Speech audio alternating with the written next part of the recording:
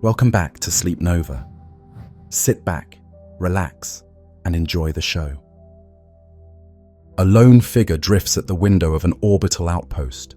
Below, Earth glows blue and cloud, swirled, a fragile orb suspended in darkness.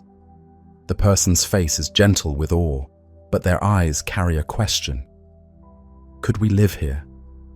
Not just visit for a while, but live, truly make a life in the cosmos. The silence of space answers with its own question.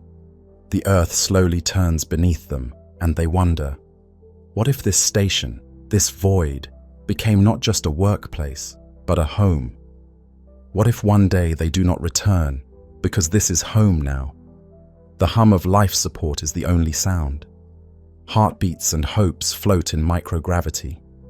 As Earthrise paints their view, they press a hand to the glass, imagining a future where the bright cradle of Earth is behind us, and ahead is a new frontier on the assessment of effective stimuli and stage alteration in mood.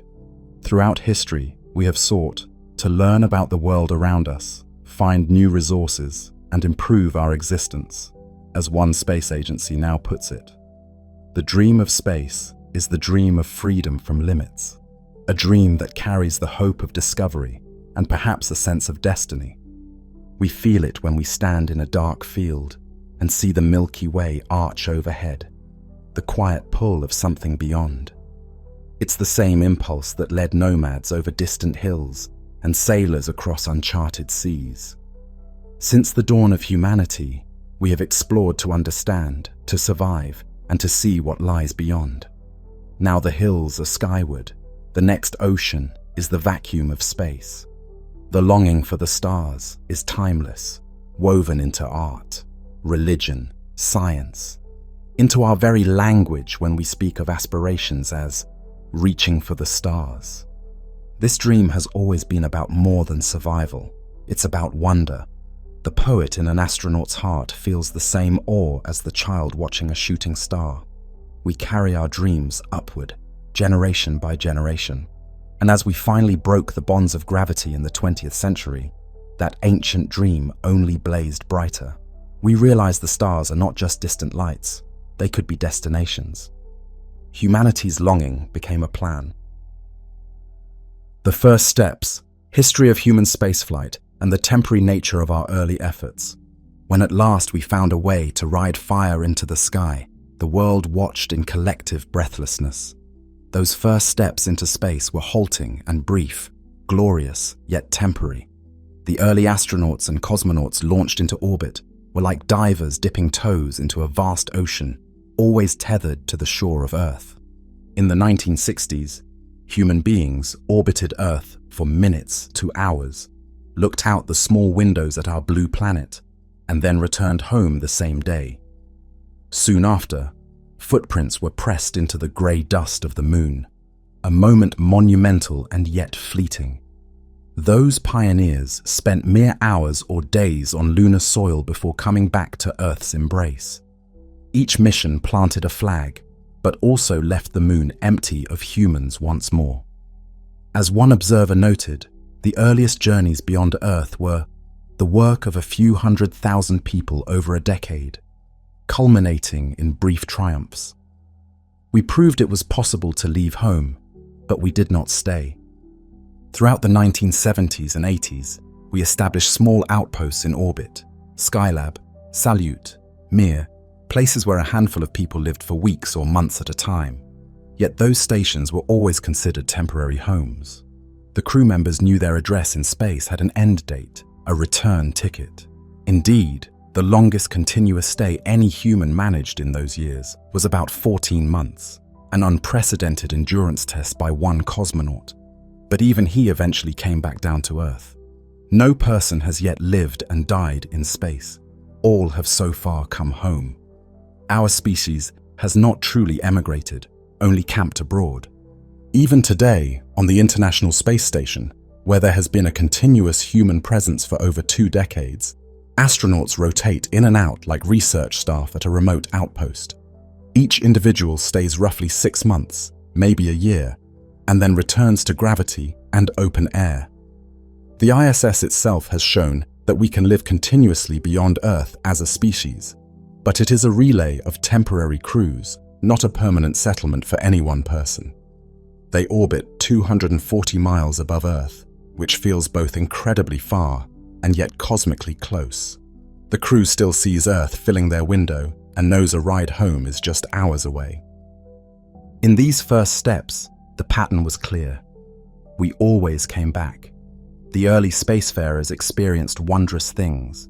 The first Earthrise viewed by Apollo 8, the fragile horizon of our atmosphere seen from orbit. And they also felt in their bones how special Earth is. After each mission, boots returned to touch familiar ground, and hearts carried new perspective. Space was transformative, but it was not yet home. Perhaps it had to be that way. We were testing ourselves, testing technologies, taking baby steps out of the cradle. Early spaceflight was driven by competition and curiosity, not by a desire to forsake Earth permanently, and so our habits remained temporary. We packed enough air, water, and food for a journey, never planning to grow old out there. The moon saw astronauts' boot prints and laughter, but no towns or children's playgrounds. Now, however, the conversation has shifted. The question arises in planning meetings and late-night reveries. What if our future missions do not have to end back on Earth? What if one day, the return ticket is optional? We stand on the shoulders of those who PR are all being studied to preserve bone and muscle, acknowledging that we cannot live normally long-term without confronting this challenge. Other changes are more subtle but palpable. Fluids in the body, no longer pulled down by gravity, shift upward. Faces become puffy, legs thin out. Astronauts joke about the Charlie Brown appearance of big round heads and skinny limbs. More seriously, that fluid shift puts pressure on the skull and eyes. Many spacefarers have reported blurred vision after months aloft. In some, the shape of the eyeball actually changes, a condition now termed spaceflight, associated neuro-ocular syndrome. There is no up or down. After a few days, most adapt and can move around gracefully, but when they return to Earth, the process reverses. Suddenly they feel extremely heavy, dizzy, and weak. It's common for astronauts to faint upon standing after landing, due to O often reactivate in astronauts, indicating immunity isn't quite right. The landmark one-year mission study of a twin astronaut found shifts in things like chromosome telomere lengths and gene activity during the long stay in orbit. Most of those changes returned to normal after some time back on Earth, a reassuring sign of resilience. Yet it demonstrated that the body truly is rewriting its operations to cope with space. Some changes were positively assuring, suggesting adaptation, but others raised questions about subtle long-term effects. Radiation plays a role as well.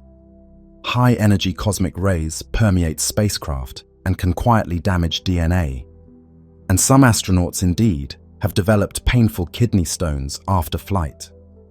Back pain is frequently reported in orbit as the spine decompresses and lengthens. Sleep can be disrupted too, without a normal day, night cycle. And with the subtle physiological changes, many astronauts struggle with insomnia or fitful rest. Despite all this, humans can survive and function in space reasonably well for a time. We've learned to mitigate many issues: rigorous exercise fights, muscle and bone loss. Special lower body suction devices can pull fluids downward to relieve head pressure, and medications or dietary tweaks help with other imbalances. But the takeaway is humbling. Microgravity touches every system of the body, reminding us that we are creatures of Earth trying to live away from it. If we truly wish to make space our home, we must redesign our homes or ourselves to account for this. Perhaps we create artificial gravity in our habitats to let our bones and muscles work. Perhaps we develop new medical therapies to prevent bone loss or enhance muscle growth in low gravity. Already, scientists study drugs like bisphosphonates to see if they help retain astronaut bone mass. We even consider genetic or technological augmentation in the far future. Could people engineered for space have stronger bones or radiation-resistant cells? For now, each person who slips free of gravity understands viscerally how much our bodies belong on the ground. One astronaut drifting in the ISS remarked on the strange freedom. "You feel like a ghost with no weight," he said, "but your body is working hard to adjust to that ghostly state." It is an ongoing adaptation, a testament to human plasticity, and also a warning. Our bodies can adapt to microgravity to an extent, but not indefinitely and not without support. Living in space long-term will mean continuously tricking or aiding the body, either through habitat design that simulates gravity or medical interventions that counteract the deleterious changes. We carry Earth with us in our flesh and bones. To live among the stars, we'll have to become shepherds of our own biology in a way never before required. The mind in space, isolation, psychology, and the need for connection. In the silent confines of a space habitat, it's not only the body that faces trials, the mind is tested in profound ways. Imagine months encased in a steel shell, with the infinite void outside and only a handful of other souls for company. No fresh breeze, no changing scenery beyond what the small porthole shows. This is isolation on a level few humans have experienced, and it can play tricks on the psyche. We are social creatures by nature, tied to the rhythms of Earth, the day-night cycle, the bustle of life, the comfort of Earth's ground under our feet. In space, much of that familiar context is stripped away. What does that do to a person's mental landscape? From studies in polar stations, submarine patrols, and simulated Mars habitats, we've learned that long-term isolation and confinement can lead to a cascade of psychological challenges. Mood and motivation can wax and wane. Small annoyances with crewmates, a loud habit, an inconsiderate remark, can fester in the pressure cooker environment where there's no easy escape from each other. Even those carefully selected for resilience and compatibility feel the strain. Astronaut crews are indeed chosen and trained with team dynamics in mind.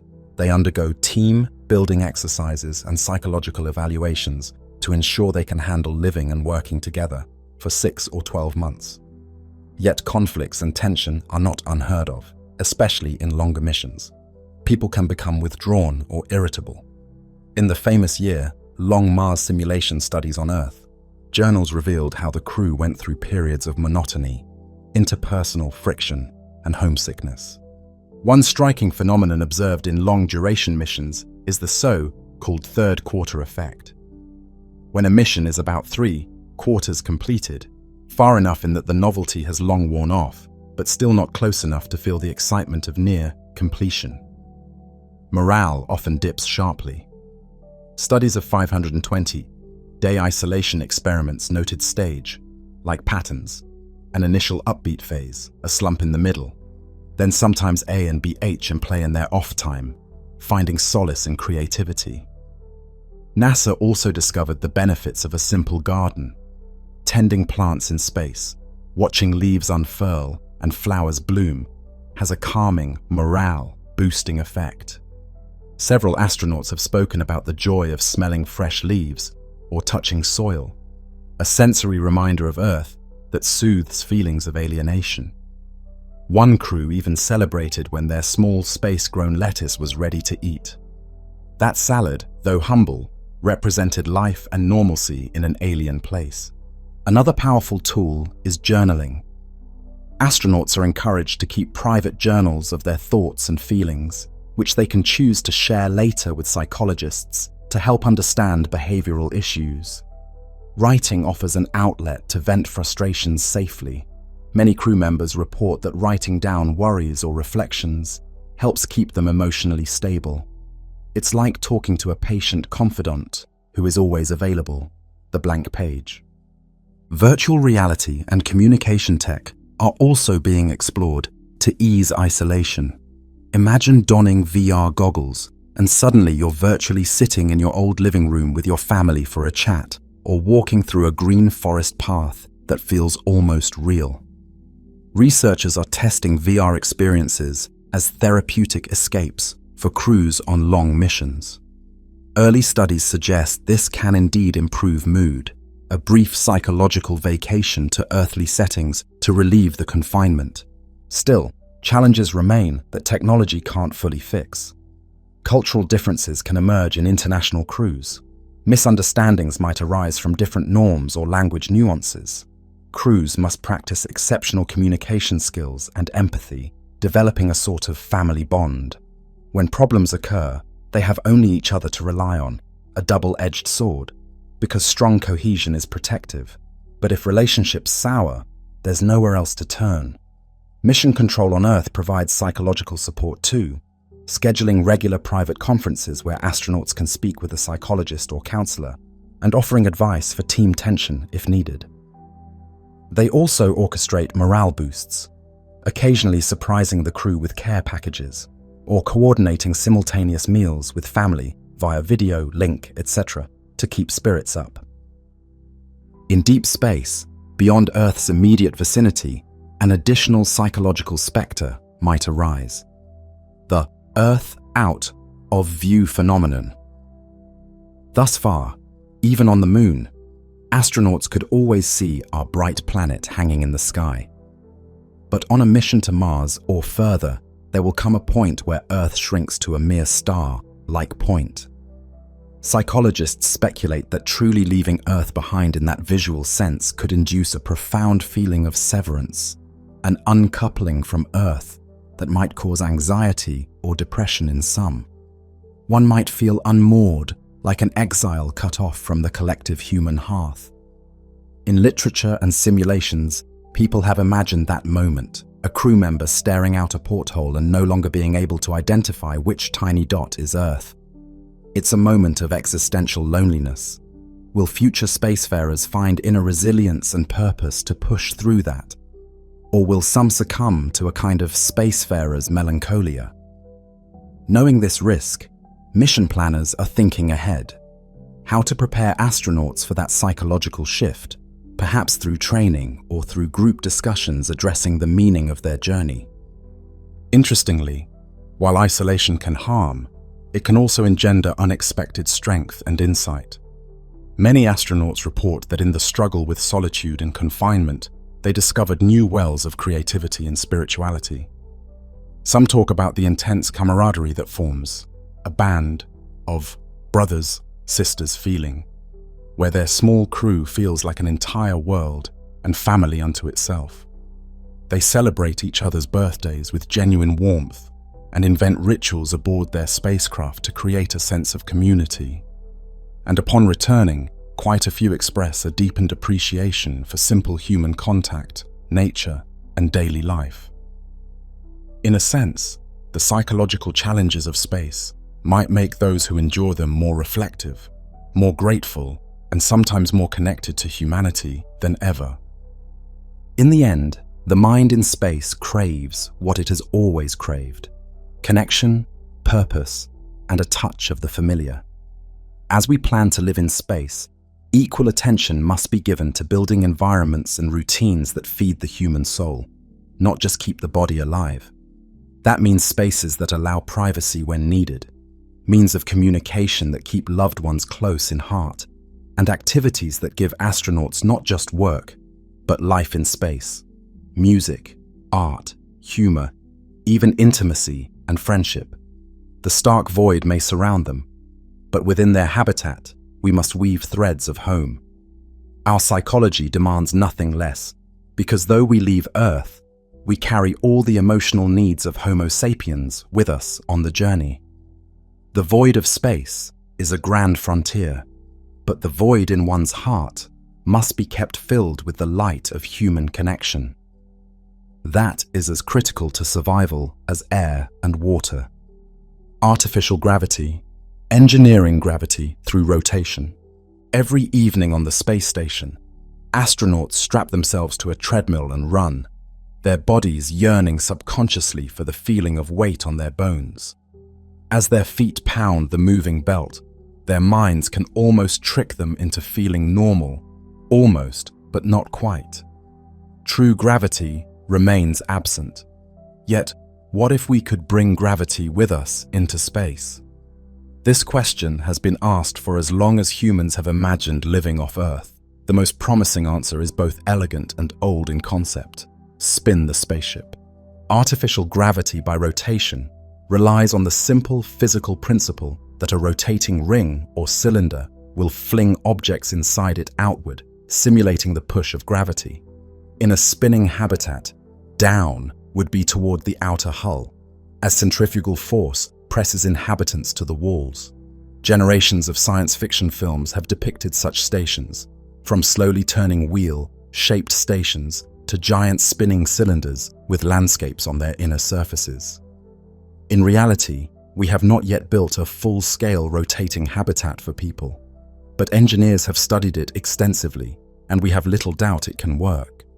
The challenge is how to do it practically in space in a rotating environment. You need a certain combination of spin rate and radius. If the radius is large, say a huge wheel a kilometer across, you could spin it gently, maybe only a rotation every minute or two, and the outer rim would provide near 1 g without making people dizzy. However, building something so vast in space is far beyond our current capabilities.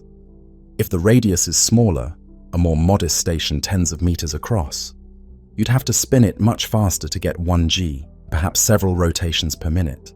But humans are sensitive to rapid rotation. The inner ear can get upset, leading to motion sickness.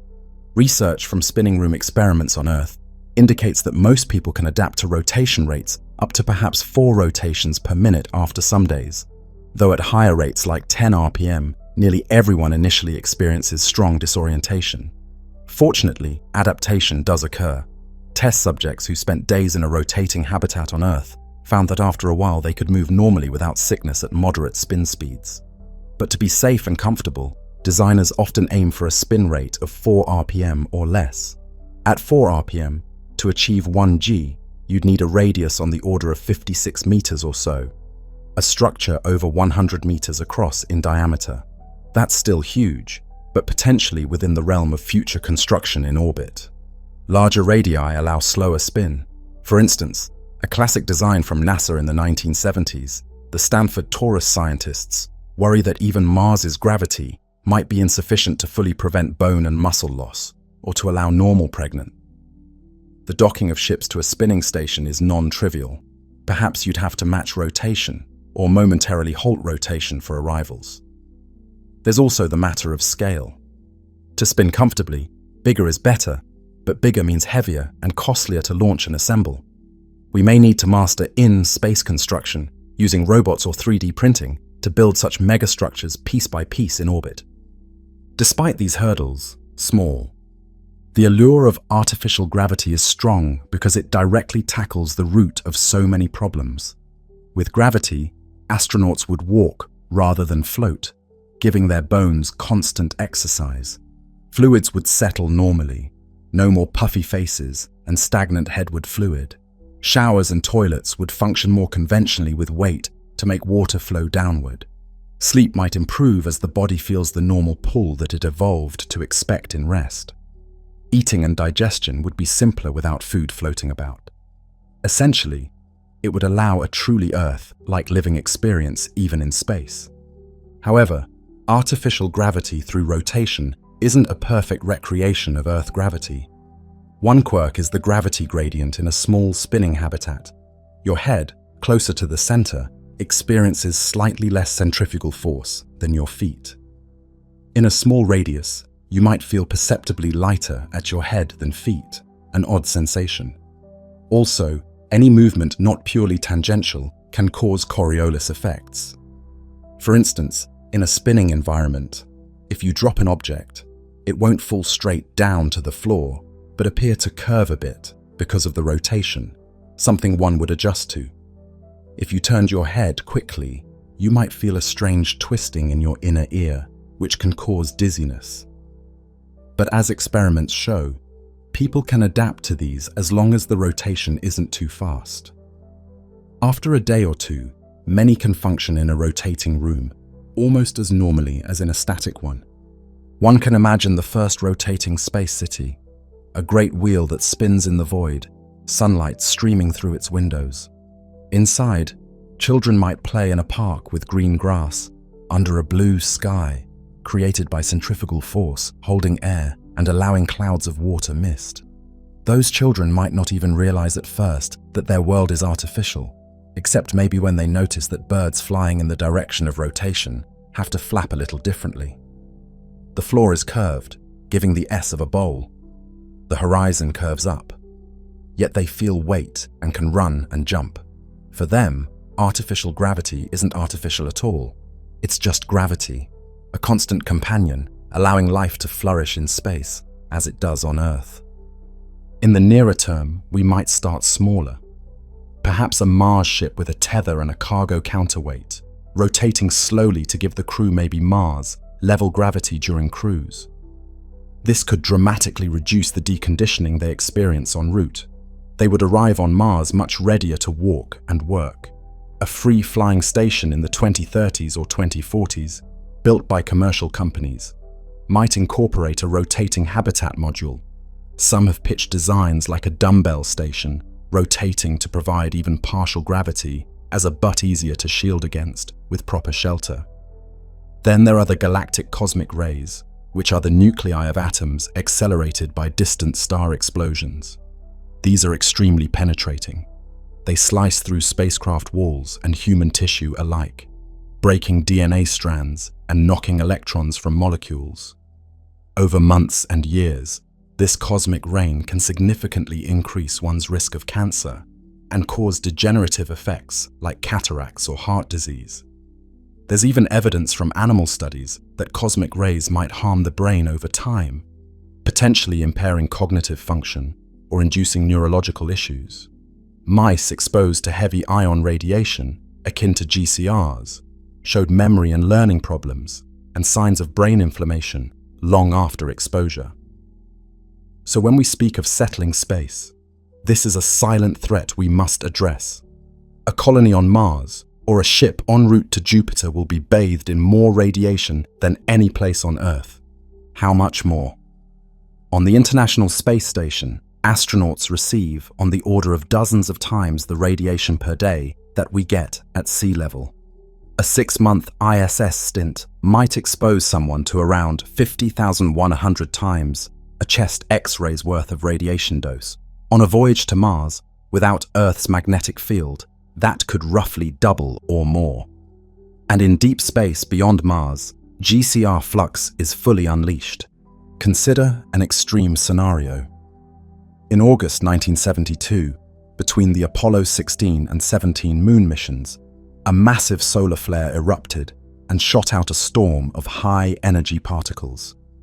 Had astronauts been on the moon during that event without a thick shelter, they could have received a potentially lethal dose within hours.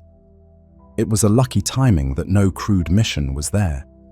This event was a wake-up call. Any long-term habitat must provide a storm shelter where crew can hunker down during solar events, surrounded by extra shielding to absorb the sudden spike of radiation. Typically, water or special plastics are good for such shelters, since hydrogen, rich materials block solar protons well. On a Mars cruise ship, for instance, they might line a small closet or module with supplies that double as radiation absorbers, and crew would crowd in there for a few hours during a solar flare warning. For the chronic background of cosmic rays, more continuous shielding is needed. Shielding design becomes a crucial aspect of space architecture. Different materials have different shielding properties.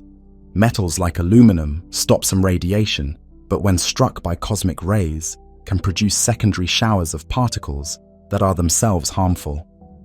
Research shows that hydrogen-rich materials are more effective because they produce fewer secondaries. This is why plastic materials such as polyethylene are excellent shields. They're full of hydrogen. Polyethylene is about 50% better than aluminum of the same mass at shielding solar flare radiation, and 15% better for cosmic rays. there's talk of incorporating plastic layers in spacecraft walls, or even using water itself as a shield. The walls of future habitats might include tanks of water or fuel that serve double duty, useful for life support, and also placed strategically to encircle crew quarters with a protective envelope. On Mars or the Moon, one obvious strategy is to use the local dirt. Martian colonists could shovel Martian soil on top of their habitats or live in structures.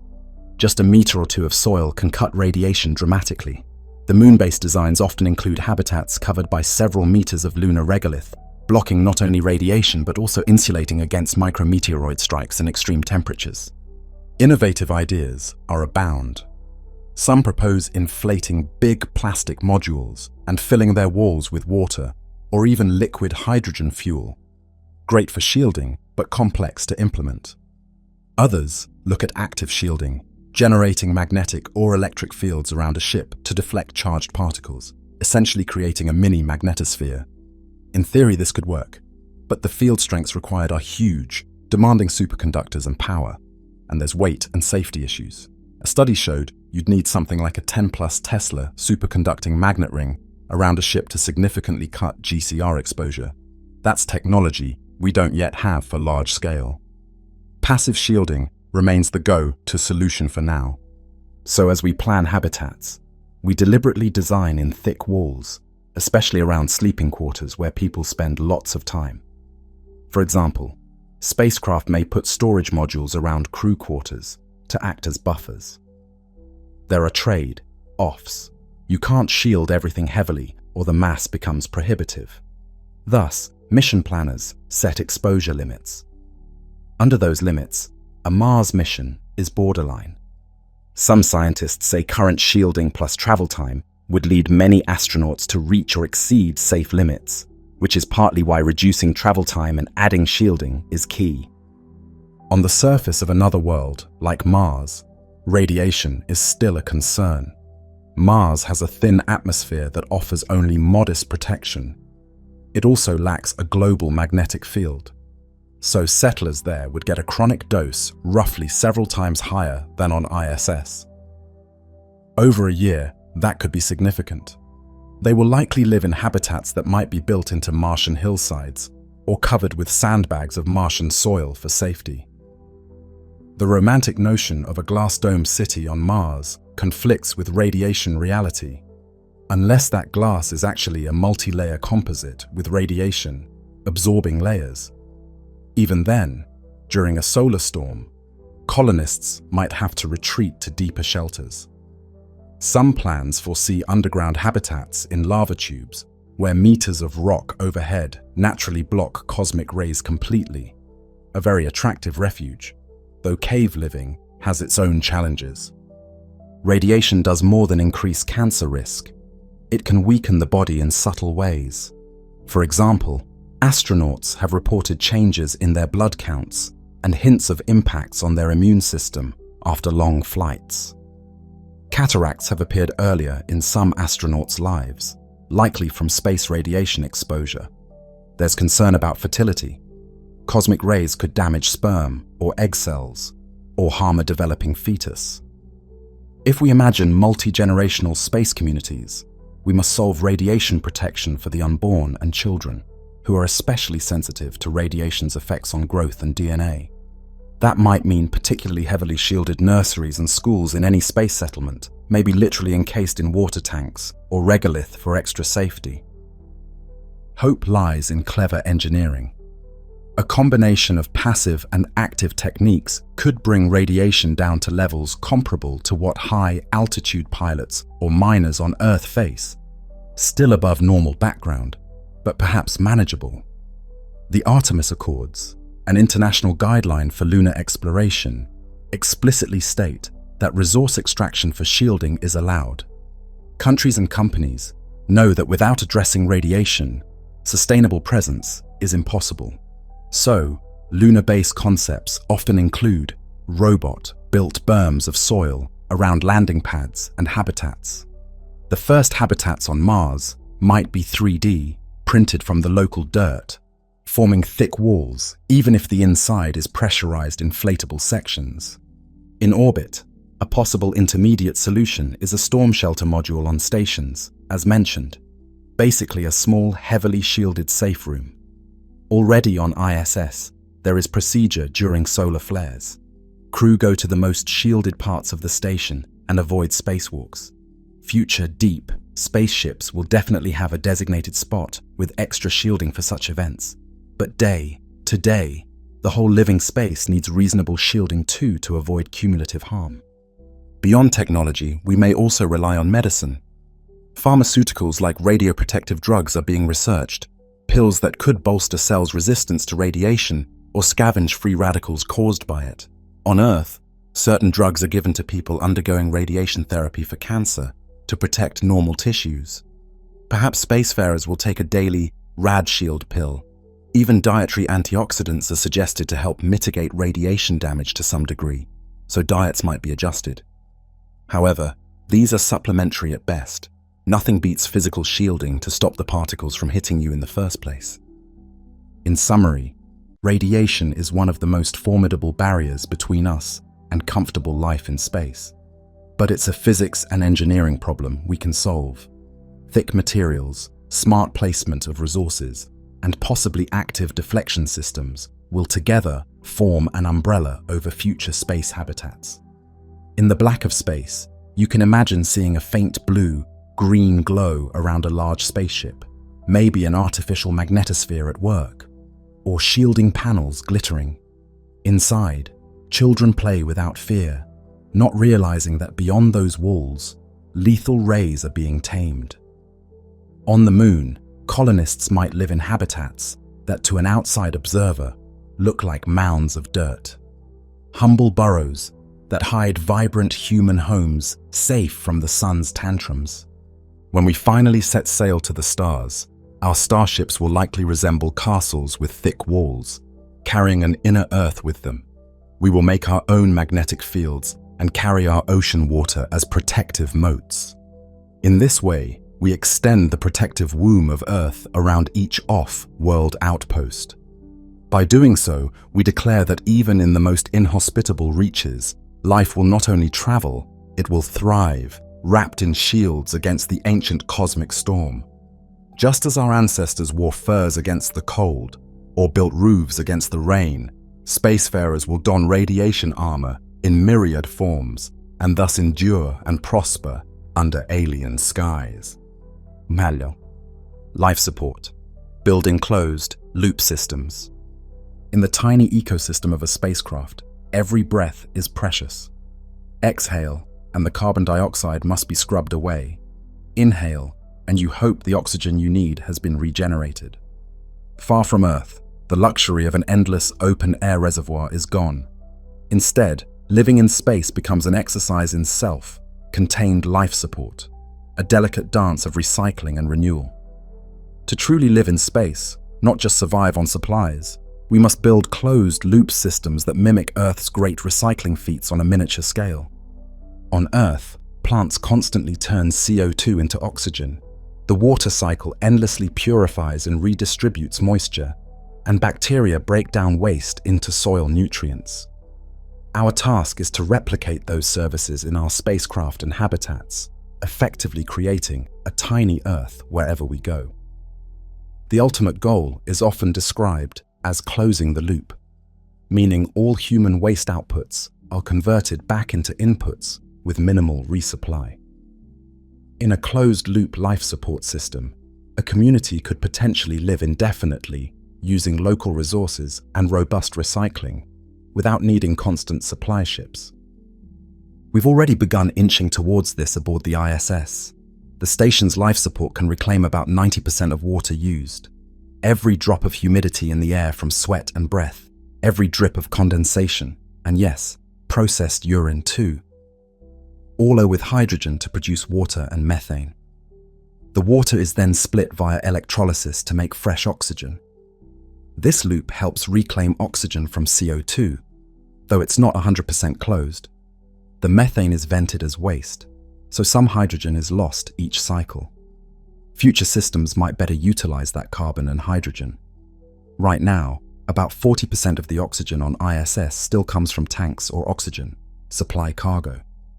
But advanced regenerative life support aims to push that closer to 100%. NASA and other agencies are actively working on more efficient regenerative ECLSS, because for missions like Mars or a lunar base, resupply will be costly and rare. The vision is a robust system where the crew's urine can be processed not only into water, but also nutrients, where perhaps algae or special bacteria take in the CO2 and produce edible biomass or oxygen. This edges into the concept of bioregenerative life support, incorporating living organisms to do some of the recycling heavy lifting. For instance, a greenhouse module on a station could grow vegetables, yielding food, while absorbing CO2 and releasing O2, and perhaps using grey water for irrigation. Astronauts get fresh salads, and the system loops resources. There have been experiments like the Russian BIOS 3 facility decades ago, where 3 humans lived in a sealed environment sustained largely by wheat and chlorella algae they cultivated, which recycled air and water. They achieved a high degree of closure, though they still needed some external inputs. Lessons from those experiments inform today's designs. A fully closed life support system is incredibly complex. Think of all the things that must be balanced: oxygen levels, CO2 removal, trace contaminant control, water purity, nutrient recycling, temperature, pressure, and so on. On Earth, an entire planet's worth of processes handle this. In space, we'll rely on tanks, filters, reactors, and maybe greenhouses tucked into a habitat corner. It's both engineering and ecology, essentially creating a miniature ecosystem. One dramatic story that underscores the difficulty is Biosphere 2, the large sealed dome in Arizona, where 8 people attempted to live for 2 years in the early 1990s. They had an entire 3-acre biome with plants, soil, even small animals. Yet, unexpectedly, oxygen started dropping dangerously. They had to break closure and inject O2 mid-mission. It turned out the concrete in the structure was absorbing O2, something the designers hadn't fully accounted for. The biospherians also grew hungry because farming wasn't as productive as anticipated. They did survive the 2 years inside, but the experiment revealed how many hidden variables exist in a closed system. It was a reminder that closed-loop life support is hard, but also valuable, because we learned what not to do and the importance of careful monitoring of each element. In space habitats, we likely won't try to replicate an entire rainforest and ocean like Biosphere 2 did. Instead, life support might be a hybrid of mechanical and biological. Mechanical systems are very good at certain tasks, e.g., filtering water, scrubbing CO2 with chemical sorbents, and they are compact. Biological systems are good at multitasking. A plant can purify water through hydroponic uptake, generate oxygen, sequester CO2, and produce food, all in one organism, given light and nutrients. But they can be slower and less controllable. Plants might grow unpredictably or be susceptible to disease. A safe approach might be to have core mechanical systems for immediate needs and robust control, augmented by a greenhouse that contributes gradually increasing closure as it matures. For instance, imagine a Mars base. Initially, it relies on stored oxygen and water recycling units brought from Earth. But as they set up greenhouses and maybe bioreactors with algae, they start cycling more and more internally. The greenhouse provides fresh food and a supplemental oxygen flow. A bioreactor with algae could take human waste and via microbial action convert it into methane and fertilizer, or even directly feed algae that produce more edible biomass. It's a bit unappetizing to consider, but future waste treatment might literally mean turning yesterday's waste into tomorrow's breakfast. Nothing can go to waste in a closed loop. Even human solid waste might be sterilized and used as compost for crops. In the ISS right now, solid waste isn't recycled. It's packed into disposal craft that burn up in the atmosphere. On a colony, that would be like throwing away valuable carbon and nutrients. We'll want to use it. A closed loop also implies independence from Earth's supply chain. It's not just environmental closure, but also resource self-sufficiency, manufacturing spare parts on site, growing what you need. For example, rather than shipping tons of clothing, perhaps future habitats will have machines to weave fabric from plant fibers grown in the greenhouse, or recycle fibers from old clothes. These ideas blur into the economic and industrial loop closure, not just life support in the narrow sense, but they're intertwined. A truly closed system would import nothing but energy and perhaps raw materials from local sources, and export nothing but maybe excess heat or information. NASA often talks about steps. Atmospheric revitalization. We have partial closure solutions. Water recovery. We are close to full closure. Waste management. The least closed currently. But new tech like the ESA's Melissa project has multi-compartment bioreactors that break down waste and grow edible spirulina algae from it. They've demonstrated that it can work on a pilot scale, producing clean water, oxygen, and protein-rich algae from synthetic waste streams. In the coming decades, such systems might be incorporated into stations and bases. A crew might eat a portion of their protein as algae or insect meal grown from waste. Not the most glamorous diet component, but it could be efficient and healthy. Meanwhile, higher plants supply psychological satisfaction and dietary variety. One could foresee a Mars-based greenhouse with tiers, fast, growing algae in tubes, sturdy leafy greens in hydroponic trays, vine crops like tomatoes or beans twining under LED lights, maybe dwarf fruit trees if space allows for morale. Those plants would churn out oxygen and fresh flavors while sucking up the CO2 the crew produces. Water circulates between fish tanks, plant beds, and filters.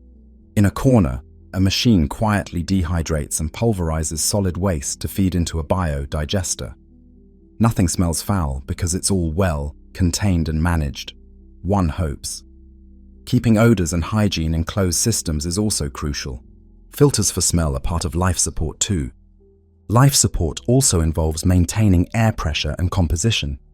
Spaceships must keep roughly sea level pressure and about 21% oxygen, 78% nitrogen.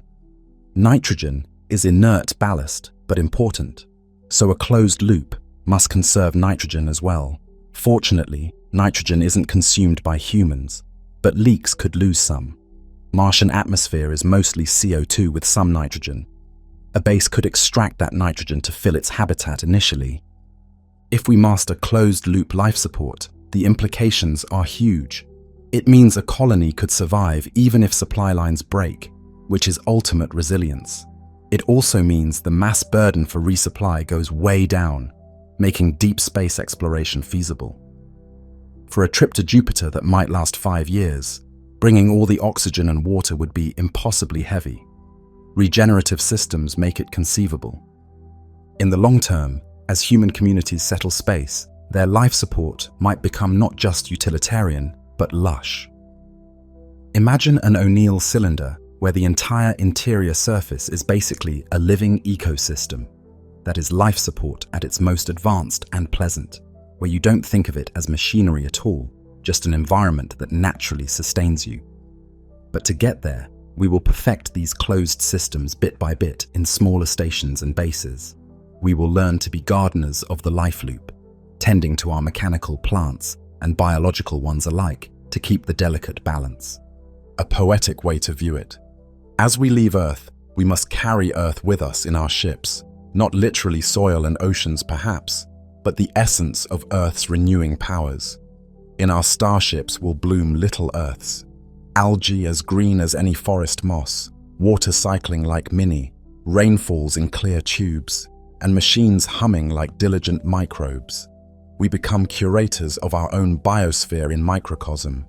In doing so, we appreciate all the more the grand closed-loop system of our homeworld. Many astronauts, after seeing how complex and careful life support is on the ISS, remark that it made them marvel at Earth's ecosystems that do it all naturally and seamlessly. So, to live in space, we learn to bottle the sky and the sea and the soil, to make them travel, sized, and reliable. With each improvement in life support, the umbilical cord to Earth stretches thinner. One day, it may break entirely when a colony stands fully self-sufficient. And by then, that closed loop will essentially be an offspring of Earth's biosphere, a self-contained bubble of life traveling afar. Humanity's survival in space will hinge on these systems, on whether we can truly become, in effect, the ecosystem for ourselves. It is perhaps the greatest engineering and agricultural challenge we've ever undertaken. But step by step, recycling tank by recycling tank, seed by seed, we are getting there. In a very real sense, learning to live off-world is teaching us how to be better stewards of resources, which ironically circles back to help Earth too. After all, if we can recycle 98% of everything in a space colony, why not on Earth? The closed-loop technologies might one day help cities on our home planet become more sustainable as well. Thus, space life support and Earth environmentalism go hand in hand, each inspiring advances in the other. Space habitats, inflatable stations, modular cities, lunar domes, Mars bases. In the vacuum of space, or on the barren surface of another world, human habitations will be our cocoons of life. Building a space habitat is unlike construction on Earth. Here, our structures must provide not just shelter from weather, but protection from vacuum, radiation, and extreme temperatures, all while delivering air, water, and power to those inside. Over the decades, engineers and dreamers have conceived many forms for these homes beyond home. Inflatable modules that expand like balloons, modular structures that connect into orbiting cities, gleaming domes on the moon, or interlinked habitats on Mars, forming the first outposts of civilization there. One exciting development in recent years has been the testing of expandable station modules. Traditional spacecraft modules are rigid metal cans, limited in diameter by what a rocket can fare. But an inflatable can be launched compact and then expanded on site to create a far larger volume. The Bigelow Expandable Activity Module demonstrated this on ISS, packed tight during launch, then blown up into a cushioned room in orbit. It showed that fabric walls could hold pressure and withstand micrometeoroids effectively. It also proved resilient to orbital debris strikes, performing as well as solid aluminum in tests. Inflatable habitats offer big living space for relatively low mass and launch size, a huge boon for building roomy stations. Concepts like Bigelow's BA 330 envisioned private space hotel modules with 330 cubic meters of volume each that could link together. NASA's earlier Transhab concept imagined an inflatable for the ISS that never flew, but the idea survived and thrives now in new designs.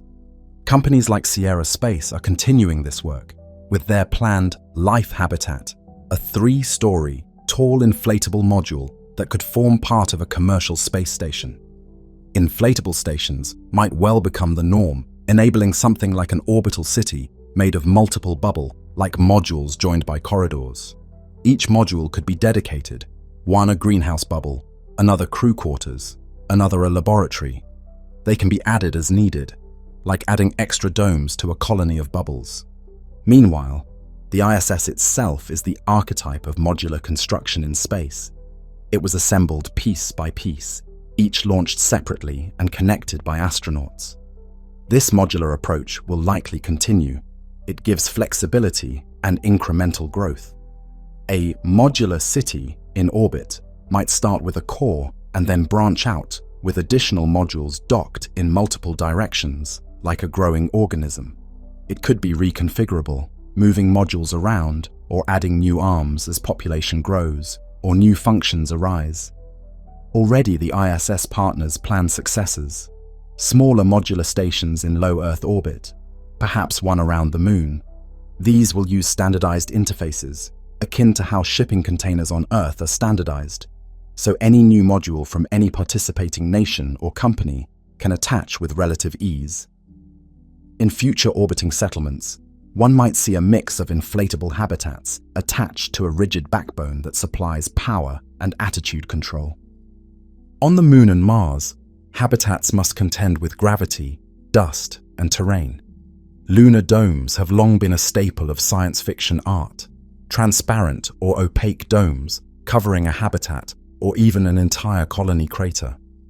In reality, a large glass dome would struggle with radiation exposure and micrometeorites, but smaller domes or tensile fabric structures under regolith shielding are considered.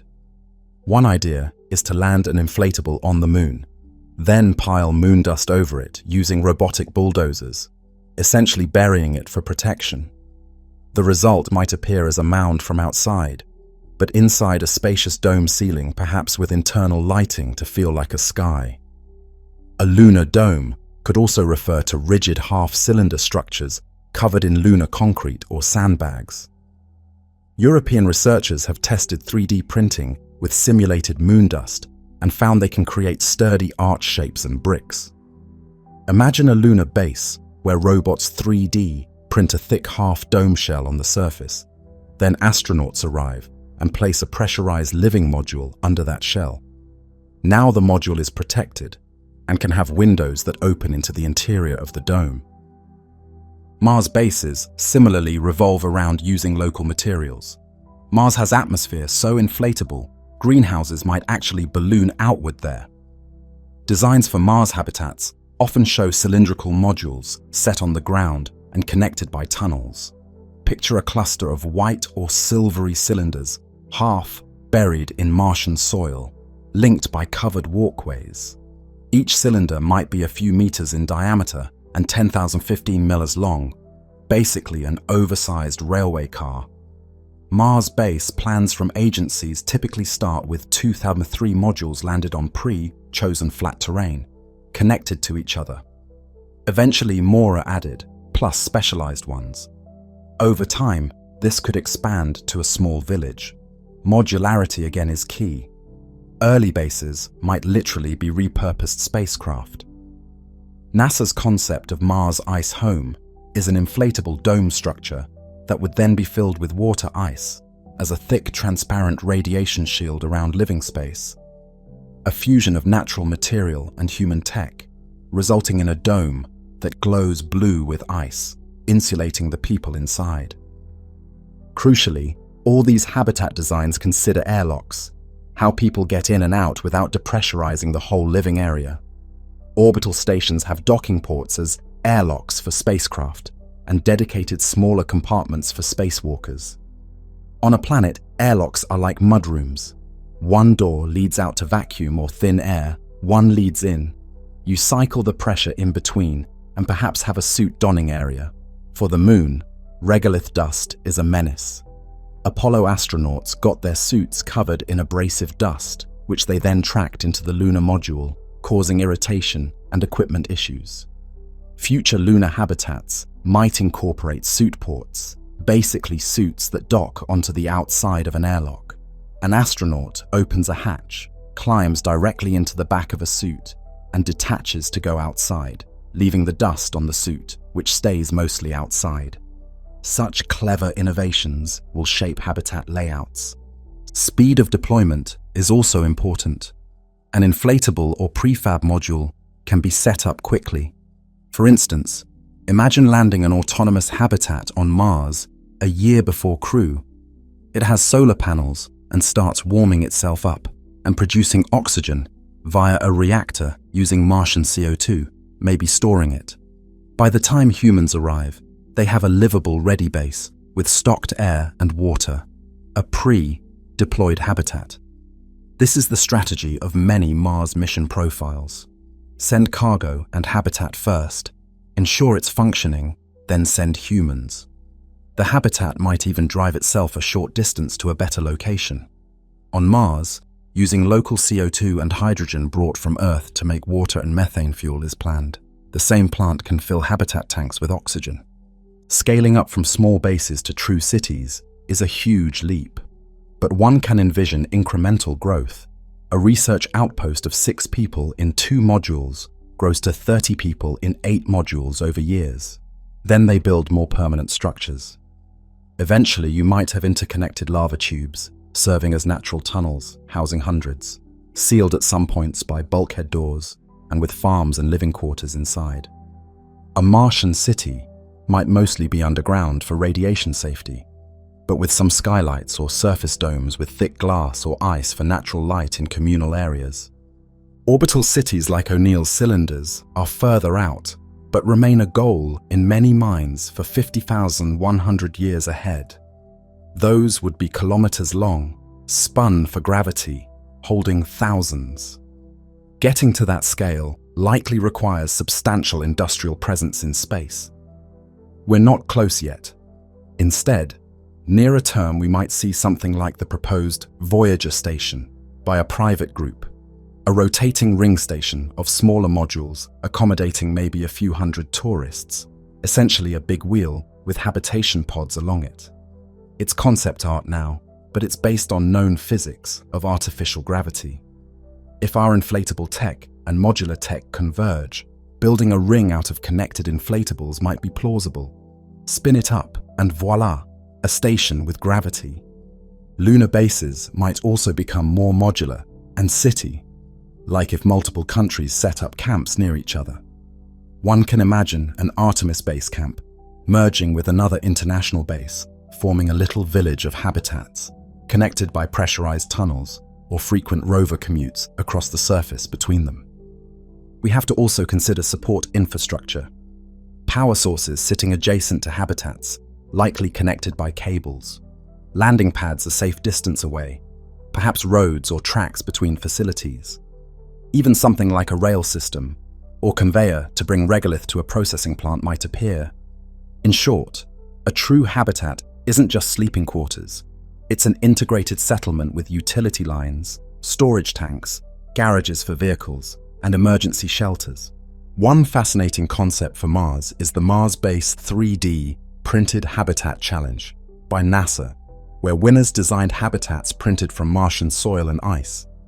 One winning design was a multi-layer dome, an outer shell of ice for radiation shielding, an inner dome of pressurized living space, and vertical silo living quarters inside with multiple levels. It looks like an elegant igloo palace. Another design featured modular pods that could be printed and connected, resembling a cluster of giant pebbles. These creative ideas all revolve around using in situ materials to expand beyond what we could bring. Dust and maintenance are also a reality. Our habitats must be robust. Everything leaks slowly. Careful monitoring of pressure and plugging of micrometeoroid punctures will be routine. Dust seals on airlocks and moving parts must be meticulous on Moon Mars, because dust can foul them. The materials of the habitat, whether layered Nextel, Kevlar, and Mylar fabrics for inflatables, or regolith-based concrete, must endure years of cosmic ray exposure and temperature swings.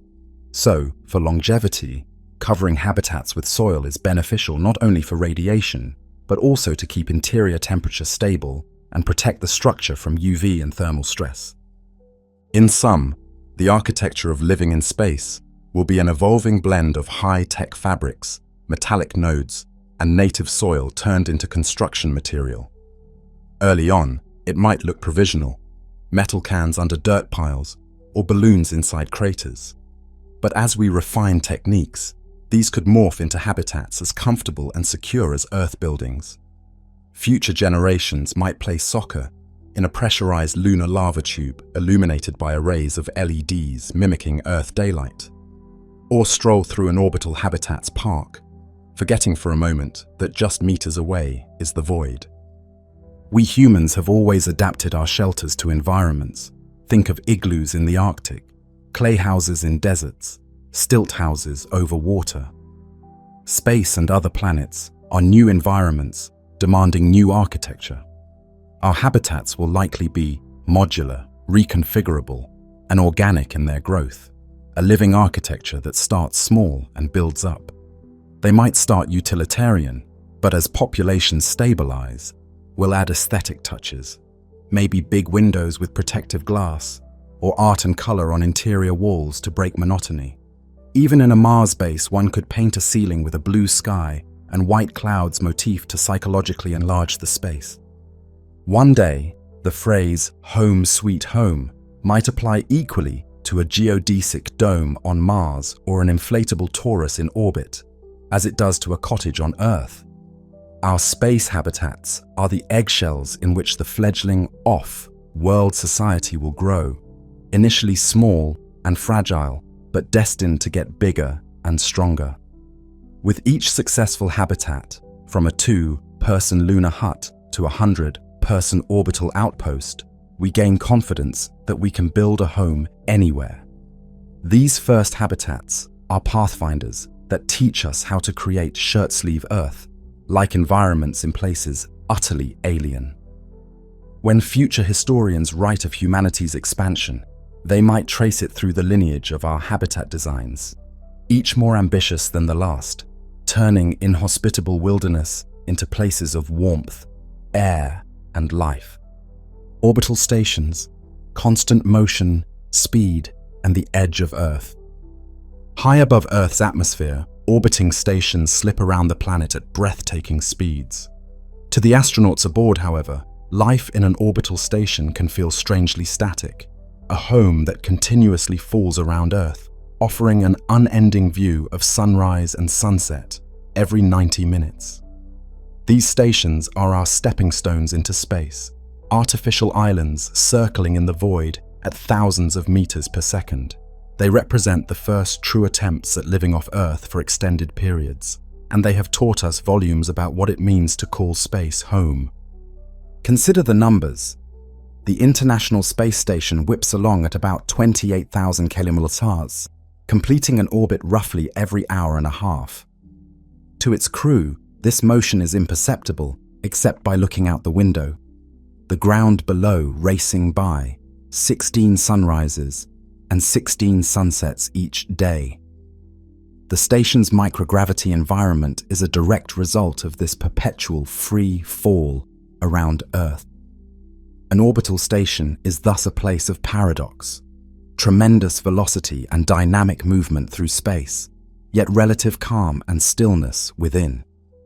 It's as if being on a smoothly flying jet, one doesn't feel the speed, only sees the world blur by outside. Orbital stations like Skylab, Mir, and the ISS have progressively grown more sophisticated. Skylab was essentially a repurposed Saturn V upper stage, a single large workshop that hosted astronauts for up to 84 days. Mir was modular, with multiple rooms docked together, and supported multi-month and even year-long stays. The ISS, a global collaboration, is the largest, about the size of a football field if you include its solar panel span. It has multiple laboratories, crew quarters, even a cupola window dome to observe Earth. The ISS has been continuously occupied for over 20 years, a testament to reliability and international commitment. It truly hugs the edge of Earth, technically still in low Earth orbit, often about 400 kilometers high, where Earth's presence is visually dominant but physically absent. Life on an orbital station is dominated by that unique setting: constant motion, no up or down, Earth always in sight. Astronauts often remark on the overview effect, the profound shift in perspective seeing our planet as a single fragile globe. On a station, you get that view every day. One moment you see the bright blue Pacific, half an orbit later, the darkness over Africa with city lights sparkling. The thin atmosphere appears as a delicate glow on the limb, reinforcing how special Earth is. This psychological impact has arguably been one of the greatest contributions of orbital stations, how they change those who live there, instilling a deep awareness of Earth's unity and fragility. Many crew members become ambassadors for environmental protection after their missions, precisely because, from their vantage point, they saw the paper-thin atmosphere shielding all life. Stations move fast and also experience microgravity permanently. We've discussed how microgravity affects the body. Here, we consider how it defines the habitat and daily life. It's as if being on a smoothly flying jet. One doesn't feel the speed, only sees the world blur by outside. Orbital stations like Skylab, Mir, and the ISS have taught us how to live in perpetual free fall. Daily life on a station is regimented, yet surreal. Astronauts float from module to module, tacking their toes under handrails to stabilize themselves at work. There is no true up or down. They might sleep in a vertical orientation and work on a wall. They learn to orient by agreements. The station's layout becomes a three-dimensional maze, with air vents quietly whooshing, equipment humming, and laptops velcroed to surfaces. Constant motion means constant microgravity, which shapes every mundane task. Drinking requires sealed bags or straws. Salt and pepper come in liquid form to be sprinkled. And cleaning involves chasing down every crumb and drop that could drift into electronics. Even something as simple as cutting hair is an operation. One crew member uses clippers attached to a vacuum hose to suck away the snipped bits of hair, lest they flit about like dandelion seeds in the cabin. Though busy with science and maintenance, station dwellers make time to appreciate their unique vantage point. In the ISS cupola, a multi-windowed dome looking down at Earth, astronauts gather like souls at a campfire, except their fire is the radiant planet below. They press their faces to the windows to watch thunderstorms flicker, auroras shimmer in green ribbons along Earth's atmosphere, and familiar continents slide past under day and night. Many describe moments of floating there in silence, awash in awe and homesickness all at once. On the edge of Earth, they become keenly aware of its beauty and fragility. One can imagine future orbital citizens experiencing the same daily wonder, waking up to a sunrise that covers the whole horizon in seconds, or pointing out to a child where their grandparents' country is as it comes into view far below. Orbital stations must also constantly mind their environmental systems. Crews on the ISS spend hours maintaining life support equipment, swapping CO2 scrubber filters, fixing the water recycler. They live with the awareness that just a thin hull separates them from the vacuum. It's a safe home, but a tended home, one that demands vigilance. When a warning alarm rings, everyone stops and responds methodically, checking pressure readings, donning emergency masks if needed. Drills are run for fire or ammonia leaks. In 2 decades, serious emergencies have been rare, but crews train relentlessly for them. This is part of life in an orbital outpost. You become not only a resident, but also a constant caretaker of your habitat. In the future, perhaps more systems will be automated or built with redundancy to ease this burden. But likely, station crews will always have some janitorial duties for their floating colony. One day, orbital stations might transition from research bases to commercial hubs or even tourist destinations. Designs like a rotating hotel with artificial gravity at its rim have been proposed, as well as free, flying private stations composed of inflatable modules. In those, everyday life might incorporate more leisure, perhaps a space lounge with a wide window where guests sip beverages from magnetic cups while gazing at Earth, or a small zero-G sports arena where humans can experience graceful somersaults and games of 3-dimensional tag. What is constant is the backdrop of speed and Earth's curvature. Even for a tourist, the first time they unstrap and float freely must be astonishing. The body initially panics with a sensation of falling, but then delight takes over as you realize you can fly from one end of the habitat to the other with a gentle push. Laughter, we can imagine, will echo through future orbital halls as newcomers bounce around like children in a playground, finding the sheer joy in microgravity motion. Communication on orbital stations is near instant with Earth. Crews talk daily with mission control. They even make IP phone calls or video links to family. This closeness in comms and relative proximity maintain a strong bond with home. They know if something goes very wrong, a Soyuz, or Dragon capsule can bring them back to Earth in a matter of hours. Orbital living is thus a liminal state, neither fully on Earth nor fully away. It's perhaps akin to living on a ship in sight of shore, distant but not isolated.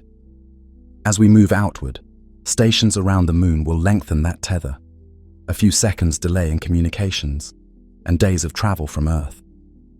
Eventually, a station orbiting Mars would be truly frontier, 8-month travel time to reach, and radio signals taking 10 to 20 minutes one way. By then, an orbital station might have to be more autonomous, a self-sustaining community. For now, the ISS remains humanity's shining example of a sustained home off Earth. It circles endlessly, a bright star crossing twilight skies if you know when to look. Many people on the ground have stepped out to wave at that moving dot, knowing human beings are up there. Inside, those humans might at that moment be having dinner, squeezing mac and cheese from a pouch and rehydrating a tortilla, maybe playing music on a guitar. They might be joking with a crewmate about a glitch they fixed earlier, or planning tomorrow's science tasks. Perhaps someone is writing in a personal journal by the dim reading lamp, recording feelings for which there are no easy words. Over the years, journals from space have revealed how much astronauts ponder existence, miss their families, revel in the view, and even dream of floating. Some report they still dream they are weightless after returning to Earth. The orbital life has its own rhythms: work, exercise, rest, all carefully scheduled, yet the extraordinary lurks at every window glance. Looking ahead, we see orbital stations growing more permanent and populous. We might go from 6-person crews to 50-person communities in large rotating habitats by mid-century. These could become the first true space settlements, with engineers, scientists, teachers, maybe even artists or caregivers living on board for years, potentially raising families in orbit. The line between spacecraft and colony will blur. Already, the ISS is an international village of sorts. Russians, Americans, Europeans, Japanese, Canadians working and living together in a tight space, sharing meals and stories. In the future, orbital communities may develop their own micro-culture, unique slang, celebrations of station milestones, maybe even traditions like an orbital sunset party every Friday where residents gather to watch a particularly beautiful sunset and play music. Such a life is not for everyone. It requires tolerance for confined quarters and distant horizons. But those who do live there often describe it as profoundly fulfilling. Every day, I looked out the window and saw something that made me grateful to be alive, one ISS veteran said. Another confessed that returning to Earth's gravity felt strange and constraining. They had adapted so well to fall freedom that walking was almost disappointing. From these anecdotes, one gleans that constant motion in orbit leads to constant adaptation. Humans truly learn to live anew, and live they do, not just exist. They find camaraderie in their crew, beauty in their tasks, and a sense of participating in a grand human endeavor. An orbital station is more than a lab.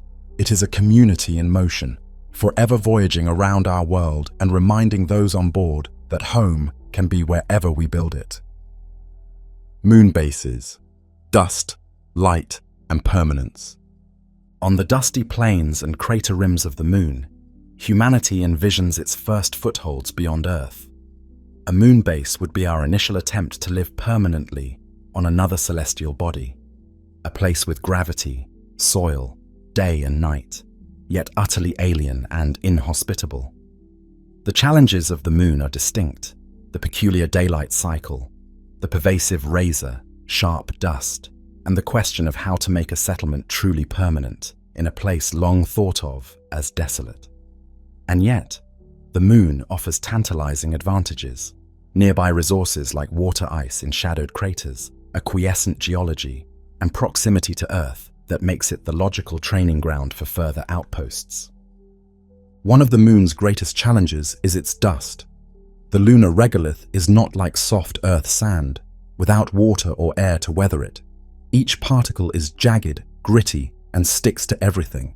The Apollo astronauts discovered this to their dismay. After bounding about on the surface, their suits were coated in fine grey powder that smelled like spent gunpowder and clung stubbornly. The dust worked its way into suit joints and seals, causing wear. Some astronauts suffered lunar hay fever, with sneezing and throat irritation when they inhaled the dust carried into the lunar module. Future moonwalkers in a base will likely face the same nuisance amplified because they'll be doing hundreds of EVAs, not just a few. Mitigating lunar dust will be crucial.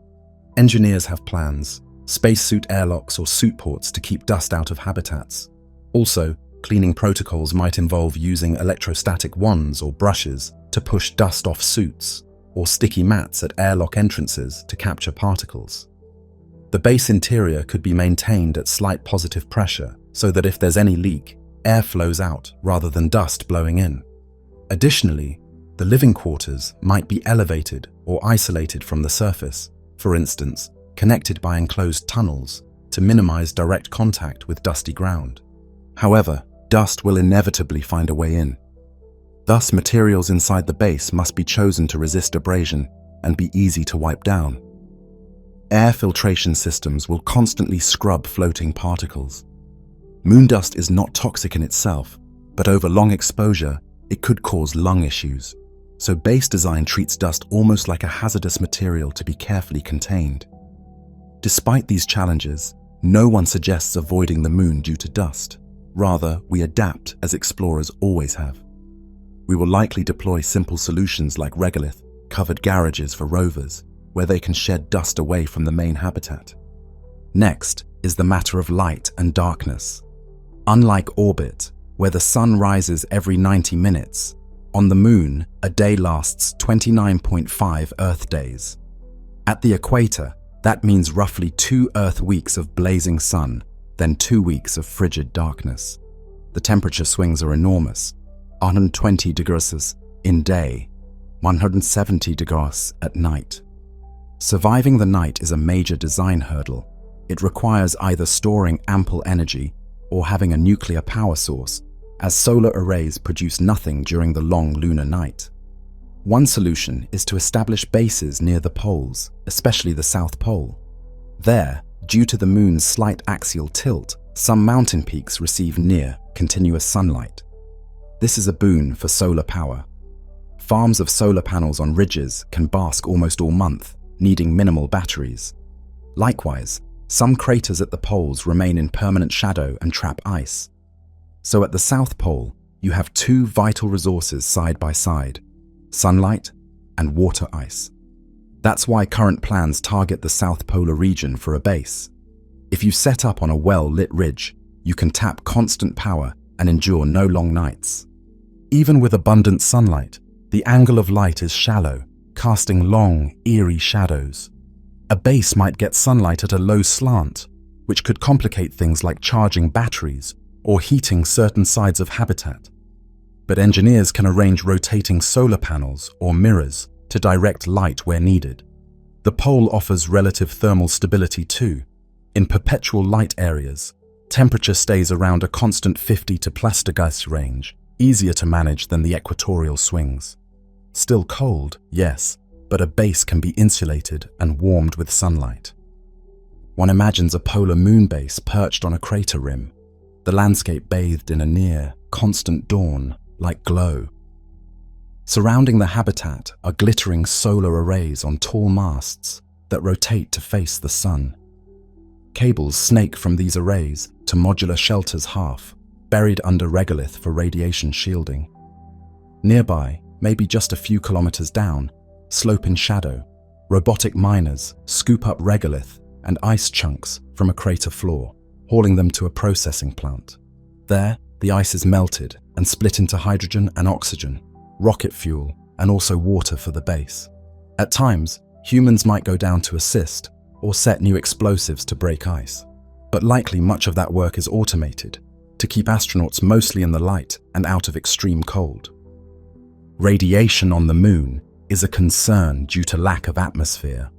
As discussed earlier, thick shielding is needed for full protection long-term. Covering habitats with moon dirt is the simplest approach.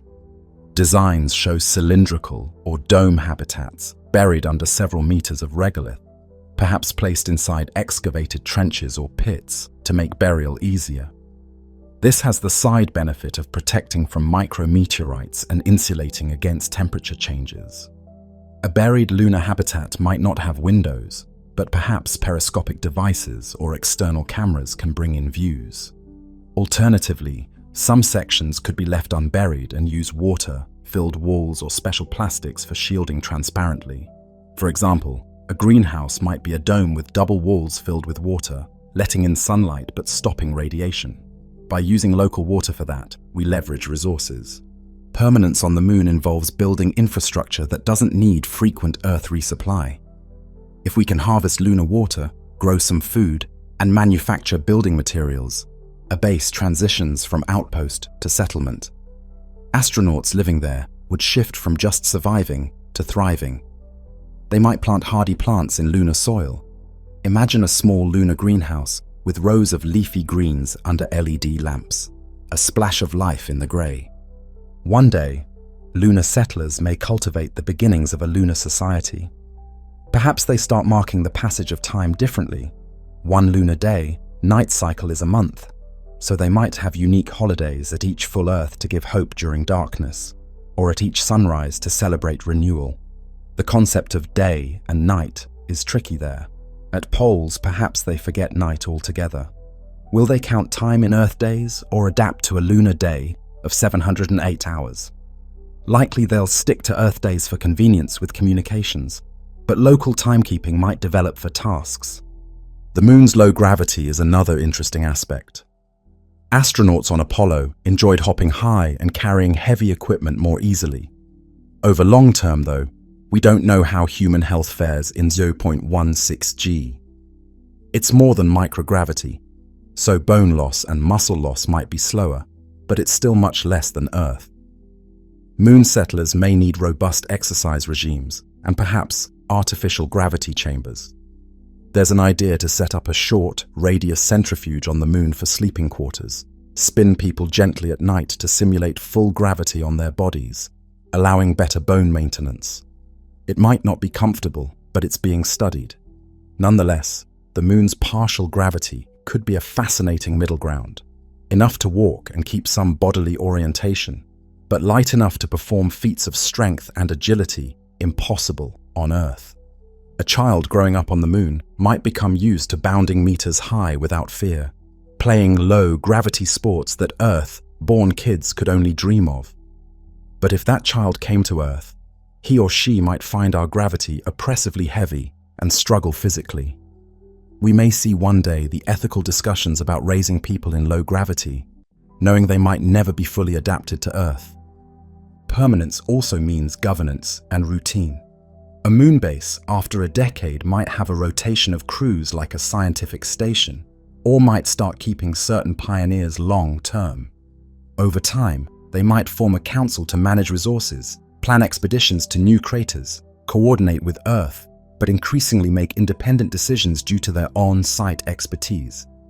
The moon is close enough that Earth oversight will be strong initially, but as the base grows to a settlement of dozens, a degree of autonomy likely blossoms. The identity of lunar inhabitants may shift, no longer just visitors, they become lunarians, with pride in being able to live in a place no human could before. They might develop an affinity for the stark moonscape, the black sky even at noon, the brilliant stars unblinking in absence of atmosphere, the sight of Earth hanging always in the sky.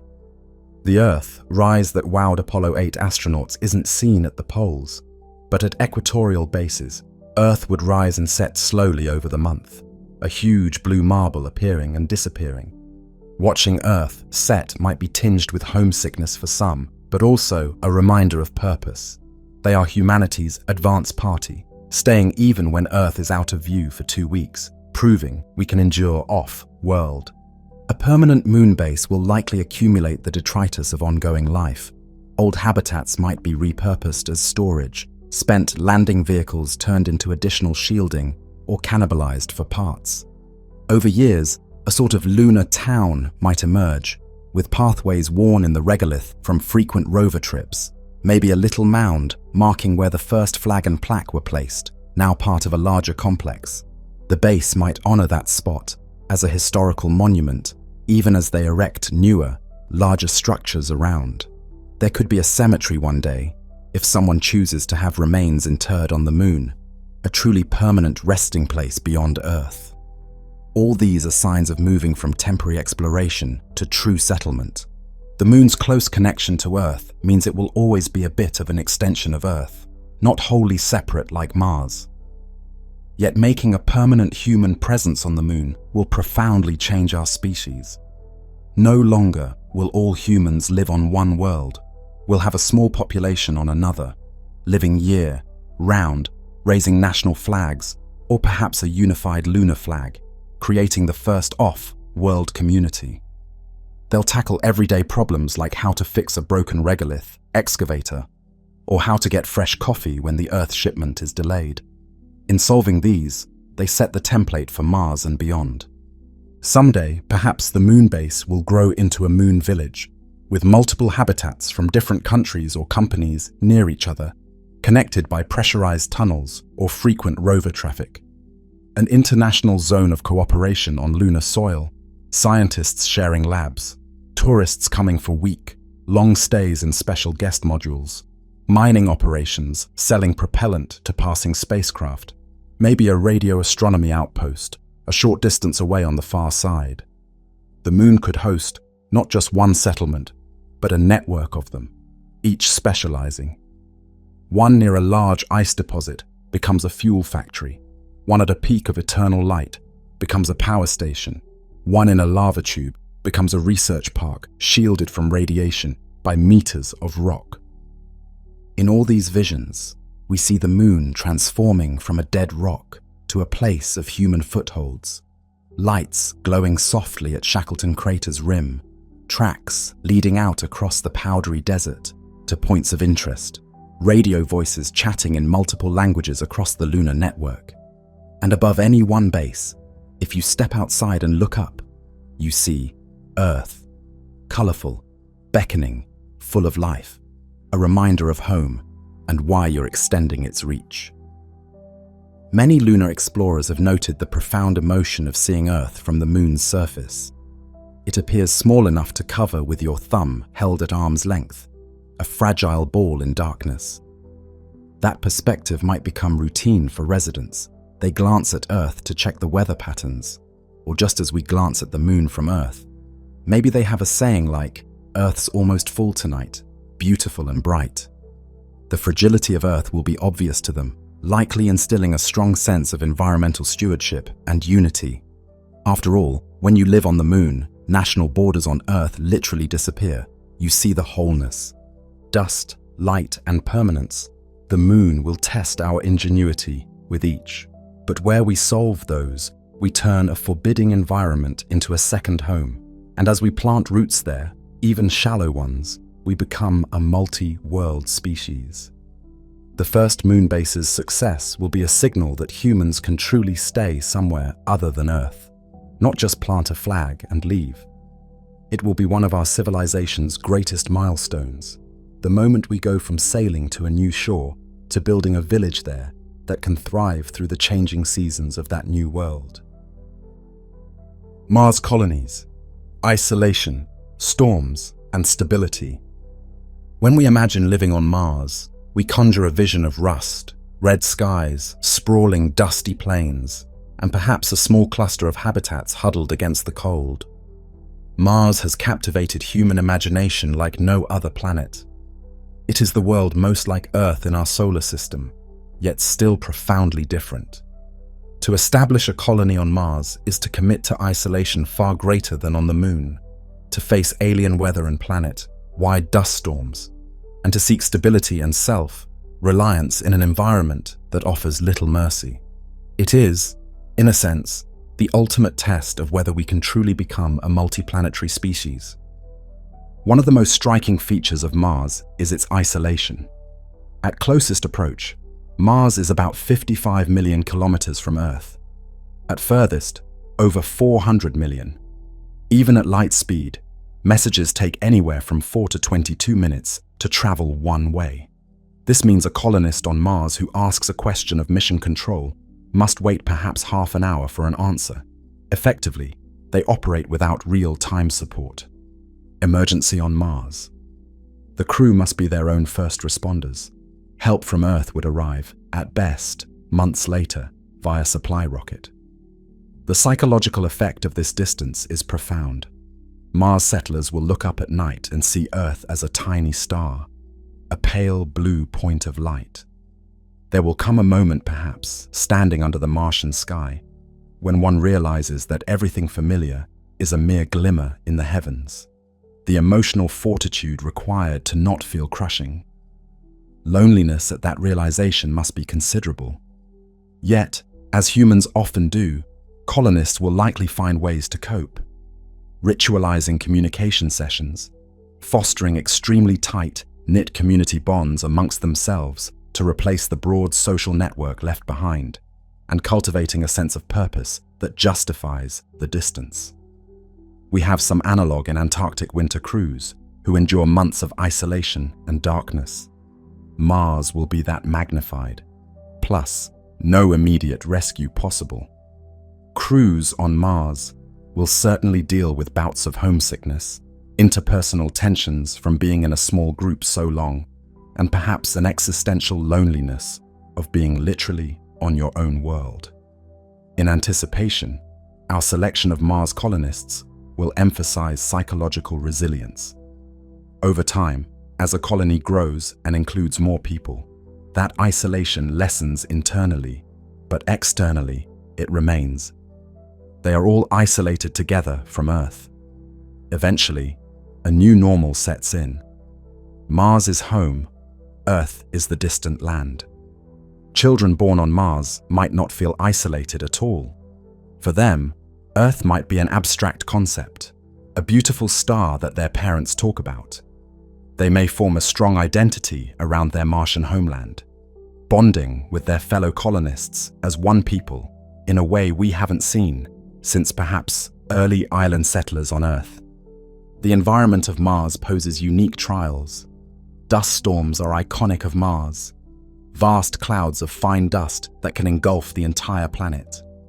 These storms can last weeks and obscure the sun, plunging the surface into a dim orange twilight. For a colony reliant on solar power, a global dust storm is a serious event. Energy rationing might be necessary unless nuclear reactors or massive battery farms are in place. The dust is pervasive. It can creep into machinery, abrade seals. The Martian dust storm of 2018 was so massive it ended the Opportunity rover's 15th-year mission by blotting out sunlight for too long.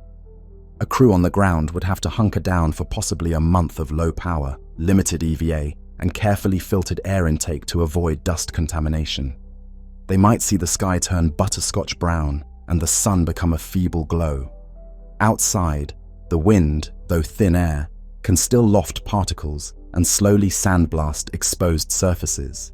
Colonists would design habitats with storm lockdown modes, shutters over critical windows, extra sealing on airlocks, and perhaps electrostatic repellents on solar panels or dust-resistant coatings.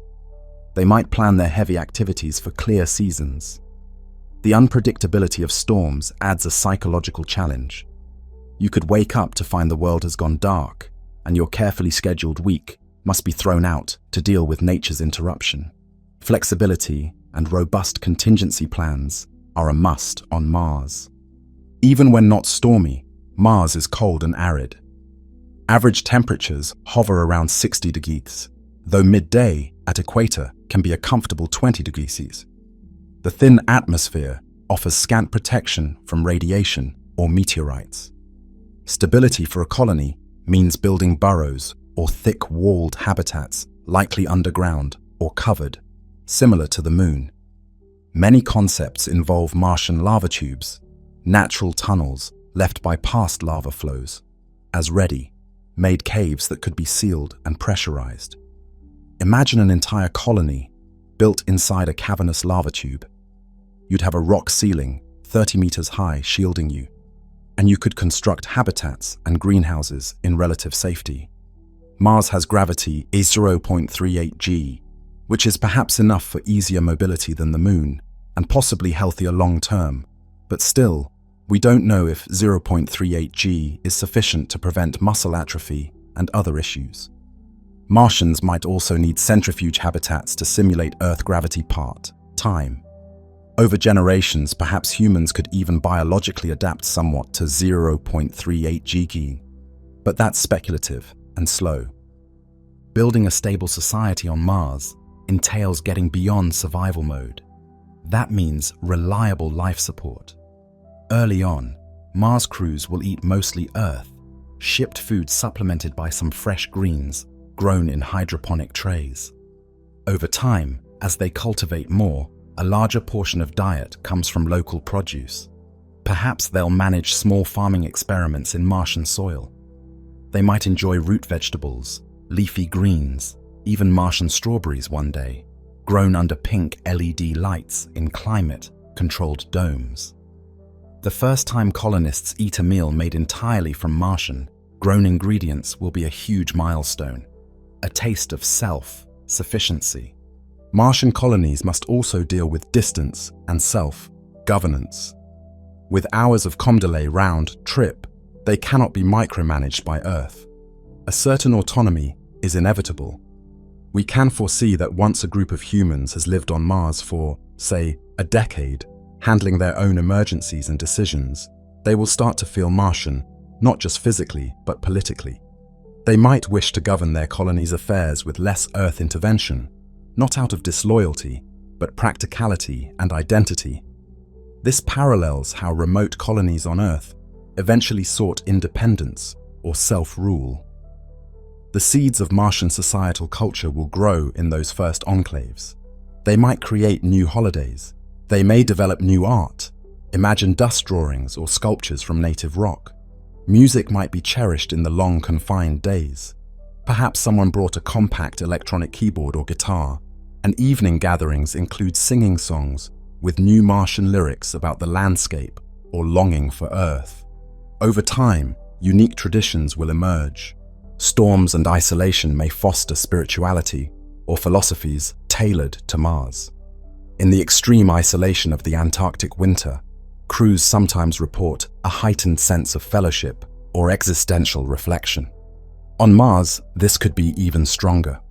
There could be ceremonies before a long communications blackout, or communal readings of Earth literature to feel connected.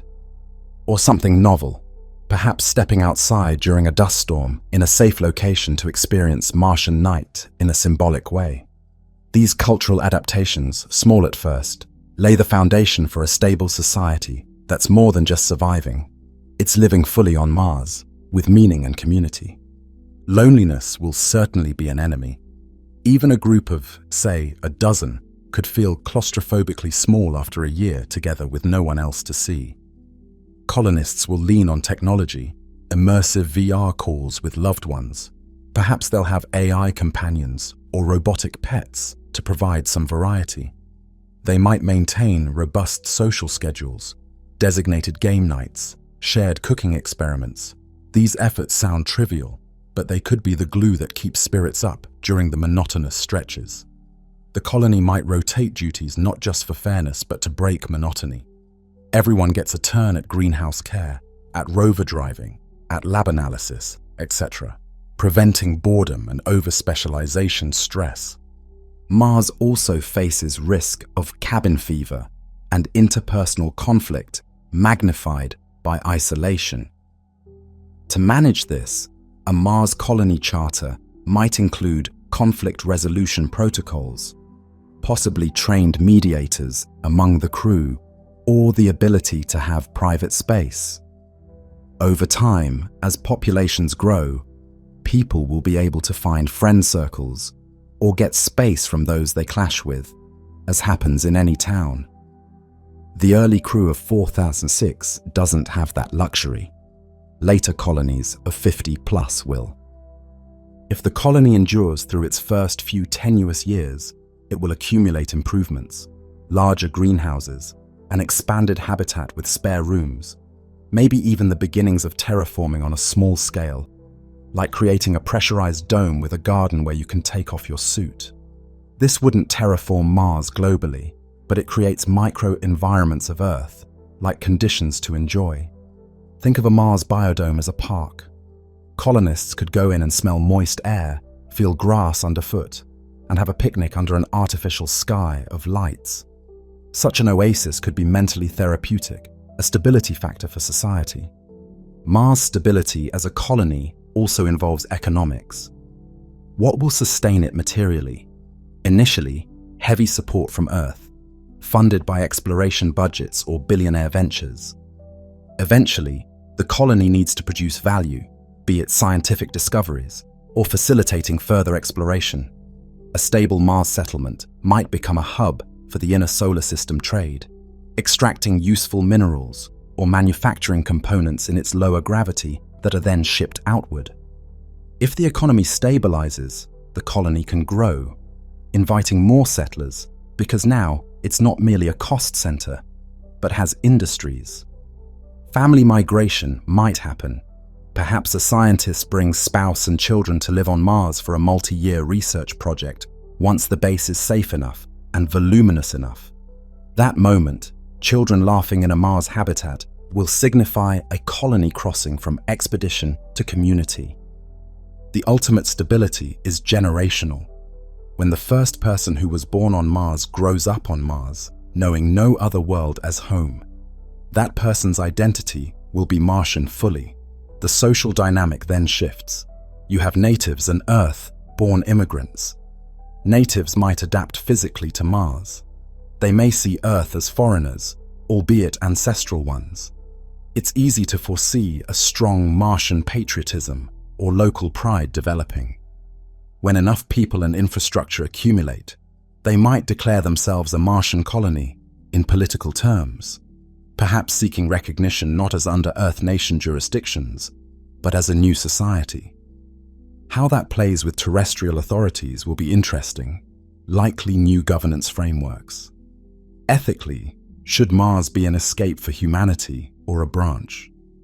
These big questions will come into sharp relief when a Mars colony proves it's here to stay. Mars also offers unmatched adventure for colonists.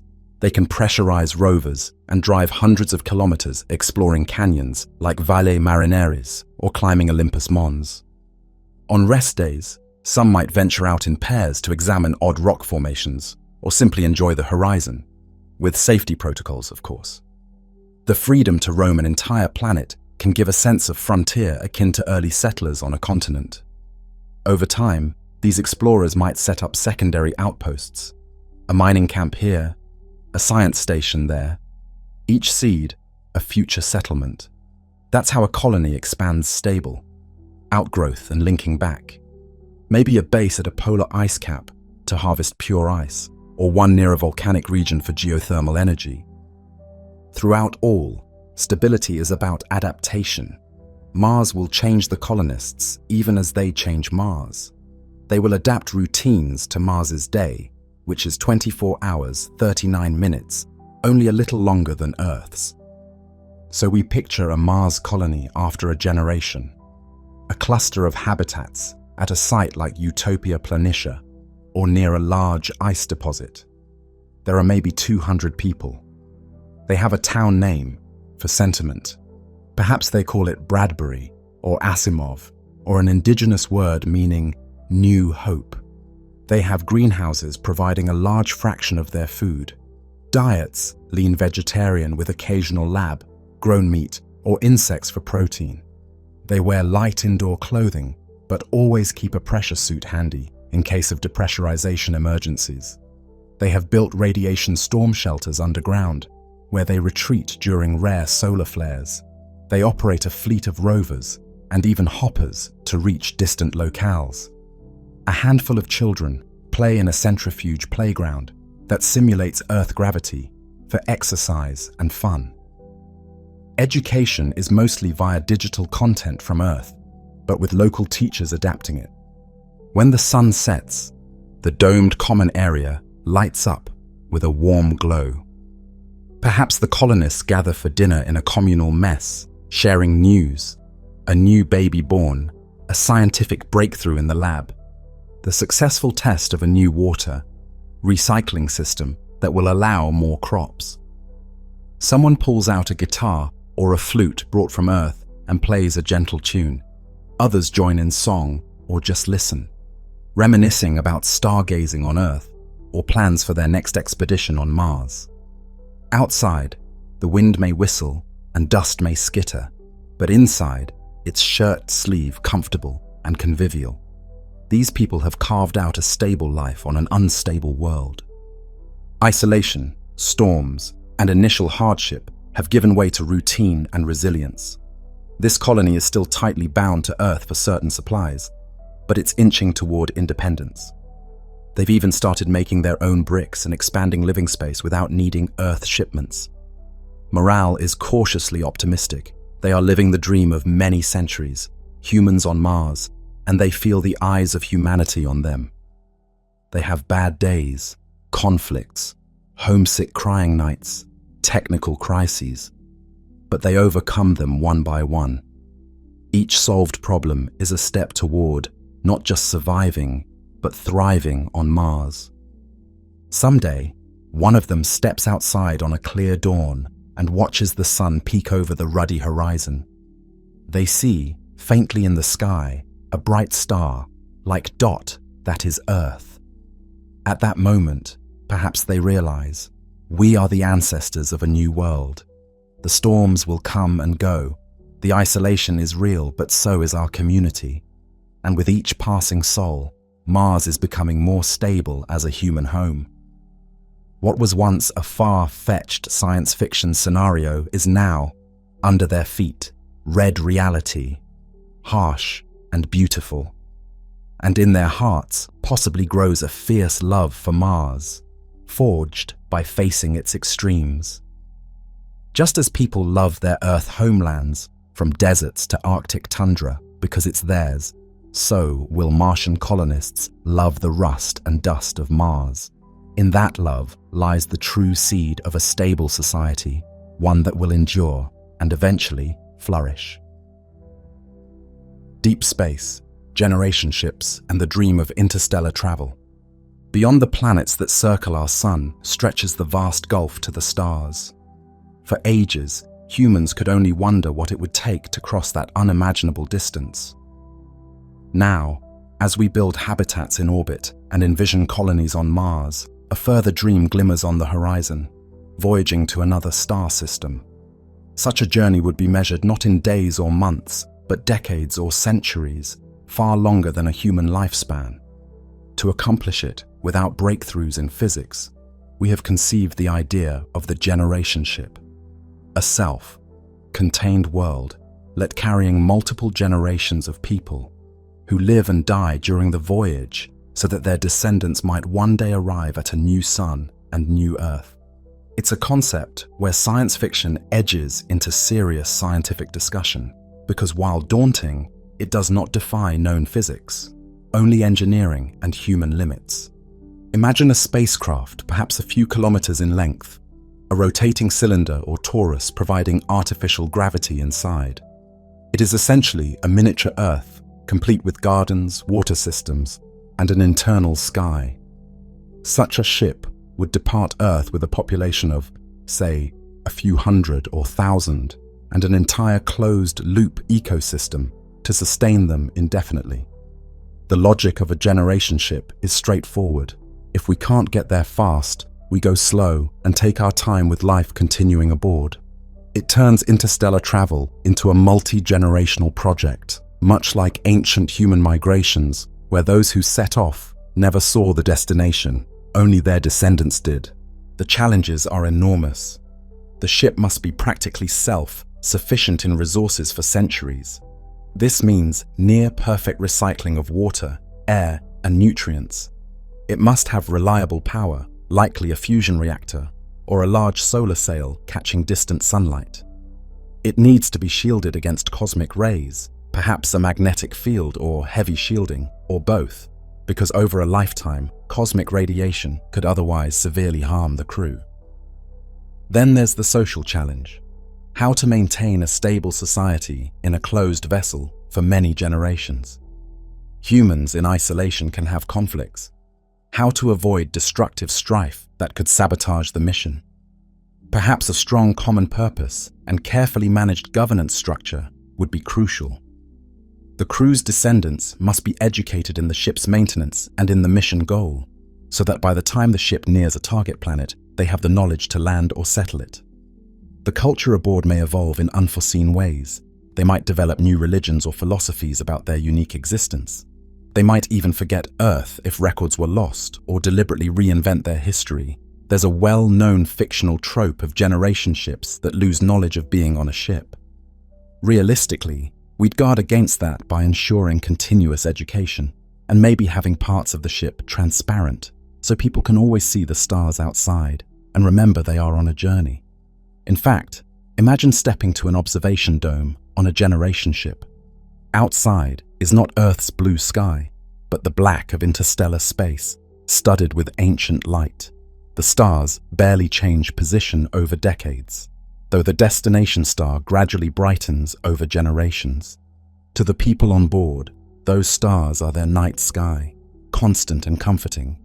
A generation ship would likely depart slowly from Earth, maybe assembling in orbit or near the moon.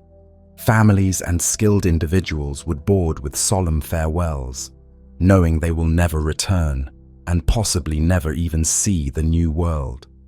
But their great-grandchildren might. It is a massive leap of faith and commitment. Perhaps they are driven by necessity or by pure exploratory zeal, a willingness to sacrifice personal horizon for the species' expansion. During the voyage, life on a generation ship might in many ways echo life on a large space colony, with agriculture, work, birth, death, art, and routine. They'd celebrate their ship's anniversaries as we celebrate national holidays. There would be time to pursue studies, hobbies. After all, in a self-contained town, traveling in darkness, cultivating culture is vital. They might develop unique art forms suited to weightlessness or confined space. Perhaps zero-G dance performances in a central hub, or music using instruments crafted from spaceship materials. Over centuries, their language might drift from Earth's, picking up spaceborne slang and technical vernacular, becoming a dialect or even a distinct language by journey's end. Anthropologically, a generation ship is a fascinating petri dish of society. Small, isolated, forced to be self-reliant and balanced. Social engineers might, when launching, try to include a broad genetic and cultural diversity to avoid inbreeding or cultural stagnation. The early crew might have multiple languages, beliefs, traditions, intentionally, so that the future culture aboard is rich and adaptive, not monolithic. Because a homogeneous group might handle conflict resolution worse or could face genetic issues down the line. So, one imagines the ship launching with couples and families from many backgrounds, all united by a mission charter, somewhat like the US Constitution, a guiding document that lays out rights, responsibilities, and conflict resolution methods for the community that will persist long after the original authors are gone. Technologically, generation ships flirt with extremes. Speeds of a few % of light might be attainable with advanced propulsion. Even then, reaching Alpha Centauri at 1% of light speed takes about 437 years. If they average 5%, it's 90 years, possibly within one long lifetime, but more likely spanning 3 or 4 generations. Many proposals consider hundreds of years voyages. This demands reliability far beyond any machine we've built. Perhaps the ship will have onboard manufacturing to replace or repair parts. It essentially must be a self-healing system or carry massive redundancy. The voyagers might also enter stasis or sleep to shorten perceived time. But generation ship concept typically assumes they remain awake and society continues. Interestingly, the generation ship idea while heavy on logistics, is also inherently hopeful. It assumes that even if individuals can't reach a goal, the chain of humanity can existential hope and insurance for humanity. Stephen Hawking and others argued that, to ensure our survival, we eventually must spread to other star systems. Generation ships could be our way to do that, with known physics. They are effectively space-going Noah's Arks, carrying not just humans, but seeds, embryos, knowledge, possibly even animals to plant life elsewhere. It's a massive undertaking, building a world to travel between worlds. As of now, this remains theoretical. The farthest humans have gone is the Moon. Even Mars is still ahead. But as we master each step, orbital living, lunar and Martian bases, the generation ship idea moves from wild idea to distant but conceivable project. Already groups like Icarus Interstellar and the Initiative for Interstellar Studies have begun research on how to design life support and propulsion for such century-spanning missions. It might be a project of a civilization, not a single country, something humanity collaborates on when we feel confident enough in our space capability and united enough in purpose. Perhaps a future Earth that is sustainable and peaceful might devote some of its energy to launching world ships to nearby stars. What's inspiring is that generation ships treat life itself as the Voyager. It's not a quick heroic exploit by a few, but a commitment of an entire living community to journey together into the unknown. In a sense, it's a continuation of the earliest human story. Tribes migrating across continents, not knowing what's ahead, but believing somewhere fertile and safe lies beyond the horizon. Only now, the horizon is interstellar space, and the journey dozens of lifetimes. It asks, can we create meaning and maintain society in the ultimate closed bubble? If the answer is yes, it affirms a wonderful adaptability of humans, that we can find home even in the journey, not just the destination. So while generation ships remain for now a bold speculation, they encapsulate the enduring human traits of wanderlust, patience, and hope. One day, a child might be born in the midst of such a voyage, never having stood under an open sky, yet that child may live to step onto a virgin earth under an alien sun, fulfilling a dream begun many generations before. That prospect, that we might traverse the cosmic ocean as families over epochs, gives a sense of how far our will to explore could truly take us. It lets imagination orbit physics, daring to plan for futures far beyond our personal lifespans. In this way, generation ships are both engineering challenges and profound statements of optimism, an implicit faith that humanity will endure and carry forth its flame of life to new worlds among the stars. Terraforming, reshaping worlds. If one day we stand on Mars or another barren planet and yearn not to be confined to domes and suits, the thought arises, could we transform this world to be more like Earth? Terraforming is the grand idea of planetary engineering, modifying an entire planet's environment to make it habitable for Earth life. It is an idea at the intersection of high science and audacious imagination, because it implies taking what nature built over eons and tweaking it intentionally on a massive scale.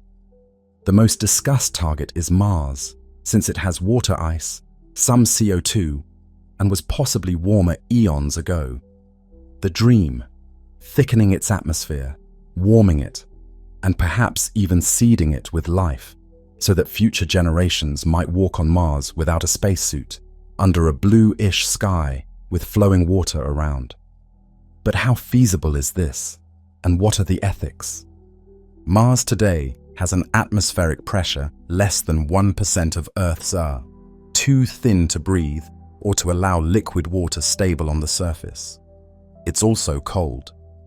The basic terraforming plan would be to pump up the pressure and heat by releasing greenhouse gases, mainly CO2, which Mars has locked in polar ice caps and soil.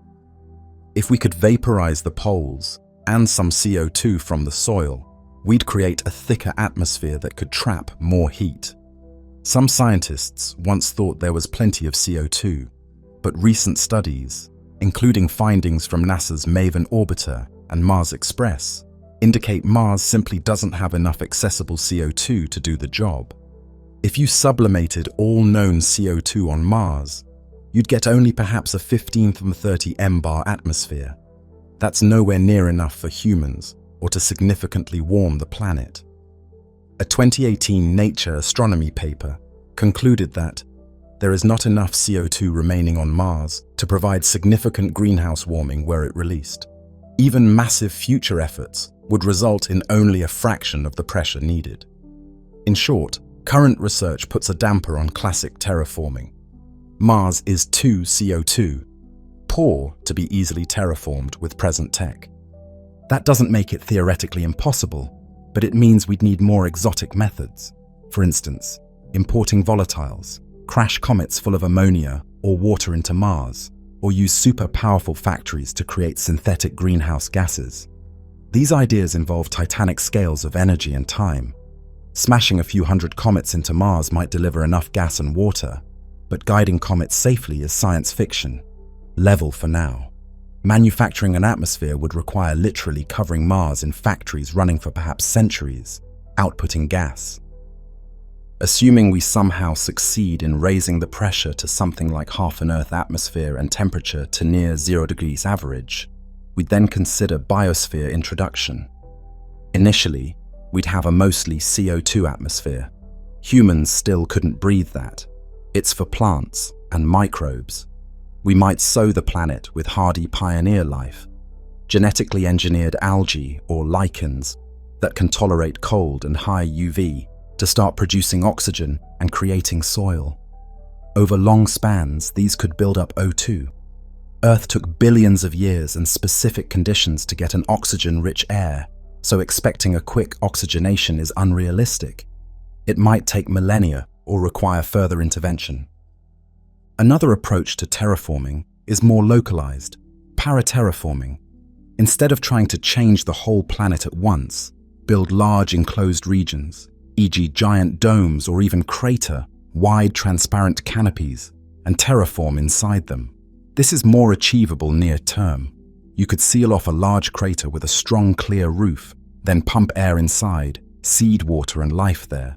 That crater would become a shirt-sleeve valley, perhaps tens of kilometers across, where earth plants grow in Martian soil under a controlled climate. It's like creating big oasis patches on Mars. Over time, you enlarge these patches. This is not full terraforming, but could make sizable areas habitable relatively sooner. The ethical side.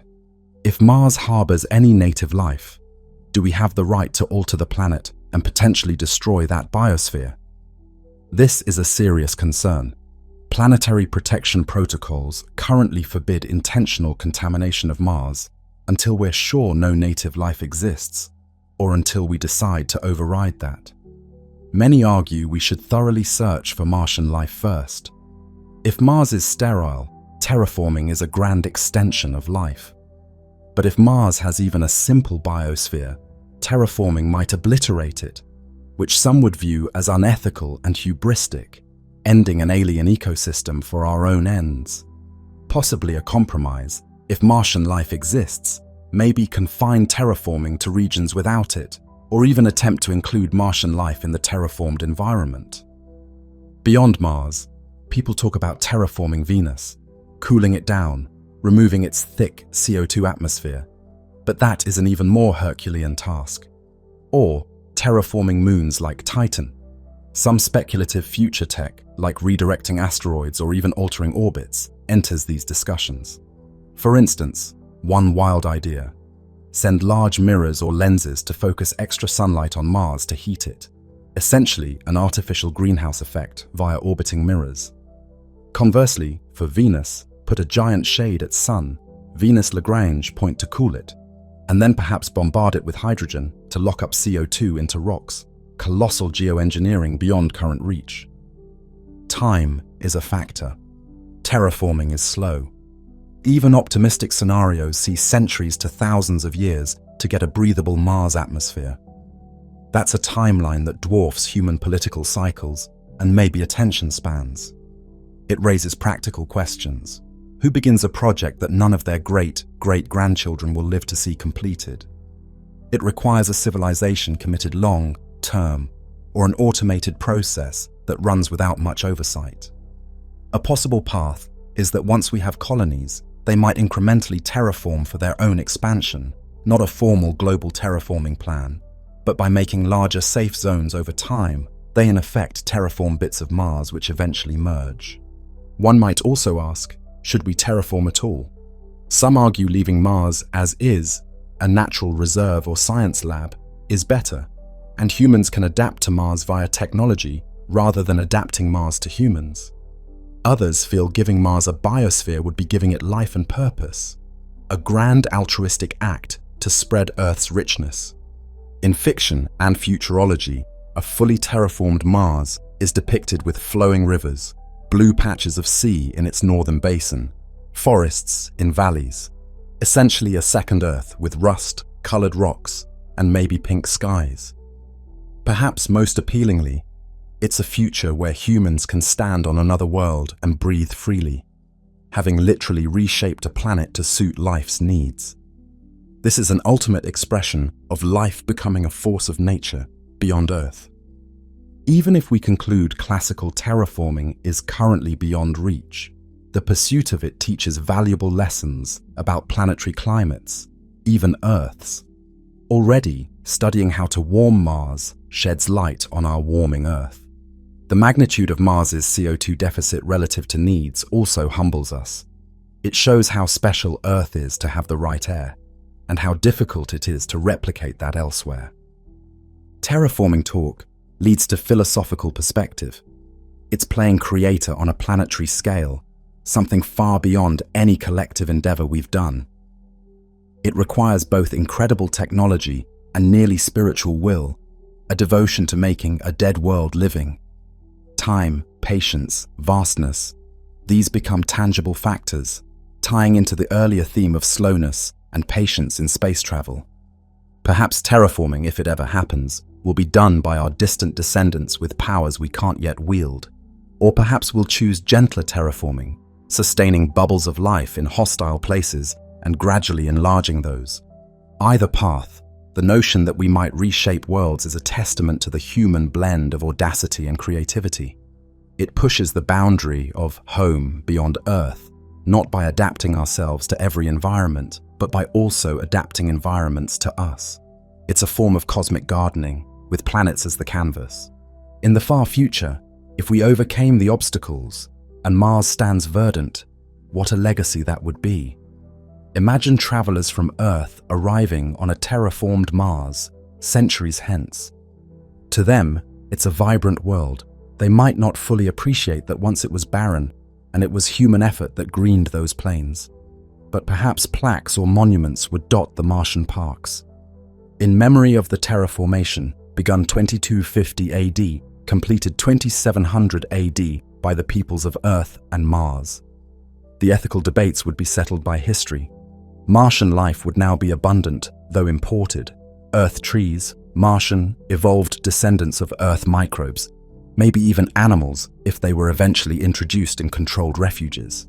It would be a second cradle of Earth life. It would be a second cradle of Earth life on a once barren world. A living monument to human creativity and persistence. The red deserts would have blooms of green, and a future traveler might forget that Mars was ever uninhabitable.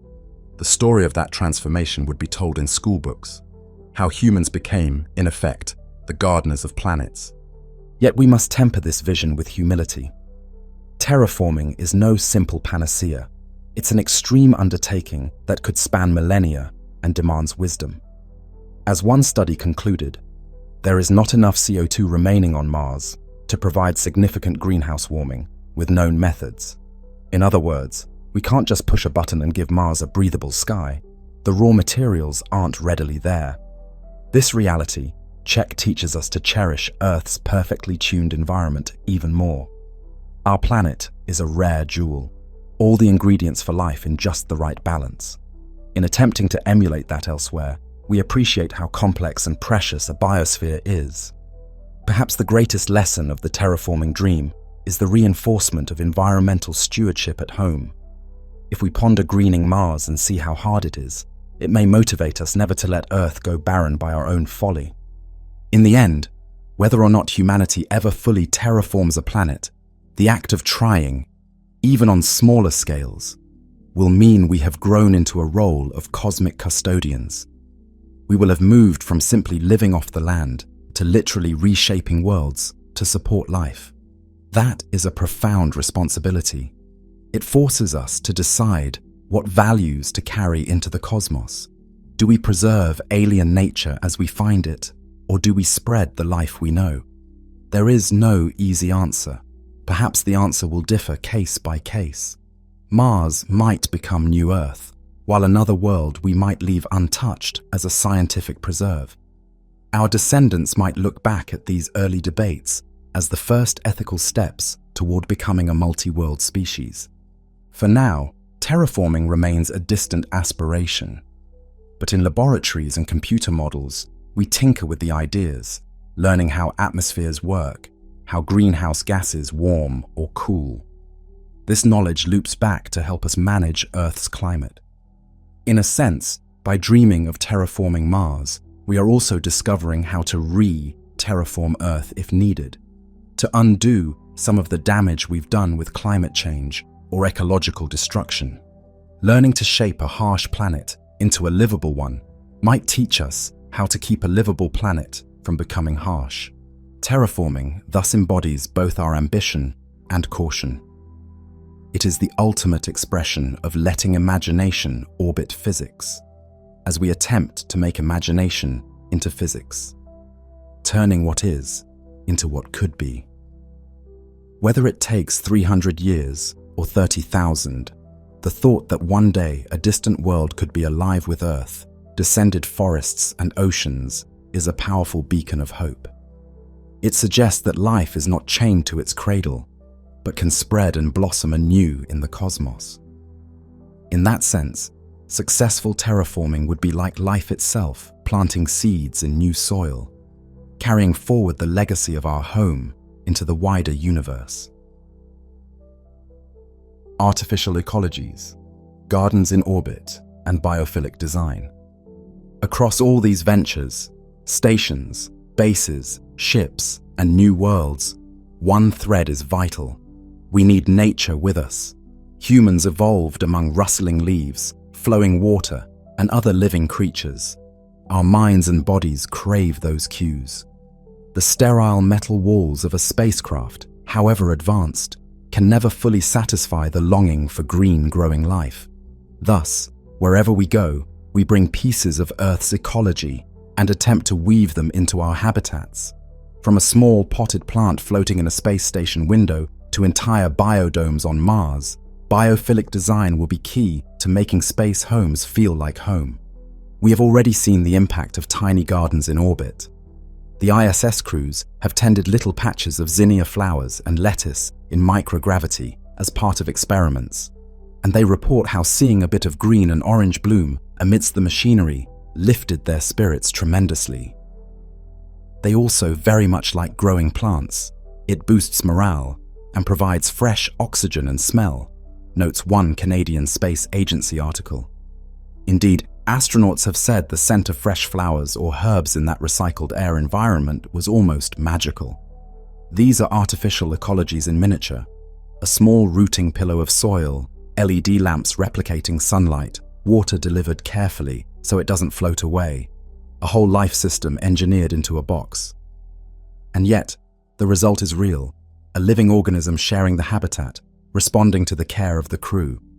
It's a preview of what larger green spaces could do.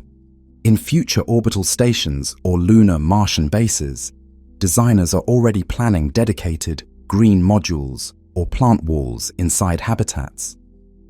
A hydroponic wall of climbing plants or a central atrium with a few trees under an LED skylight could drastically change the ambience of a confined base. Instead of purely synthetic environment, one would wake to the humid freshness of leaves transpiring moisture, maybe even birdsong. Biophilic design has proven benefits: reduced stress, improved mental well-being, even better cognitive performance. In a Mars base, a greenhouse might double as both food source and psychological refuge. Colonists might go there off duty to sit among the plants and feel a semblance of Earth. One can imagine a Martian park in a pressurized dome, complete with a little pond and a bench by it, where one can go meditate under the light of a simulated sunset. These artificial ecologies aren't just decoration, they become functional parts of the life support loop. Plants regenerating oxygen and consuming CO2, maybe providing some food. In essence, we create a self-sustaining garden within the technology, each supporting the other. Engineers consider things like which plants are best: sturdy, low, light-tolerant, high oxygen output, or edible. Possibly future habitats will favor multi-purpose plants. There's even talk of genetically engineering plants specifically for space. Maybe a super algae that is extra efficient at scrubbing air, or dwarf wheat with higher yields. But beyond utility, we'll also include plants just for beauty and comfort. A rosebush on Mars might not feed anyone, but the first Martian, born teenager, might gift a rose grown in Martian soil to their sweetheart, a gesture that ties human emotion to this new world's nature. Biophilic design goes beyond plants. It means using natural materials and forms so inhabitants feel less machine, encased. Windows to space count too. Seeing the Earth, Moon, or stars can instill awe. But overall, opening views, curving shapes reminiscent of natural forms, and warm natural colors can make a station more psychologically livable. Future architects might model habitats after seashell spirals or cellular lattices, shapes our brains find inherently organic. This is already an earthly trend in architecture. Expect it to be even more valued off-world. There's also the concept of creating closed ecosystems for research and pleasure, like a small pond ecosystem in a bubble, where fish, plants, and microbes form a cycle. On Earth, experiments like Biosphere 2 tried to enclose ecosystems. They hit difficulties, but in smaller scales and with continuous management, they can work. An orbital station could have an aquarium tank with fish, not just for decor, perhaps also for protein food source. Astronauts have expressed joy even from simple life, like watching brine shrimp or insects they brought along. The movement of other living creatures breaks monotony of human-only company. Artificial ecologies also teach us about sustainability. If we learn to keep a little garden alive in space with limited inputs, we learn how to be efficient and balanced, lessons directly transferable to Earth farming and vice versa. The plants grown in microgravity have shown us how life responds to conditions utterly different. This knowledge expands our understanding of biology. How adaptable is life? We see that with a bit of help, it can survive even off Earth. There's a poetry, too, in carrying seeds across space. Consider a scenario. On a generation starship, an elder might pass a precious heirloom seed to a grandchild. This is a cutting of the oak from our ancestral home. Plant it when we reach the new world. That act symbolizes continuity of life's thread. Indeed, if we eventually spread to distant exoplanets, we will likely bring with us a Noah's Ark of biodiversity, seeds, spores, embryos, an artificial selection of Earth's ecology to sow elsewhere.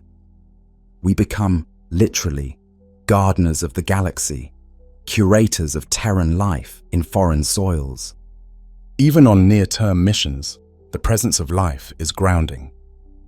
Many ISS astronauts have commented that caring for the little space garden gave them a sense of normalcy and responsibility beyond mission tasks. Watering a plant or pollinating it by hand became a cherished routine.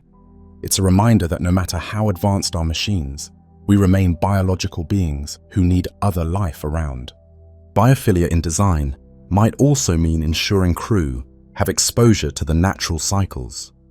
Artificial day, night lighting, to mimic Earth's diurnal rhythm, helps sleep and mood. Already, the ISS installed an advanced LED system that shifts color temperature to assist astronauts' circadian rhythms. Future habitats could simulate seasons gently, or at least allow personalization. The point is to not have an unrelenting, featureless environment. Variation, color, the sound of a small indoor fountain gurgling recycled water. These little touches of nature can make a tin can into a home. One can imagine on a lunar base, after a long EVA, an astronaut comes into the habitat, takes off their helmet, and immediately smells something cooking with basil from the greenhouse. They float to the plant rack, pluck a fresh basil leaf, and inhale its aroma. Suddenly, the moon feels not so alien. Or on an orbit station, a tired engineer before bed drifts into the Zen corner, where a small bonsai tree grows under a lamp and just watches its tiny leaves for a while, finding calm. These are small mercies, but vital ones. They remind us why we're bringing humanity to space, not just our bodies. Humanity includes our affinity for life and beauty. As settlements grow, artificial ecologies won't be so artificial. They'll become true ecologies, interlinked with our presence. A Mars city in 500 years may have outdoor parks under a vast dome, where evolved Martian varieties of earth plants create a unique but lush landscape. There might be Martian songbirds, descendants of Earth finches, but maybe adapted to lower gravity with broader wings. The colonists might find the most profound satisfaction in these parks.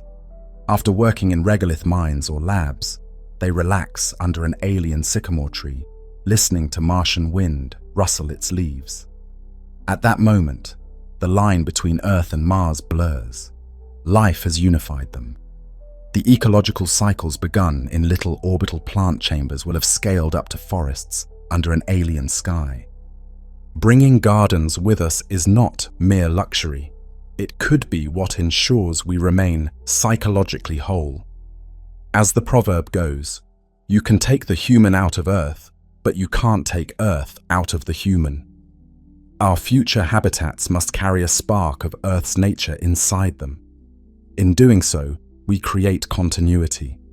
Imagine centuries from now, a child on a far-off world touches a rose petal and knows its ancestors came from a blue planet, unimaginably distant. Yet through that living petal, they are connected. These living connections will be our emotional umbilical cord across the void.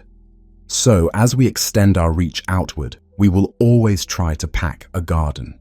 Even if it's a garden of microbes recycling our air, or a single vine creeping along a station wall, it is life traveling with life. The artificial worlds we build, ships and stations, need not be sterile constructs. With thoughtful design, they can become vibrant microcosms. Space habitats might buzz softly with hydroponic bees pollinating tomato flowers, or glow with the bioluminescence of engineered algae, lighting a hallway at night. There's creativity in how we integrate life into technology. In sum, our species' success off-world will owe a lot to the humble green leaf and the wisdom to incorporate nature's design. As we plant gardens in orbit and beyond, we carry forward the best of Earth, its living heart. In turn, those plants and natural elements will sustain our hearts and minds, ensuring that even in the starkest emptiness of space, we are never truly alone.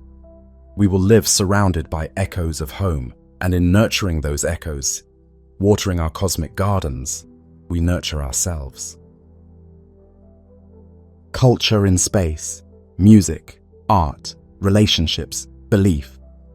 When humans leave Earth, they do not just carry biology with them.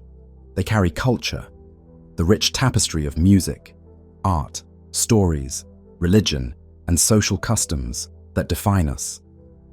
Space is often portrayed as high, tech, and utilitarian, but wherever people go, they bring their humanity in full. Already on the International Space Station, astronauts have played musical instruments, painted watercolor art, celebrated holidays, and even quietly prayed or performed religious rituals in microgravity. These acts of culture are not incidental. They are profoundly important for emotional well-being and identity. As we build new societies off Earth, those societies will develop their own unique cultures, blending Earth traditions with novel experiences of space. The mind in space not only needs connection to nature, but also connection to heritage and creative expression. Consider music. In 1965, astronaut Walter Schirra brought a harmonica to Gemini 6 and playfully performed Jingle Bells, the first song from space. Since then, guitars, keyboards, even bagpipes have flown to orbit. On the ISS, Canadian astronaut Chris Hadfield famously played guitar and recorded a rendition of David Bowie's Space Oddity floating in the cupola. It moved millions on Earth because it combined human art with the cosmic setting. The crew often sing together or listen to their favorite songs to relax. Music in space continues the age-old practice of using art to cope with isolation and bond communities. In a Mars base, one can easily imagine evenings where the crew gathers in the habitat module after dinner and someone strums a guitar. The familiar chords and lyrics might evoke memories of Earth, bringing cathartic tears and also joy. Over time, they may write new songs, perhaps about the Martian landscape, or a humorous ditty about the quirks of low-gravity life. These become the folk songs of that community. Art will likewise flourish in unexpected ways. Astronauts already take stunning photographs of Earth, arguably a collaborative art between human and orbital vantage. Some have sketched or painted. NASA's Nicole Stott painted a watercolor of Earth in orbit. Her painting is gentle and blue, capturing the essence of her view. In the future, Martian colonists might turn local materials into art. Imagine pottery made from Martian clay, glazed with chemicals giving it a distinct rust, red sheen, etched with scenes of moons Phobos and Deimos in the sky, or sculptures crafted out of metal from old spacecraft parts, giving new aesthetic life to engineering scrap. Visual artists will find endless inspiration. The soft peach of the Martian sunset, the jagged shadows in the moon's eternal sunlight near its poles, the swirling clouds of Jupiter if one lives on a station near the giant planet. Relationships in space will evolve too. Thus far, professional crews have mostly kept to strict work, like camaraderie, but as civilians and families venture out, love and friendship in the cosmos become part of the story. There may one day be marriages on Mars, children born under its pink sky. How will human romance adapt when one can't go out for a stroll in the park without a pressure suit? Perhaps date nights happen in the base's greenhouse amid the flowers, or couples reserve a VR session to simulate a beach vacation on Earth for an hour. The constraints might make relationships more intense in some ways. You rely on a small group for all social needs, yet also more deliberate. Each person is precious, and one cannot easily find new company if things sour, so colonists might develop strong conflict resolution skills in personal relationships. We may also see new social customs. For example, perhaps on a long voyage, the ship's community invents a holiday commemorating Halfway Day, when they've traversed half the distance to their new star, a day of music and thanks. Or on the moon base, they create a tradition that every Apollo landing site's anniversary is celebrated by reading out loud the words of the first moonwalkers, bridging past and present. On Mars, the arrival day of the first colonists might become the colony's founding day, marked by games and a feast of the first harvest from their greenhouses.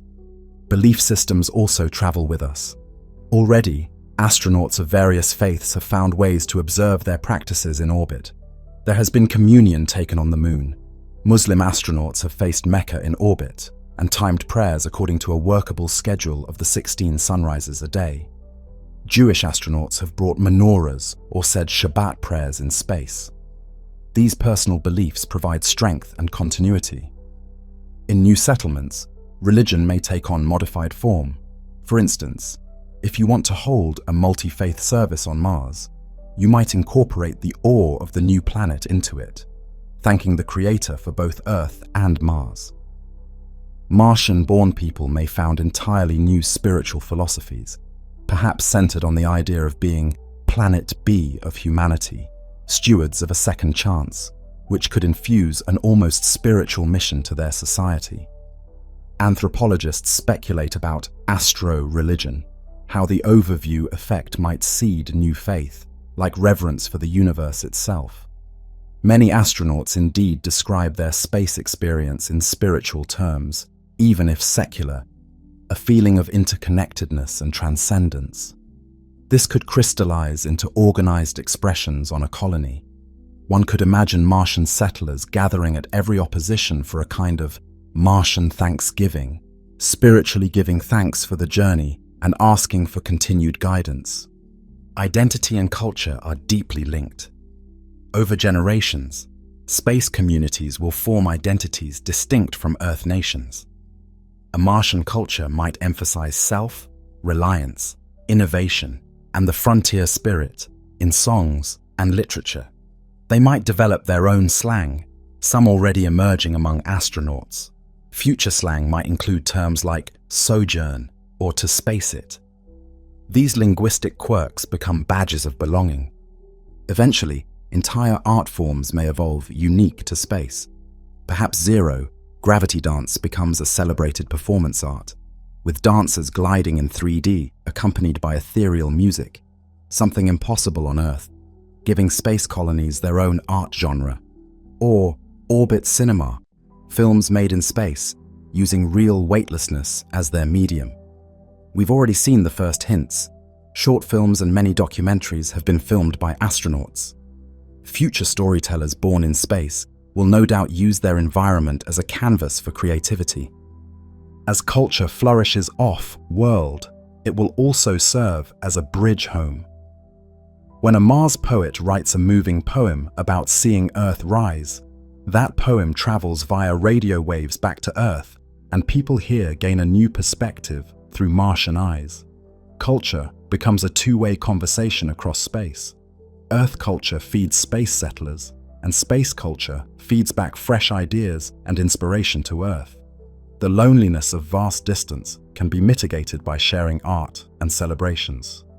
Already, there have been live concerts linking ISS and Earth, joint educational events, even art exhibits where astronauts draw, and those drawings are shown on Earth. In the future, we might have a solar system cultural festival with contributions from Moon, Mars, orbital stations. Everyone tuning in via communications to share dances, songs, and art across the void. It could be as significant as the Olympics, a way to unite far-flung branches of humanity in common creative endeavor. In summary, as we settle beyond Earth, we do not shed our humanity. We carry it with us in full color. The need to create, to celebrate, to love and believe. These persist in metal cans orbiting high or habitats buried in regolith. In fact, in the starkness of space, these cultural elements become even more crucial, like the psychological oxygen that keeps our souls alive. We will see Christmas trees gently floating in spacecraft, Ramadan fasts observed on Mars with creative timing of sunrise, sunset, new festivals like Low-G Games on the Moon, where kids play novel sports. We'll see weddings under a Martian dome, with guests throwing confetti that falls ever so slowly in the lighter gravity, a beautiful sight. We'll hear lullabies sung to children on a generation ship as the stars drift outside, perhaps old Earth folk songs repurposed for star voyages. Human culture has always adapted to new frontiers. Think of how American frontier life gave rise to country, Western music, or how Polynesian seafarers developed rich navigational myths. Space is the next frontier, and it will be no different. Our descendants out there will tell myths about their first explorers, draw inspiration from their new skies, and add new chapters to the human story. One day, a child on an exoplanet might learn in history class about Armstrong and Gagarin as legendary figures, and also celebrate Farman Nguyen, who devised the irrigation system that allowed their colony to thrive, local heroes adding to the pantheon of culture. Ultimately, culture in space ensures that as we physically adapt to new environments, we also psychologically and socially adapt. It knits people together, gives comfort, and infuses life with meaning beyond mere survival tasks. It is how an outpost becomes a community, and how a collection of explorers becomes a people. Without culture, a colony would be a cold camp of temporary sojourners. With culture, it can blossom into a new branch of human civilization with its own identity and pride. In carrying songs, art, and faith to the stars, we carry the true essence of humanity, proving that wherever we go, we remain creatively and spiritually human. Children in space. Development without Earth. In a small habitat on Mars, a newborn cries for the first time, the first human voice to be born on another planet. This moment, still in our future, will mark an extraordinary milestone: human childhood beyond Earth. What will it be like to grow up in space or on another world? This question is both scientific and deeply emotional. Children represent the continuation of our presence. When the first child takes their first steps under a lower gravity, or draws their first crayon picture of a landscape with 2 moons in the sky, we will witness the dawn of a truly multi-generational off-world society. From a biological standpoint, we have many unknowns. No child has yet been conceived, gestated, and born off Earth. The effects of low gravity on fetal development are uncertain. On Earth, gravity cues help shape the vestibular system in utero. In microgravity, or even Mars, 0.3 Hg, will a developing inner ear form differently? It might. We may find that babies born in low gravity have a different sense of balance and strength. Bone development could be affected. Without full Earth weight, bones might grow less dense or in a slightly different architecture. We might counteract that with rotating habitats. But these are untested interventions. When it comes to birth, microgravity could actually ease labor in some ways. But controlling the environment is tricky. On Mars, 0.38 G, it might be easier for a mother to support herself in any position comfortable. Medical teams will have to adapt techniques and equipment. It's likely that until much research is done, any off-world birth would be considered high risk and have contingency plans to get the mother to Earth if needed. Over time, as we gain confidence, births on Moon Mars might become routine, but in early days they may be rare and carefully overseen. Imagine being a child on a generation ship or Mars colony. Their childhood environment is dramatically different. Maybe a few habitat modules, some pressurized tunnels, a very limited physical world compared to Earth's wide, open spaces. Their playground is perhaps a big cylindrical room where they can bounce off walls. How to ensure healthy social and motor development? Colonists would likely emphasize creative play in novel ways. For instance, games that use low gravity. A kid can jump 5 times higher on Mars, which might be thrilling, and promote athletic skill, albeit different ones than Earth kids. Martian kids might become superb jumpers and climbers of indoor rock walls because their weight is light. However, things like learning to ride a bike or throw a ball with Earth, like trajectory, won't be the same. They might ride modified bikes built for lower gravity and pressure suits if outside. Outside, that's a concept for off-world kids that isn't the same as Earth's outdoors. On Mars, outside requires a suit, a helmet, and parental supervision akin to a deep sea dive. It's not the carefree running in a field. Perhaps Martian children will have safe playground domes, small transparent bubbles connected to the habitat where they can play outside in a shirt-sleeve environment with natural sunlight filtering in, effectively a park under glass. They'd see the rusty landscape around, but still be in breathable air. I suspect colonists would prioritize building such recreational spaces, especially for kids, even if small, to give them some psychological sense of space and connection to their planet beyond metal walls. Education will also adapt. Children in space would learn not only Earth history and science, but also their local environment intimately. Even a toddler on Mars will know that air comes from the machines and plants, not to waste water because it's all recycled. They will grow up inherently with a sustainability mindset and a comfort with technology that keeps them alive.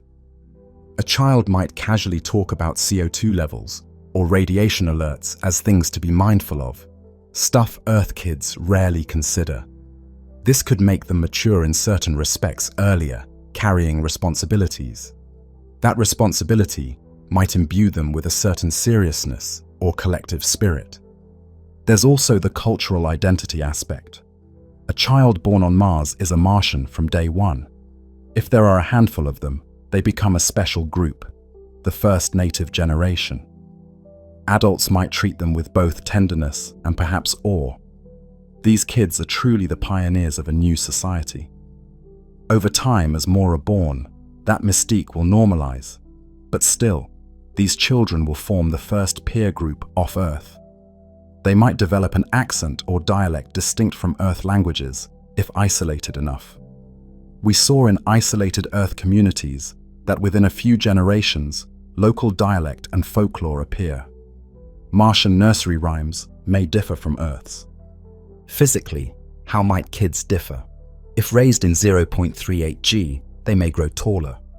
Their muscles, never having to push against full 1 g, might be leaner. This could become a health issue if they travel to Earth. Likely a Martian, born person, might find Earth gravity extremely taxing. It raises ethical questions. Are we creating humans who can't ever safely visit Earth due to their adaptation? Some scientists suggest we might want to ensure children spin in a centrifuge regularly to approximate Earth gravity part, time to mitigate such differences. If not, a true Martian might need lengthy training to handle Earth gravity or even exoskeleton assistive suits to move on Earth. Conversely, Earth-born children migrating to Mars might revel in suddenly being able to jump higher and carry heavy objects easily, but their bodies might change over years to a new equilibrium. Psychologically, children are adaptable. A child born on a spacecraft might take 0 μg for granted and be a natural at maneuvering. We might see kids making a game of 3D tag in the station corridors, utterly at home in microgravity. Perhaps healthier in that environment than adults, because their neuroplasticity is high. However, could living without Earth's normal cues cause developmental issues? One concern: vision. On Earth, distance vision develops as kids see far off horizons. On a spacecraft, the farthest internal line of sight might be 20 meters in a module. Would children become nearsighted due to lack of distance viewing? Possibly. Already many ISS astronauts get a bit of blurred vision from fluid shifts and lack of far focus. We might need to provide some way for kids to focus far, maybe virtual reality sessions simulating looking across a vast field to exercise their eyes. The social circle for children in a small colony will be tiny, maybe only a handful of other kids and the few dozen adults. This is akin to growing up in a very small village or research station. They might be old souls, interacting mostly with adults and maturing quickly in speech and knowledge. But they might also yearn for more friends. The colony might eventually have to schedule playdate by radio, video communications with kids on Earth or the Moon to give them a broader social exposure. Imagine a Martian 5-year-old having a weekly video play session with a cousin on Earth, each showing their toys and environment. This could keep them feeling connected to humanity at large. Moral and philosophical perspectives will also shape how we treat space. Born children. They did not choose to be in a risky environment. Their parents or society did. So there's a duty to maximize their opportunities and safety, maybe more so than even on Earth, because they are more vulnerable. Likely, colonists would be extremely protective and rigorous in planning for kids, e.g., ensuring radiation shielding is enhanced in habitats because children's tissues are more sensitive to radiation's long-term effects. We might design special small suits or escape pods specifically for rescuing children in emergencies. On the flip side, children will bring lightness and normalcy to space communities. Their laughter, their growth milestones, will remind everyone why building a future in space is worthwhile. It's not just exploration, it's building new homes for the next generation. The first toddler to scribble a drawing of Mars's twin moons in the sky might hang it on the habitat wall, and that likely brings tears of joy to hardened engineers' eyes. A child asking, "Why is Earth so bright in the sky?" will spark impromptu lessons at the dinner table, bonding everyone in wonder through a child's eyes.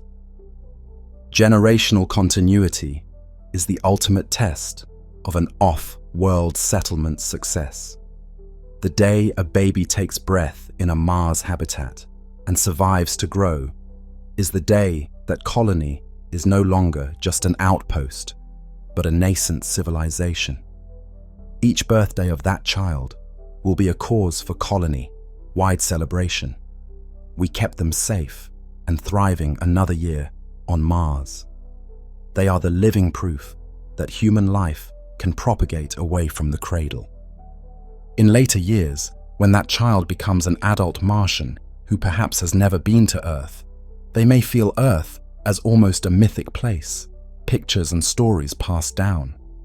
They might ask their parents or grandparents what rain felt like, or what running under an open sky was, and those elders will recount these things like legends. On Earth, rain falls from clouds in the sky, water from above, and there are great forests where you can walk for days. The young Martian might listen wide-eyed but not fully grasp it, just as today we listen to descriptions of places we've never been. And maybe they will dream, one day, of visiting Earth, the same way an Earthling dreams of visiting Mars. By then, technology might allow safer travel back and forth, and perhaps some Martians will journey to Earth as reverse explorers, marveling at the deep blue sky, the weight of full gravity pressing their shoulders, the bizarre experience of an ocean's waves. In that meeting of Martian, born and Earth, born, we'll truly see how children of space have become a new branch of the human family, different in experience, but human through and through, bridging worlds with shared curiosity. Thus, the story of children in space is one of adaptation and hope. They are the ultimate payload of all our rockets, the seed of future generations sown on distant ground. Ensuring their health and happiness will drive innovation. Their presence will soften the environment. You can't keep a colony too Spartan when children need play and color. You'll have to include playful design, decorations, festivals for them. In turn, they give the colony a future to strive for. As one Mars settler might say, watching their child sleep, we came here to make a new world for them. And if that child one day sings a Martian lullaby to their own child, under a terraformed sky perhaps, then humanity will have truly taken root beyond Earth. Society. Beyond Earth, politics, economics, and identity. As human outposts grow into settlements, they will inevitably develop the structures of society, our systems of governance, our economic exchanges, and our sense of collective identity. Beyond Earth, these will evolve under unique pressures, vast distances from terrestrial authority, reliance on self, sufficiency, and mingling of people from different Earth cultures in tight quarters. The result may be new social paradigms or insightful twists on old ones. How will we govern a Mars colony? What currency or trade will drive a lunar economy? Will those born on different worlds see themselves as one people or many? Such questions move us from the realm of engineering life support to engineering society, a challenge as profound as any rocket science. In the early phases, a space settlement likely operates under the mandate of Earth nations or agencies that founded it. For instance, a Mars research base might initially be run by a coalition. The crew follows a charter agreed upon on Earth, but as the base becomes a permanent colony with hundreds of residents, Earth, Self-based micromanagement becomes impractical. Political power will begin to shift towards the colony itself.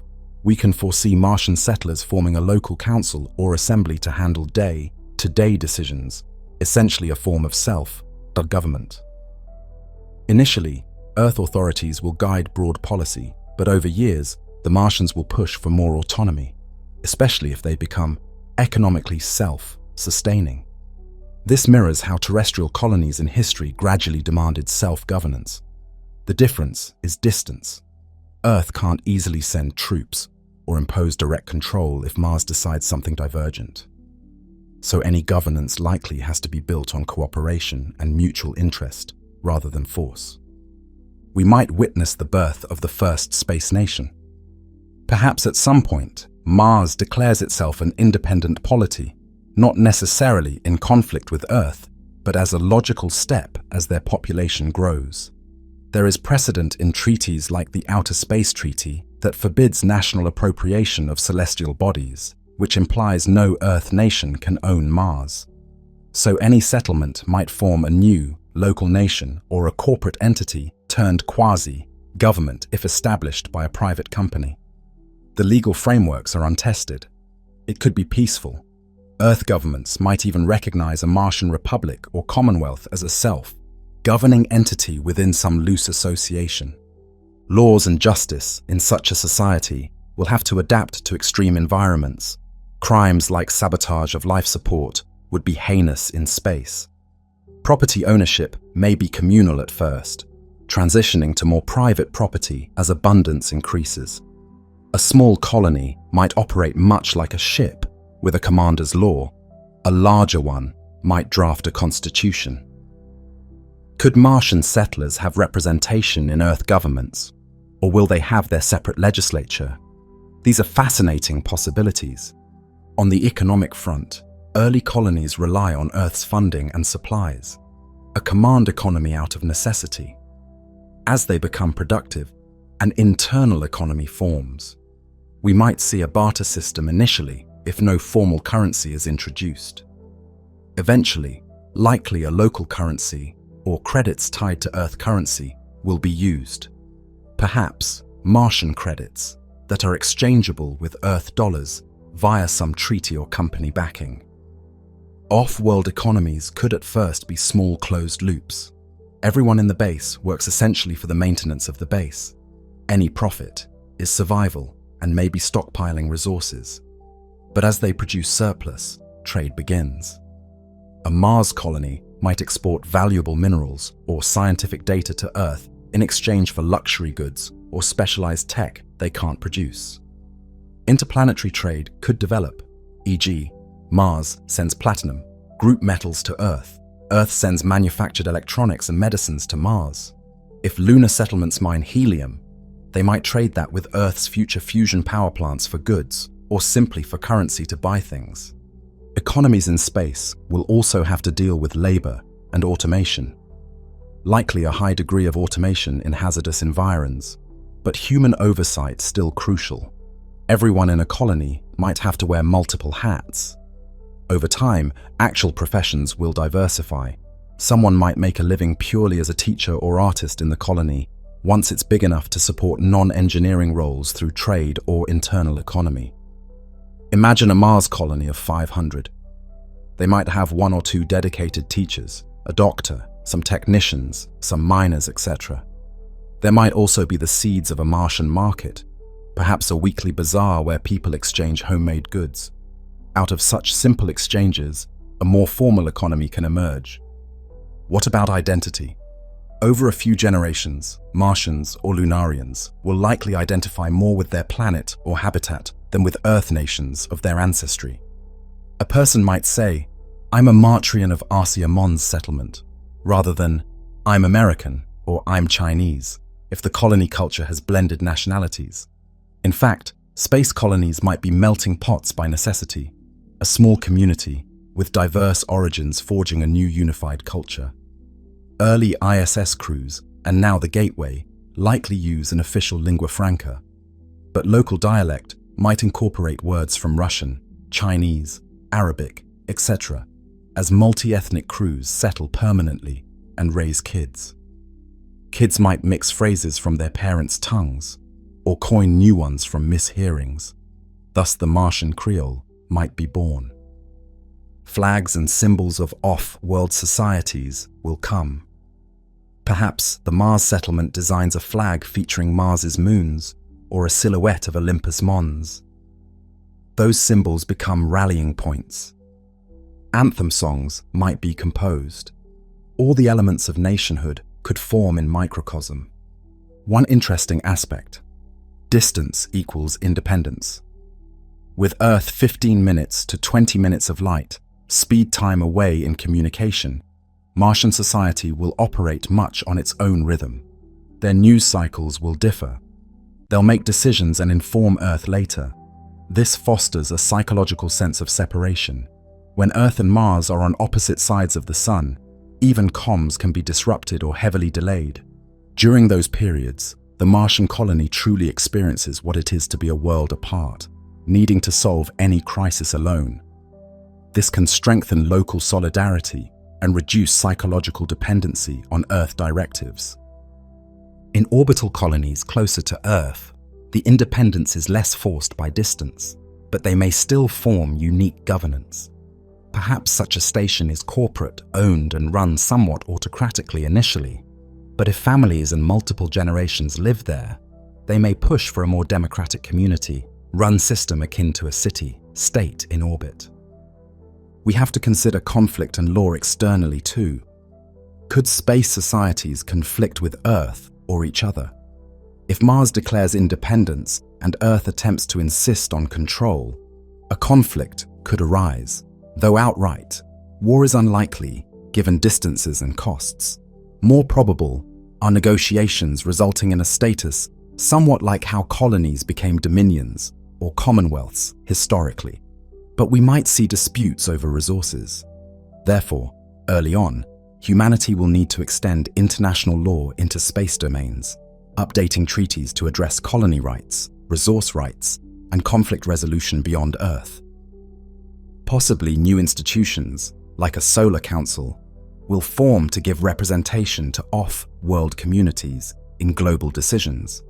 Economically, if off-world production becomes significant, those off-worlders will have leverage and stake in Earth's economy, further entangling interests. A Martian polity might own companies on Earth, or vice versa. There might be something akin to colonial mercantilism, hopefully more enlightened, where Earth and Mars find mutual benefit and share profits, rather than one exploiting the other. The mistakes of colonial history on Earth could be avoided by mindful legal agreements up front. Over time, each off-world society will answer the question, who are we? The first-generation Martians, many being emigrants, will have split identity, but their children and grandchildren might see Earth as the old world.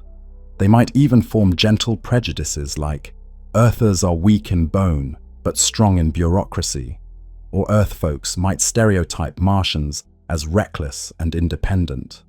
Over generations, these identities become as distinct as nationalities today. Perhaps new ethnicities even, if some biological divergence occurs. If terraforming advances and generations live and die on Mars, after many centuries, they truly become Martian humanity, a branch that would see Mars as the normal environment and Earth as exotic. Visits between planets could then be akin to ancient state visits between faraway countries, requiring adaptation but reinforcing that we are still one human family across planets. Cultural exchange will serve to maintain a bit of unity. Maybe Martians still celebrate some Earth holidays. Meanwhile, Earth might adopt new holidays honoring space achievements or in solidarity with space communities. In essence, expanding into Space Force's humanity to confront its identity on a larger scale. Historically, we expanded across the globe and formed myriad identities. Now, as we spread to other worlds, will we fragment further or find a higher unity? Possibly both. Local societies form, each with autonomy and pride, but all perhaps see themselves collectively as spacefarers or extraterrestrials in the literal sense. And relative to any hypothetical alien intelligences, all those differences shrink, and we'd present as just humans together from different planets. Politics might thus evolve multi-layered, local governance for each colony, and an overarching interplanetary council to manage relations and common issues. Imagine a future UN with not just nation, state representatives, but also planetary representatives. An ambassador of Mars, a delegate from the free moon settlements, an envoy of Titan colony. In a science fiction-like scenario, these bodies debate joint missions or settle disputes. This could be centuries away, or maybe sooner if we get multiple off-world outposts by late 21st century that warrant such coordination. We might also see experimentations with social systems. A small Mars town could try a more direct democracy via technology, or an orbital habitat might be run by a cooperative where each member has equal share and say, essentially a floating kibbutz. Freed somewhat from Earth's entrenched institutions, these pioneering communities might innovate with social contracts, guided by necessity. However, human nature being what it is, power structures and conflicts of interest will inevitably arise. Perhaps some will hoard rare items from Earth or monopolize certain knowledge. Jealousy and politics will then brew. Recognizing this, early charters will likely emphasize fairness and preventing destructive competition. It's often noted by crew that in space, cooperation is not just idealistic, it's literally survival. One person's sabotage or selfishness could kill everyone. So social norms in space are strongly oriented toward teamwork and self-restraint. This ethic might persist into later generations as a cultural value. Martians might consider Earth folk too individualistic or wasteful, while Martians pride themselves on community and efficiency. Conversely, Earth folks might view some space societies as authoritarian if they maintain strict discipline and hierarchy for safety. These cross perspectives can cause friction or admiration depending on context. In sum, society beyond Earth will be a grand experiment, a chance to reimagine structures under new constraints. It could recapitulate in accelerated form the development of nations and economies with the benefit of hindsight. It will certainly mark the true extension of human civilization beyond our cradle, not just flags and footprints, but laws, markets, and identities taking root elsewhere. When the day comes that a Martian teenager can say, "I want to go into politics," or "I'm starting a business," and they mean on Mars for Mars, that will signal that human society has successfully replicated itself off-world with its own momentum. They will hold elections, run enterprises, and form communities guided by their local needs and values. And perhaps they will send representatives to Earth or a solar assembly to voice Martian interests. That interplay will mark the beginning of our species functioning on a planetary scale, not just Earth, global, but solar, system, global. Will we remain one political unit or fragment? Likely multiple units cooperating, much like Earth itself. The hope is that because space demands unity against a harsh environment, our off-world societies may uphold a stronger sense of human solidarity. As one Apollo astronaut said, "From the moon you see no national boundaries." A Martian might never have seen Earth from space, but they will see themselves from space, on a planet devoid of life except their colony, a tiny human bubble in a huge desert. That perspective might be deeply humbling and foster an ethic of brotherhood with any others out there. So, in forging politics and economics beyond Earth, we may do better than we did under the petty rivalries of old, or we might transplant our old habits, but now separated by millions of kilometers. Likely some of both. The key is that for the first time, human society will become plural societies, and our definition of us will expand. There will be an us on Earth and us on Mars, sometimes at odds, sometimes in alliance, but ultimately part of the grand human story. This evolution will continue as we push further. Imagine centuries hence, societies around other stars, truly becoming interstellar, but one step at a time. In our near future, seeing a self-governing Mars community or a bustling free trade hub in lunar orbit will be astonishing yet logical. We are, after all, social animals. Wherever we go, we build social worlds. Outer space is just the next canvas for that eternal human endeavor of forming communities bound by shared rules, doing business, and forging identity. Loneliness, silence, distance, exile. In the vacuum between stars, a spacecraft drifts, carrying a few souls encased in metal. Around them, an infinite silence. Or imagine standing on the surface of Pluto, so far from Earth that the sun is just a bright star, and home is an invisible blue dot, an exile in the cosmic dark. These scenarios epitomize loneliness on a scale humanity has never before encountered. The physical distance in space can translate to profound psychological distance from loved ones, from all that is familiar, from the very cradle of life. Even with robust crews and communication links, space travelers grapple with solitude that can seep into the soul. We must confront and find meaning in this loneliness, or it could become our greatest enemy in the void. Nearly every astronaut has spoken of moments of isolation. In orbit, one can always look down and see Earth bustling below, which provides comfort.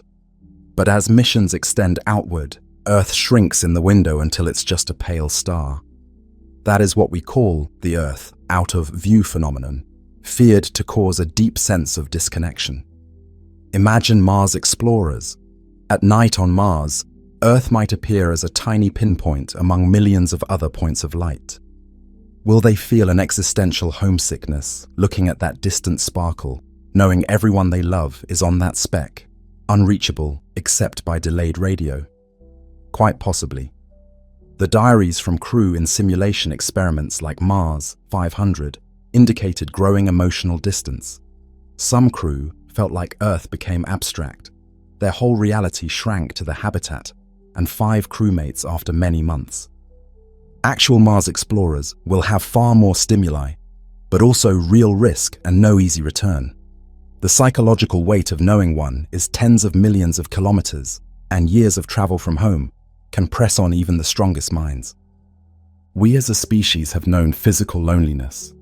Explorers crossing oceans, wintering in Antarctic night, but space adds cosmic loneliness. It's the silence of the interplanetary void. No sound, no sign of life beyond your crew. Some astronauts report that looking into the deep black of space away from Earth can be chilling, a great black emptiness that makes one feel the smallness of our existence. This humbling awareness can lead to awe or to a kind of anxiety about how fragile and alone we are. Future travelers in interstellar space, with no Earth or Sun in sight, will rely on inner resilience and companionship to not succumb to cosmic ennui. We likely will carry pieces of home, video calls, recorded voices of family, perhaps AI companions that simulate conversations to alleviate monotony. But nothing replaces being with those we love. We must make peace with a degree of loneliness. Space pioneers often mention a sense of purpose that sustains them through isolation. They feel part of something grand, which gives them strength. A Mars colonist might endure because they know they are building a world for future generations. This teleological motivation can fill the void where everyday social fulfillment might lack. In a way, they make friends with loneliness by reframing it as solitude in service of a noble quest. Still, there will be dark nights of the soul. Perhaps a lunar miner after a long shift steps outside the habitat alone and looks at the half-Earth hanging in the black sky. They might be struck by an overwhelming pang. I am not on that Earth with everyone else. I am alone on the moon.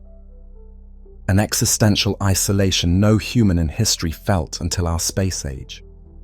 They might cry inside their helmet, or they might find comfort in the familiar Earth light and whisper, "Hello home, I'll see you soon," to that distant sphere.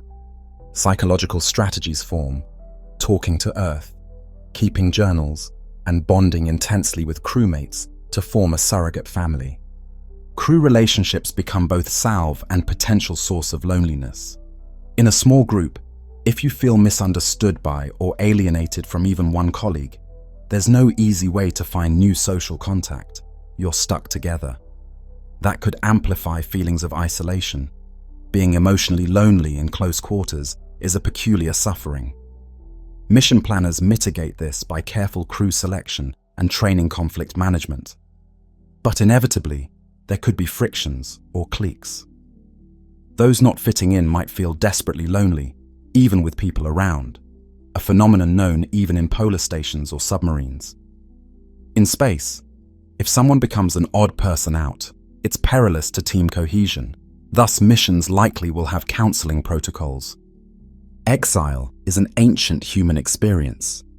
Space explorers might identify with those historical feelings. Reading literature of exile could help them cope and find kinship with Earth-based experiences.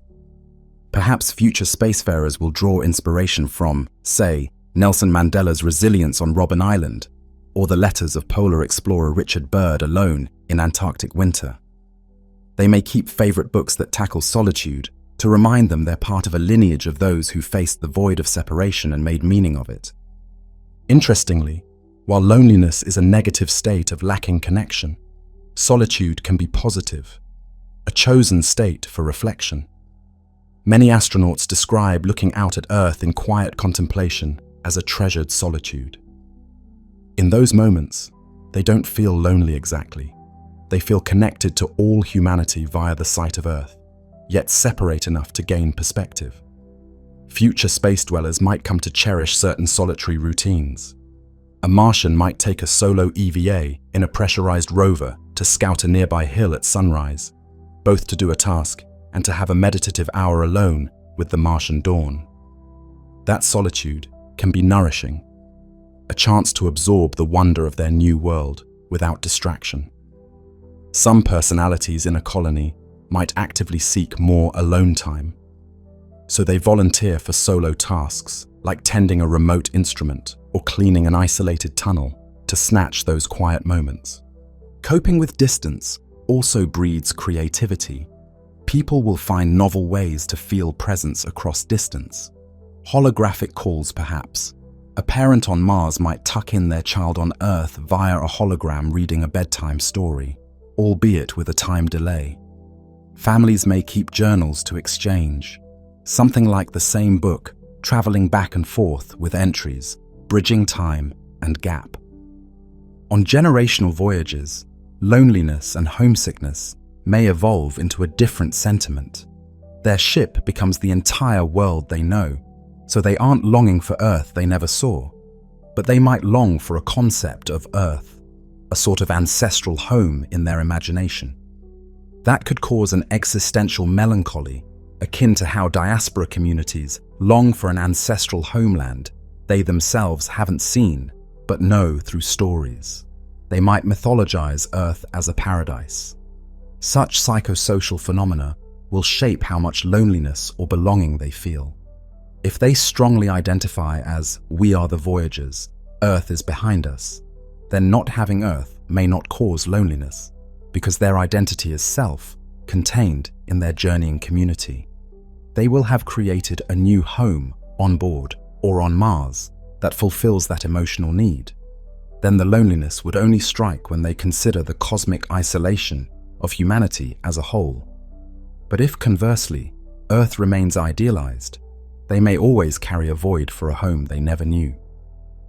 In the end, dealing with loneliness in space will be about connection, maintaining human connection across distances, and fostering deep connections within the crew or colony.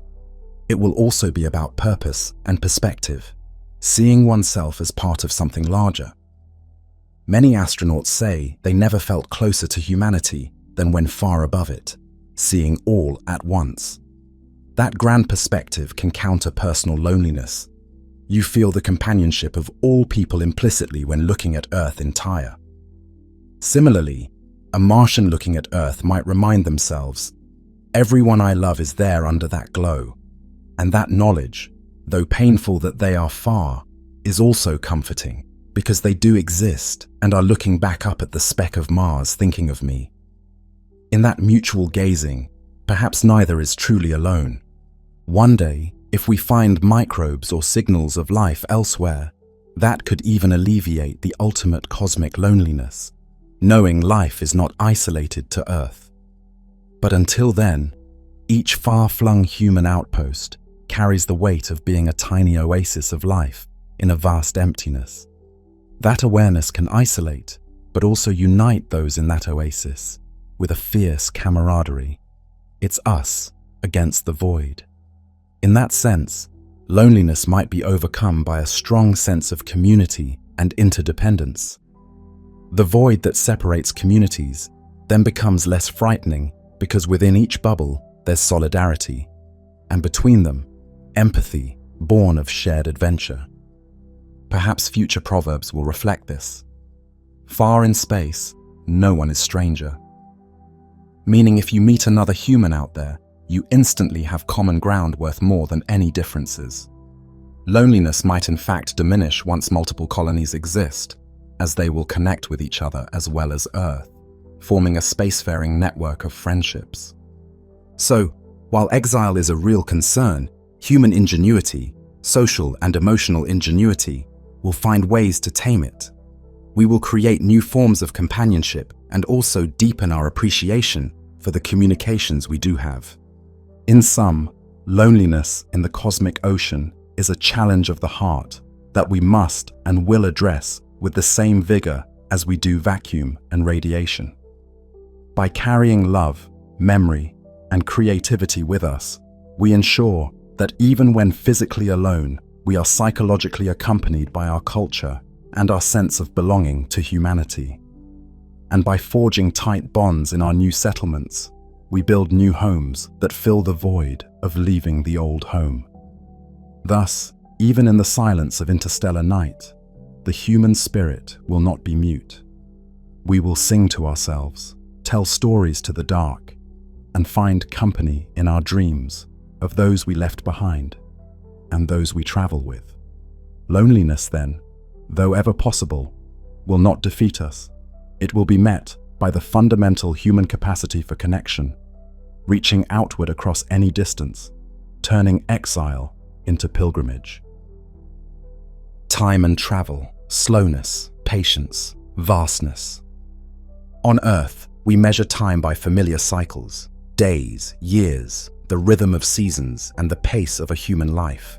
In space, these measures begin to stretch and bend. Journeys between planets take months or years. Interstellar journeys might take generations. The vastness of space imposes slowness on travel that humanity hasn't experienced since the great treks of pre-industrial ages, and even those pale in comparison.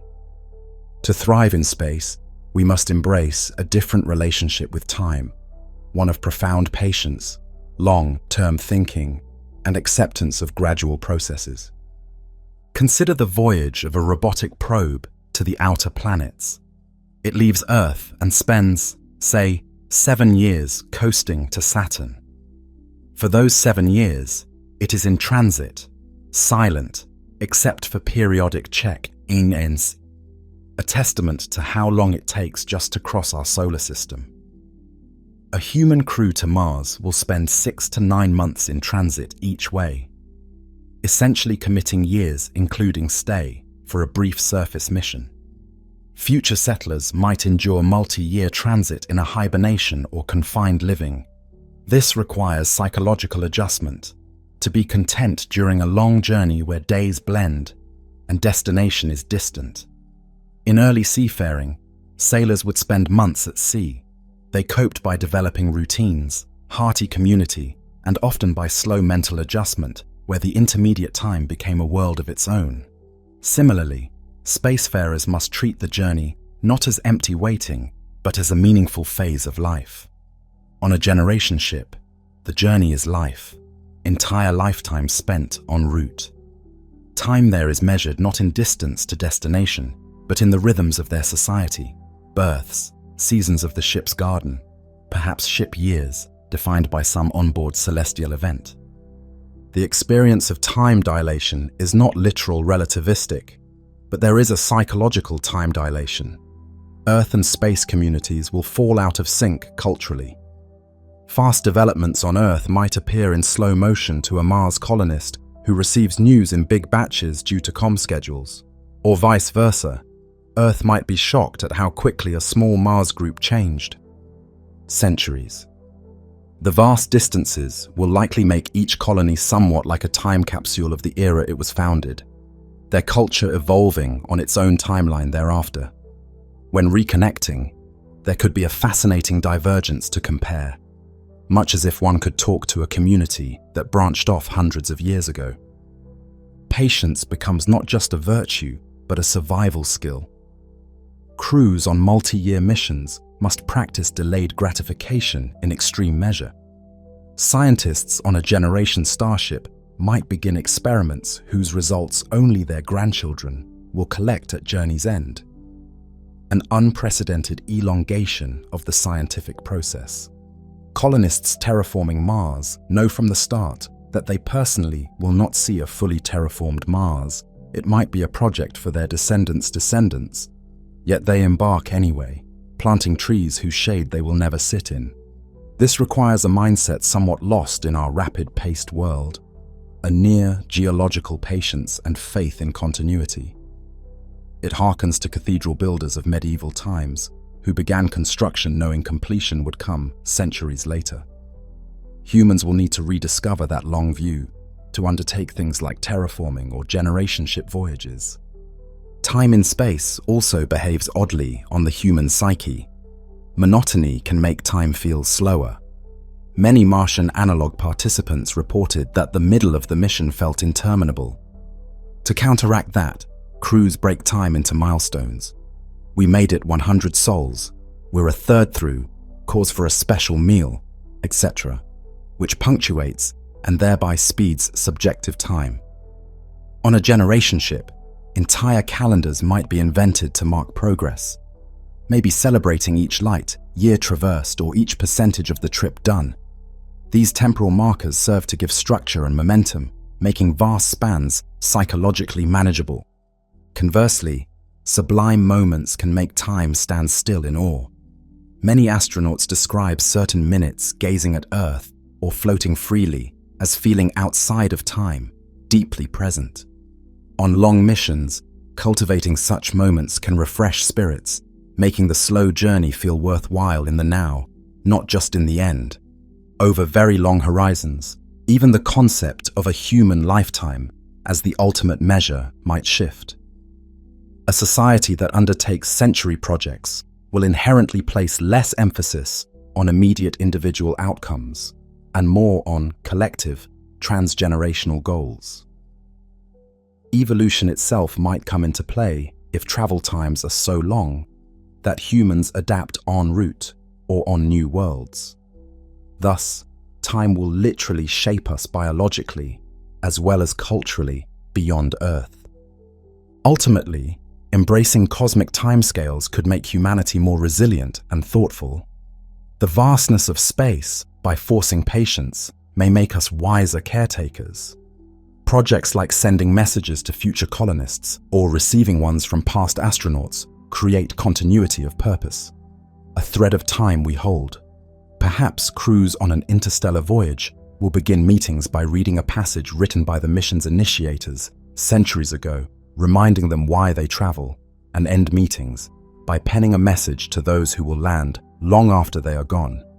In doing so, they weave themselves into a tapestry of time that spans far beyond one lifespan, finding meaning in being a vital link in that chain.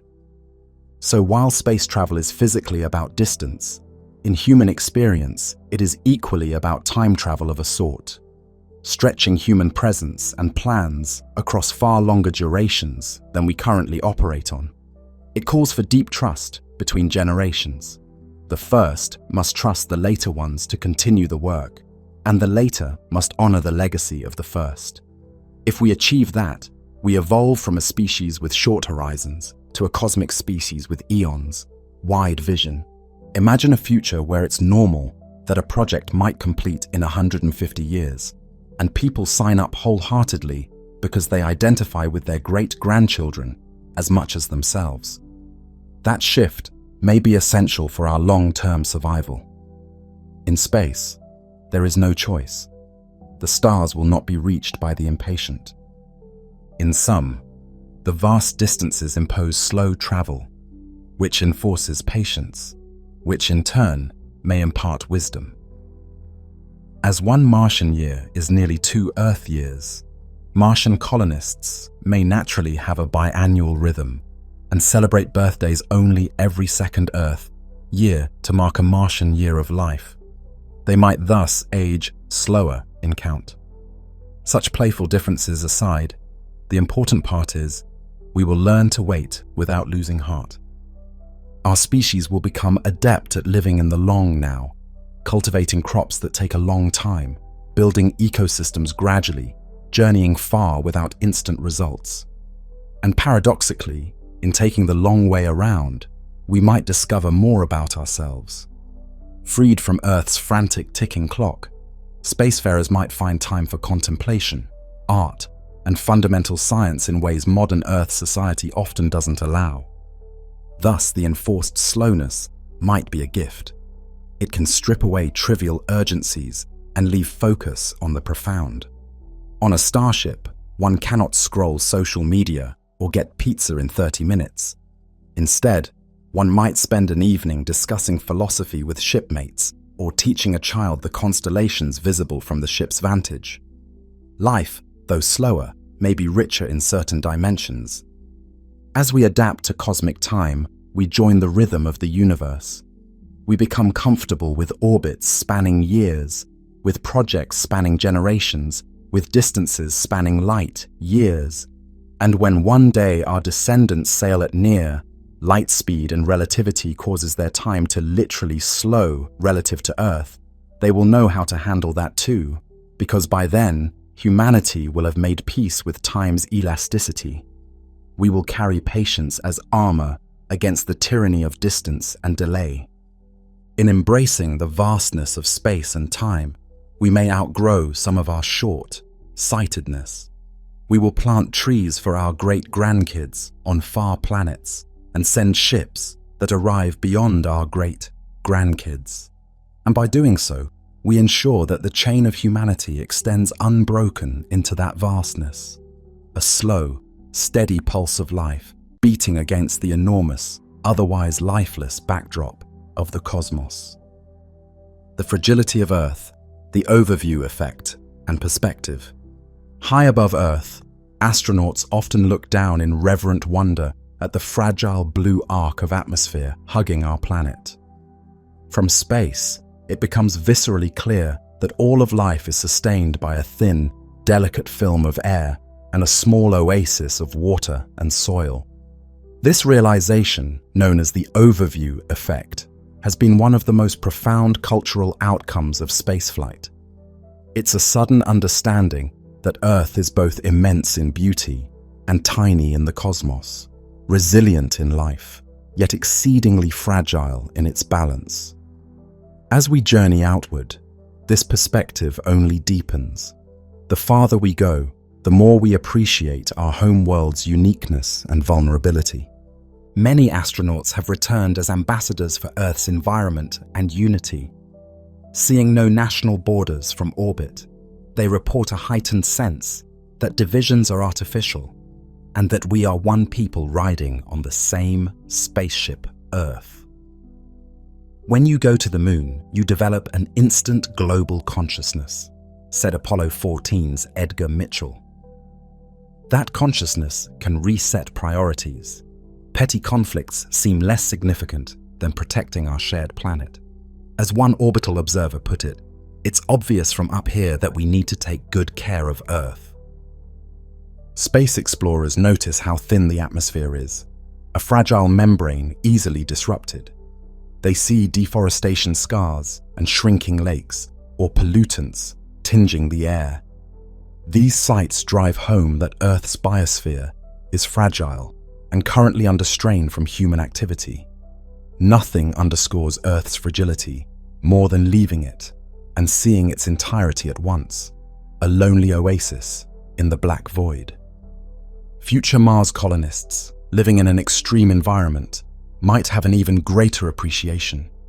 They will know by daily contrast how abundant and nurturing Earth is.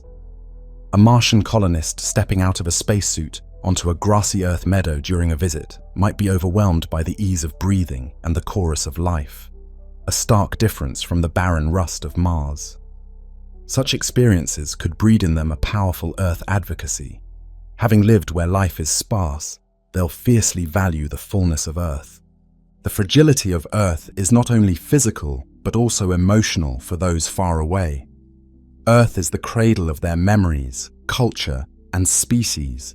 To see it as a fragile ball elicits a protective love. This can galvanize support for preserving Earth's climate and ecosystems. Already, space data informs environmental action. But the human emotional element, astronauts speaking poetically of Earth, perhaps moves hearts even more. One can foresee that when colonies exist, they may celebrate Earth Day with particular reverence, honoring the planet that gave them origin and to which most of humanity remains attached. Paradoxically, leaving Earth may be what saves Earth. By seeing its fragility and uniqueness from afar, humanity might unite to safeguard it. Also, as we develop closed, loop systems in space, we get better at sustainable tech that can reduce our footprint on Earth. The life support on a spaceship is essentially an extreme version of recycling and renewable use, lessons we can apply on Earth to use resources more wisely. In that sense, space exploration and environmentalism are allies, not opposites. We learn how precious water and oxygen are when we have to generate and recycle every drop and breath on a spacecraft. Those techniques come home. The overview effect also fosters a kind of humility and awe. Astronauts often speak of how thin and finite Earth's resources seem. It counters the once prevailing notion that Earth can absorb infinite exploitation. From space, it's obvious. A closed sphere with limited land and water, we have what we have. It needs tending, like a garden. This mindset may become common among spacefarers and hopefully filter to the public via their testimonies. One day, if humans live on multiple planets, Earth may be seen as a kind of sacred ancestral home, a fragile birthplace to be preserved, almost like a holy site. Laws might even protect Earth from undue alteration. In science fiction, one sometimes sees Earth turned into a nature preserve with minimal industry, after humans spread out for heavy industry. That scenario is speculation, but the spirit is that Earth's fragility and value become even more apparent once we have other places to do the dirty work. Perhaps heavy mining and energy production will shift to Moon or asteroids, relieving Earth, leaving Earth to be more of a garden and cultural haven, recognized as unique. Standing on another world, a person might look up at the small Earth in the sky and finally, viscerally, understand what all our philosophers have said, that we are one family on a tiny island in space. This understanding, seeded by photos like Apollo 8's Earthrise and Apollo 17's Blue Marble, will only deepen as space travel widens. Perhaps it will lead to more global cooperation. It's notable that the International Space Station, a symbol of unity, emerged partly from that very awareness and has arguably softened geopolitical tensions among partner nations. If a Mars mission is international, those crew will see themselves as Martians together, not separate nationalities. When they look at Earth, they won't see country borders. They'll see one fragile home. And that could reflect back on Earth attitudes via media and education. In summary, leaving Earth has shown us Earth's fragility and need for care in a way nothing else could. It has given us environmental guardians in the form of astronauts and images that have fueled environmental movements. As we go farther, that effect should amplify. Possibly the first human to stand on Mars and look up to search for Earth's pinprick will return an even more passionate advocate for protecting our oasis. The challenge is to ensure this overview perspective permeates human consciousness widely, not just among those who travel. Perhaps virtual reality and ubiquitous space imagery can give ordinary citizens a taste of it. Or maybe in the future, off-world tourism becomes common enough that a sizable fraction of humans experience the overview effect directly. That could be transformative on civilization scale. A generation of leaders who have seen Earth's fragility with their own eyes might treat global issues with the seriousness and unity they require. Thus, the fragility of Earth lesson might be one of space exploration's greatest gifts to humanity. It holds a mirror up to us from a distance and says, "Take care, this is all you have." It's fitting that traveling so far has taught us to better cherish what is near. In building settlements beyond Earth, we should carry this ethic with us. Treat each new world with respect. Don't repeat mistakes. Mars, for instance, is pristine now. If we colonize it, we should do so sustainably and with regard for preserving its scientific value and any natural beauty. The fragility of Earth lesson can become a general principle. Any world's environment is precious, whether harboring life or not. Finally, seeing Earth as fragile also reminds us of our own fragility. One thin hull breach, one environmental collapse, and life can perish, be it a habitat or a whole planet's biosphere. It's made clear that our survival is not guaranteed unless we act as careful stewards. Yet the flip side is hope. Earth's beauty from space also underscores what an amazing oasis we have. It's fragile, yes, but also tenacious.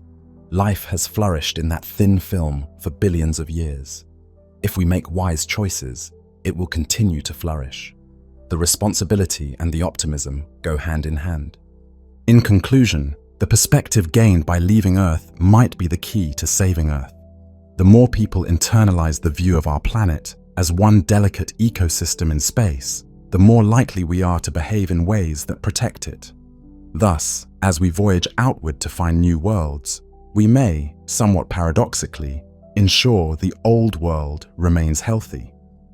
In caring for our fragile Earth, we demonstrate that we have truly learned one of space travel's fundamental lessons, that there is no place like home, and home must be guarded with all our skill and heart. How? Ethics. Should we go? Amid the excitement of starry frontiers lies a fundamental question. Should we venture out at all? Just because we can reach other planets or build powerful technologies, do we have the right or the wisdom to do so? The ethics of space exploration and colonization demand careful thought. We must balance our drive to discover and expand with humility, caution, and moral responsibility to other life, to our own humanity's needs, and to the cosmic environment. One ethical concern is the risk of neglecting Earth. Critics ask, why spend billions to send humans to Mars when people on Earth lack food, or when climate change threatens our existence here? Isn't it unethical to divert resources outward while home needs fixing? This is a compelling argument. The counter argument is that space exploration yields knowledge and innovations that help Earth, and that it addresses fundamental human curiosity that enriches our civilization. Still, the critique has merit. We must ensure our push outward does not become an escape from problems we should solve here. Many space advocates argue it's not either or, we can do both, and indeed, the overview effect has helped Earth's cause. Ethically, it may be seen as acceptable to explore if we keep Earth's well being as a priority as well. The ethic might be, do no harm to Earth in the process of leaving it, and ideally, help Earth through what you gain. Another ethical dimension: planetary protection. If Mars harbors even microbial life, our arrival could contaminate or even destroy that biosphere. Is it ethical to colonize a world that is already an ecosystem for native life, however simple? Many argue it would be morally wrong to wipe out Martian life for the sake of human expansion. This parallels historical colonization mistakes, but on an interspecies, interplanetary scale. Accordingly, current policies require us to search diligently for life before establishing crewed bases. If Mars is found sterile, then the ethical issue shifts. Perhaps then we have a green light to terraform or populate it. But if life is found, humanity faces a profound choice. Leave Mars alone as a sanctuary for that life. Attempt a controlled cohabitation where we restrict human areas and leave wild Martian life zones untouched. These decisions will be ethical crossroads. Some ethicists say we have a duty to allow alien life its own evolutionary path without interference, a kind of cosmic bioethics principle. Others suggest if Martian life is microbial and limited, humans could ethically introduce Earth life to start a richer biosphere. This ties into whether we view ourselves as gardeners of the universe or guardians of pristine nature. There's no easy answer until we know what's out there. What about ethical use of space resources? Space offers immense materials, which could help human prosperity. But who owns them? And is it fair for wealthy nations or companies to stake claim and profit? The Outer Space Treaty says no nation can claim sovereignty, but newer laws allow companies to mine and own extracted resources. Some argue this is ethical if it benefits humanity broadly. Others fear a space gold rush that leads to inequality or conflict in space. Possibly an international regime needs to oversee space mining ethically, perhaps requiring those who exploit space resources to share a portion of benefits globally. The ethics of economic expansion in space revolve around justice and equity, ensuring space is not just for the rich, and that its wealth, if tapped, helps reduce poverty or hardship on Earth, not just line corporate pockets. Human rights in space also come up. If settlers are under a corporation's authority, we must ensure their rights and well-being. Historical colonialism had abuses, debt bondage, exploitation. We must avoid repeating that off-world. This means establishing legal frameworks so that space colonists have representation, safety standards, the right to leave and return to Earth if they wish, etc. A Mars colony ethically should not become a penal colony or forced labor camp under guise of exploration. It should be built on consent and enthusiasm of its members, and they should maintain the right to dissent or shape their governance. Environmental ethics extend beyond Earth now. We have to consider whether it's right to reshape entire worlds or litter orbit with debris. Our activities can damage space environments, e.g. Kessler syndrome from too much orbital junk could make launching dangerous for decades. Ethically, those who put objects in orbit have a responsibility to de-orbit them at end of life or find solutions to clear debris. For other planets, even if lifeless, there's value in preserving their natural state for scientific and aesthetic reasons. Possibly a compromise ethic, terraform partly or in contained ways, preserving some regions, or time, phase it. Do pure science study for, say, another 50 years, then consider larger projects. Another angle, should we risk humans at all? It is dangerous, people will die. Is it ethical to send astronauts on a one-way mission to Mars, where they might perish of radiation or accident? Those individuals can volunteer, yes, but society sanctioning essentially a likely fatal endeavor is heavy. Historically, explorers risked death and society accepted it for greater good of discovery. If the individuals are fully informed and willing, many argue it is ethical. Human spirit compels exploration even at personal risk. But we must not be cavalier. We owe them best possible safety measures and an open acknowledgement of risks. The ethics of crew care mean we must also consider mental health risk. Only if they are screened and willing. Some suggest use robots and AI instead of humans for initial exploration due to risk, an ethical calculus valuing human life highly. Yet others respond that the human presence is invaluable in ways robots cannot replicate, and that consenting adult explorers have the right to risk themselves for such meaningful endeavors. Intergenerational ethics arises in projects like generation ships or terraforming. Those choices commit future unborn generations. Is it ethical to send a generation ship knowing future children will be born in space with no choice in being there, possibly unable to ever go to Earth. We touched on that in children's section. It's a weighty moral thing to consign descendants to a particular path. One might argue it's only ethical if that path clearly leads to a viable world for them. If the mission is too uncertain, it edges into risking the fate of future people without their consent. Imagine if halfway the ship fails and the later generation has no way back. Some could say the original planners did something unethical.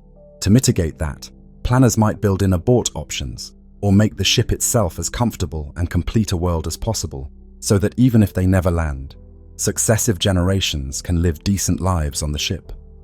Terraforming binds future generations to upkeep a planetary project they didn't start. Is that ethical? If it's beneficial, perhaps yes, as it expands their opportunities.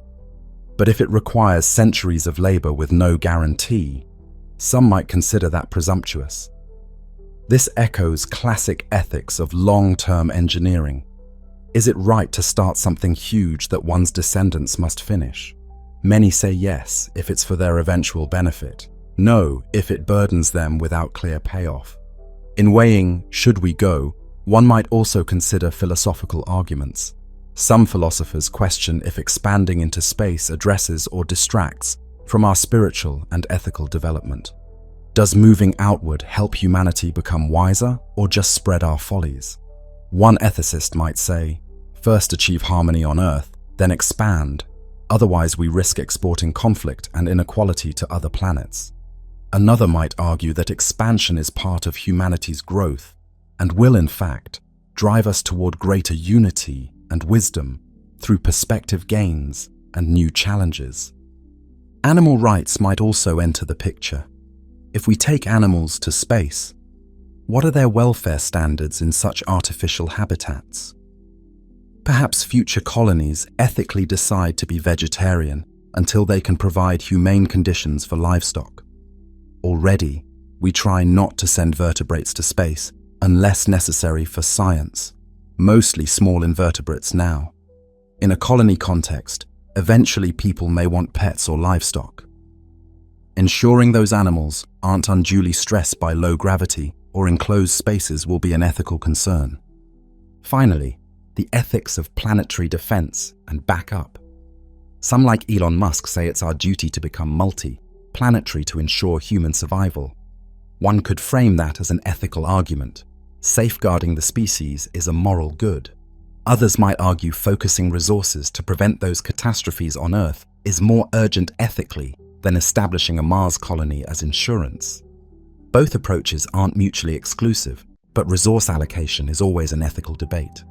In conclusion, should we go is answered by many with yes, but responsibly.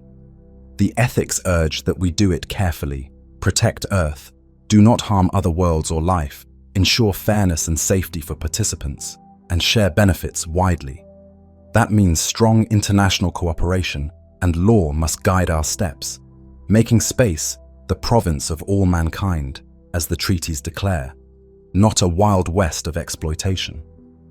If we adhere to these ethical principles, space exploration can be a noble endeavor that elevates humanity, rather than a reckless indulgence or new colonialism. The very debate is healthy. It forces space agencies and companies to consider impacts deeply before acting. As a result, our ventures are more likely to be sustainable and just. By grappling with, should we go, we refine how we go, making sure that as we expand our physical presence, we also expand our moral circle. The dream of the stars, then, isn't just a triumph of engineering, but also a triumph of ethical progress, showcasing that humanity can extend its reach without losing its conscience. Indeed, perhaps confronting the cosmic environment, so empty and free of moral agents except us, compels us to become the moral agents of the cosmos, carrying ethical consideration to places where previously there was only barren matter. Thus, yes, we should go, but guided by humility, respect, and wisdom. In doing so, we answer the question not with mere ambition, but with a thoughtful and principled approach that honors life, both ours and whatever we encounter, and honors our home even as we leave it. If we cannot do it ethically, perhaps we shouldn't go. but I believe we can rise to that challenge. In fact, the very process of debating it is a sign that humanity is striving to grow ethically in tandem with its technological growth. And that gives hope that we will be careful shepherds of the wider solar ecosystem, not just explorers.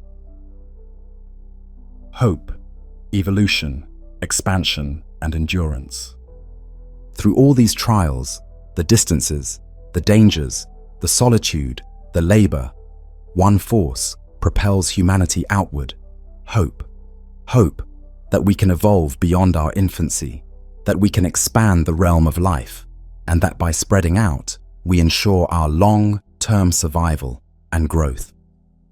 In the vacuum of space, hope is as essential as oxygen. It is the quiet confidence that our efforts will lead to a better future for our species.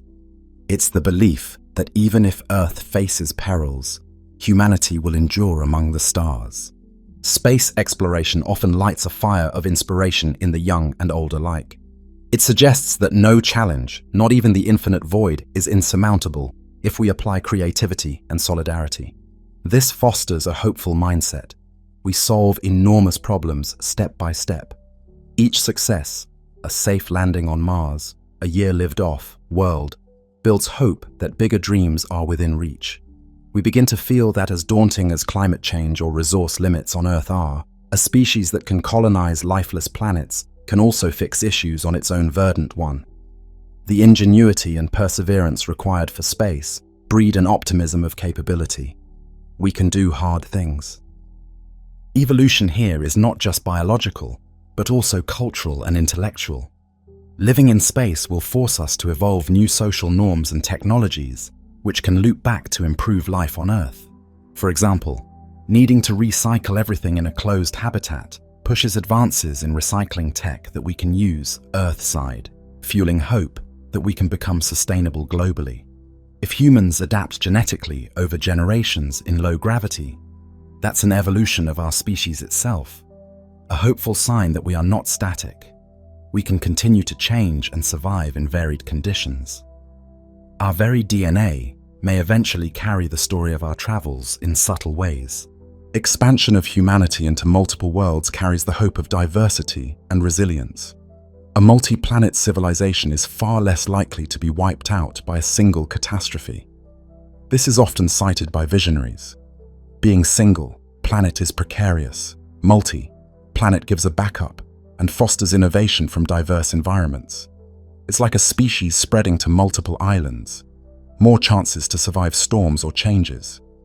Knowing we have people on Mars and maybe habitats in orbit might relieve that subconscious anxiety that all our eggs are in one basket.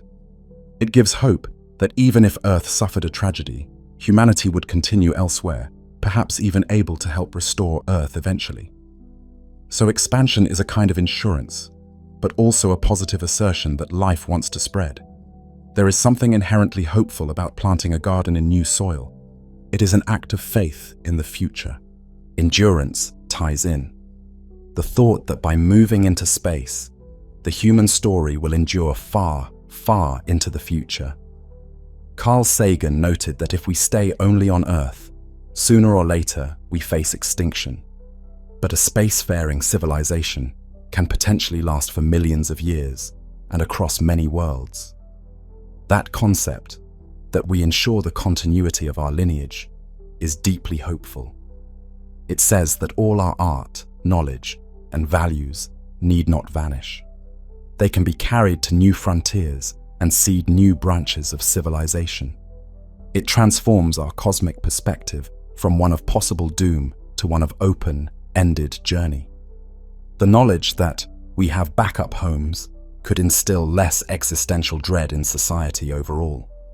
Space also engenders hope by uniting people under shared goals.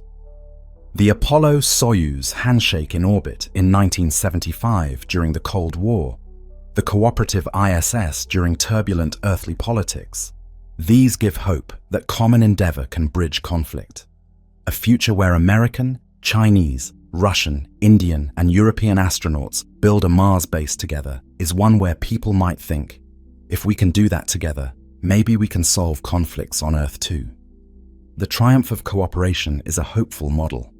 The sheer beauty and wonder encountered in space, Earthrise views, rings of Saturn, newborn stars in nebulae, fills one with hope in the grandeur of the universe. It suggests a positive notion that there is so much more to experience and understand. We are not confined to a doomed rock. The cosmos is full of possibility and perhaps other life or new knowledge that can enrich us. This can combat despair by replacing it with curiosity and a frontier spirit.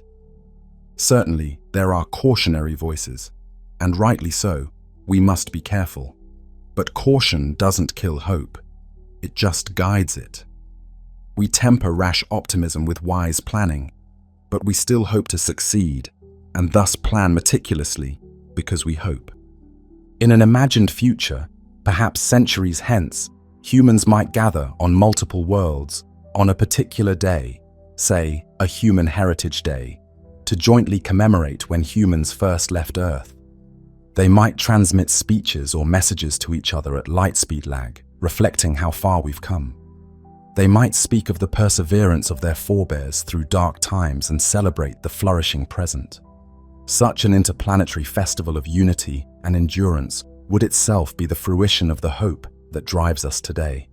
We can envision those distant children of Earth, living confidently across the solar system and maybe beyond, looking up at the stars we once inhabited and saying, they had hope, and we are the living proof that it was not in vain. Every step of this journey, from the first orbit to the first step on an exoplanet, is built on hope that the step will lead to another. In sending Voyager probes beyond the solar system, we even attached golden records with sounds and images of Earth, a hopeful greeting to any who might find them, and a time capsule for future humans too. It was an act of optimism that knowledge and goodwill should be cast into the cosmic sea, trusting someone or something will receive it. In the end, the question, should we go, can be answered in part by, we should go if it feeds the better angels of our nature. And it does. It gives us perspective, unity, innovation, and aspirational goals. These are hopeful qualities that can help solve problems at home too. Thus, our expansion is not an escape from Earth's problems, but a catalyst to solve them, and a promise that even if some problems cannot be fully solved, humanity will still have a future. It's a plan B that reinforces plan A, because those who venture out gain perspective that makes them more determined to protect Earth. It's as if by ensuring our species' endurance, we free ourselves to tackle today's challenges without fear-driven paralysis. There is also a broader hope that in carrying life to barren worlds, we infuse the universe with meaning and diversity. Many see a moral good in spreading life's light, a form of cosmic altruism. If we someday green Mars, we will have taken a sterile planet and given it ecosystems. In doing so, we continue the work nature began on Earth. That continuity is hopeful on an almost spiritual level. Life becomes harder to extinguish and more abundant. Even the potential contact with other intelligences is a hopeful intrigue. By exploring and sending messages, we express hope that we are not alone, or that we can at least announce our presence to the universe. It's a gesture of optimism to include a greeting on every interstellar probe. It shows we expect there could be someone to greet. And if one day we do find evidence of others, that will open a profound new chapter, fraught with caution, yes, but also fulfilling one of humanity's deepest hopes, that life and mind aren't unique to us, that we can learn from peers among the stars. Ultimately, the journey into space is an expression of one of humanity's best qualities: hope in progress and discovery. We have always looked up and wondered. Now we leap up and wander. That act, born of hope, will likely ensure our long-term survival and growth. It is fitting that many rockets are named with hopeful words. As our habitats expand, So will our hope, each success reinforcing that initial faith in ourselves. Standing on the threshold of the cosmos, we choose hope over fear. We choose to venture forth believing the risks are worth it, that the unknown holds wonder, not just danger. And time and again, our experiences, from orbiting Earth to walking on the moon, have validated that hope with tremendous rewards of knowledge and perspective. So in hope, we go. Carefully, yes, and ethically, yes, but boldly as well. Hope is the sun lighting our way in the dark ocean of space. As we sail farther, that sun of hope rises ever higher, illuminating paths we once thought impossible. In the grand cosmic morning, we find ourselves not lost in infinite night, but at the dawn of an open future, our horizons unbound. In that lies the ultimate hope, that humanity's story is just beginning, and that by venturing upward and outward with wisdom and compassion, we set the stage for countless chapters to come among the stars. A final meditation, home now among the stars. Picture a lone explorer standing inside a transparent dome on a distant world. Through the glass, they gaze not at Earth in the sky. Earth is far behind, but at a starfield of unknown constellations. Perhaps nearby, a new sun rises over alien hills, casting blue shadows on the ground. Behind the explorer, a settlement's lights twinkle, a cluster of habitats and gardens under domes. In the sky, there might be the faint glow of an orbiting ship or station, the vessel that brought them, or a satellite linking them to far-off humanity. The explorer places a hand on the glass and feels a swell of emotion. This is not Earth, yet it is home now. In that quiet moment, they reflect on how far humanity has come. The stars once fixed in legend are now locales visited or lived at. They think of the person in orbit overhead, perhaps a loved one on a ship bound further outward. Once, that would have felt like unbearable separation, but now it's part of the tapestry of their lives. Distance has become relative. Love and connection persist across light, years through the beams of comm lasers carrying heartfelt messages. They feel no less connected to that person than an earthbound person feels to someone across an ocean. Human bonds have stretched across space and remained strong. The explorer's mind drifts to Earth. On a clear night occasionally, their settlement can spot Sol, our original sun, as a particularly bright star among others. Earth itself is too small to see without a telescope now, but the explorer knows it's there, circling that star along with Mars, Jupiter, and all. What a marvel, they think, that we came from that tiny spark and built new lives out here. They don't feel sadness now, because they carry Earth within them, in their accent, in their customs, in perhaps a locket of pressed flowers their grandmother gave them from an Earth garden long ago. Earth lives in their heart, and they realize something profound. Home is not a single planet or place. Home is the community of life and memory they carry. They smile, looking at the new world's landscapes. Once, their ancestors felt exiled leaving Earth, but over generations, that ache transformed into a sense of belonging on this world too. They have made it familiar, seeded earth plants in its soil, built houses filled with laughter and art.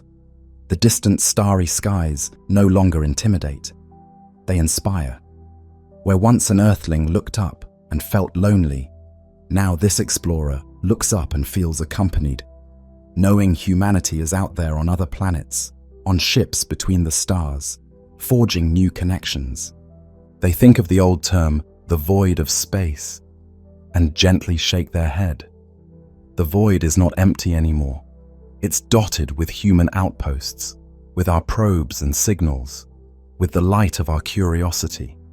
The universe has become, in some small measure, alive with us, and in turn, we have become larger, not in ego, but in understanding. We see ourselves as part of a cosmic family of worlds now. This person in the dome might have friends on 3 different planets and correspond with colleagues on a space station orbiting a distant moon. Their concept of neighborhood has expanded unimaginably from centuries ago, yet to them it feels normal. They place a palm on the cool glass and feel grateful to those early explorers who took the first steps to allow this moment. That first person in orbit who gasped at Earth's fragility, that first moonwalker who spoke of a giant leap, the first Mars crew who braved isolation. All those courageous souls carried the flame of humanity outward. Now it burns securely here on this far planet, warming homes, fostering life and culture anew. The explorer murmurs a thank you, perhaps even saying a small prayer or good wish that those pioneers know their legacy thrives. Outside, an alien wind blows dust across the plain, a reminder that this is not Earth. Challenges remain. The air outside is unbreathable, and the dome is life's shield. But the explorer doesn't feel fear. They feel pride in how well their society has managed, how they've bent this harsh environment gradually towards habitability without losing reverence for its original state. Nearby, a patch of transformed soil shows green sprouts, part of a centuries-long terraforming experiment carefully monitored. It's small now, but it symbolizes hope that one day, this world too will host forests and lakes under a human-made sky. Whether that happens in their lifetime, they don't know, but they find comfort that their children or grandchildren might walk freely on this land. The distant ship in orbit is preparing to depart further outward, perhaps a generation ship destined for another star. The explorer in the dome thinks of the people aboard that ship. Some dear friends are among them. It could be 100 years before that ship sends word of arrival. Yet the explorer smiles, because this is how far humanity's trust in the future has come. We plant seeds we will never see fruit, with faith that others will harvest. That ship is an ark of our species' hope, leaving from this colony, which itself was once the frontier. In the dome, the explorer hums a tune, an old Earth lullaby they will sing to their child tonight. Overhead, as twilight falls, a familiar pinpoint appears. It is Earth's sun setting, small, but still golden. The explorer whispers softly a line from that lullaby. Though worlds divide us, our hearts are one. In that simple phrase lies the truth they live by. That distance cannot truly divide the human family. We have found ways to remain one people across many homes. As the stars ignite in the darkening sky, the person feels a profound peace. They turn and look at their settlement. Through another window, they see their child waving at them from inside, calling them in for supper. They wave back and begin to head home. Home, a word that now has many layers for them. Home is the cozy lit room where their family eats and laughs. Home is also Earth, shining afar, cradle of their lineage. Home is the new planet under their feet, adopted fully. Home is even the spaceship departing, carrying friends and hopes, an extension of their community. And home, ultimately, is the universe itself, now not a void, but a network of places where humanity resides. They step through the airlock into their habitation, greeted by the scent of stew. Their child runs up excitedly, asking, "Did you see the starship go?" They kneel and hug the child, answering, "Yes, I watched it sail. One day, you might sail to another world too." The child smiles, unafraid. For this little one, the idea of multi-year journeys or multi-planet life is normal. They were born into a multi-planet humanity. They will take it forward. In that warm embrace under an alien roof, in that moment of familial love carrying on light years from Earth, We see the fulfillment of our ancestors' greatest hopes. We endured, we ventured, we found and made new homes. We brought life where there was none, and learned anew how precious life is. We linked star to star with our courage and caring. Looking over the child's shoulder, the parent sees through the window the glimmer of the departing starship one last time before it vanishes into the night. They silently wish its crew well, safe journey until our paths cross again. Perhaps decades from now, their descendant will receive that ship's hail from another sun. That thought is astonishing yet plausible now. The parent feels tears, not of sadness, but of awe and gratitude. In the great tapestry of the cosmos, humanity is weaving bright new threads. We are no longer confined to one small patch. We roam and create across the vast black cloth, connecting distant points with lines of travel and communication, turning the darkness into a canvas of our journey. They think of the word home. It used to mean the valley or country one was born in. Then it expanded to mean Earth when we saw Earth from space. Now, for this person, home is both Earth and this new planet, and potentially the stars beyond. Home has become wherever humans live in harmony. With a final glance through the window at the stars, which no longer seem cold, but inviting, the explorer closes the shutter. Inside, their family gathers around the table. They join them. A window is open to a greenhouse pod, where a night, blooming flower brought from Earth spreads its fragrance. On the shelf is a small globe of Earth, and beside it, a small model of this planet. The family keeps both as cherished symbols. They begin to eat and share stories of the day. Laughter fills the habitat. Outside, the alien wind continues to blow, but the human colony shines with warmth and life against the alien night. In this simple scene lies something extraordinary. Humanity has made the universe our home. We carry our flame of life wherever we go, and it brightens the lonely darkness. What began with someone peering out of a tiny capsule window at a blue Earth has led to people living and loving under distant suns. The question, what if we could live in space, has been answered by their very lives. No, they are no longer visitors. They live here, and they do not feel lost or adrift. They have found connection, even far from Earth. Their children will call this world home without a second thought, and will learn of Earth as an origin they respect and perhaps visit, but maybe do not yearn for with pain because their life is full here. This is home now, not in the sense of replacing Earth, but adding to Earth. Humanity has not forgotten its birthplace. In fact, we appreciate it more, but we have also embraced new homes, proving the spirit of home can be created wherever we bring our humanity. As the family in our final scene finishes dinner, the child sleepily asks for a bedtime story. The parent chooses perhaps the story of how humans first left Earth, a grand tale now part of their lore. The child listens, eyes shining, to the adventures of Armstrong, of Curiosity rover, of the first Mars landing, of the great journey that brought their grandparents to this planet. In the child's mind, these aren't just bedtime myths. They are the stepping stones that allow them to exist and dream. After the child is tucked in, the parent steps outside the habitat one more time.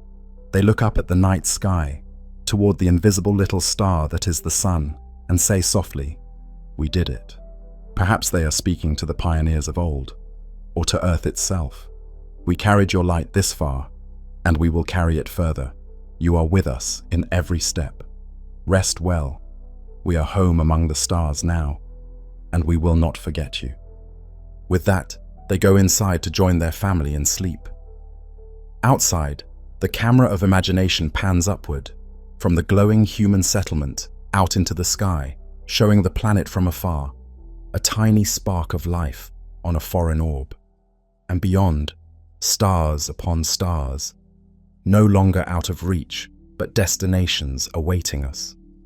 Our view fades with the knowledge that humanity has begun a new chapter, one not of exile, but of expansion, grounded in remembrance of Earth's fragility and a commitment to carry Earth's legacy responsibly outward.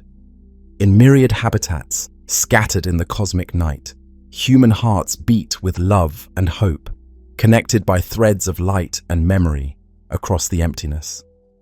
We end on the image of Earth itself as seen from that distant world, a pale blue dot in a sunbeam, as Carl Sagan described.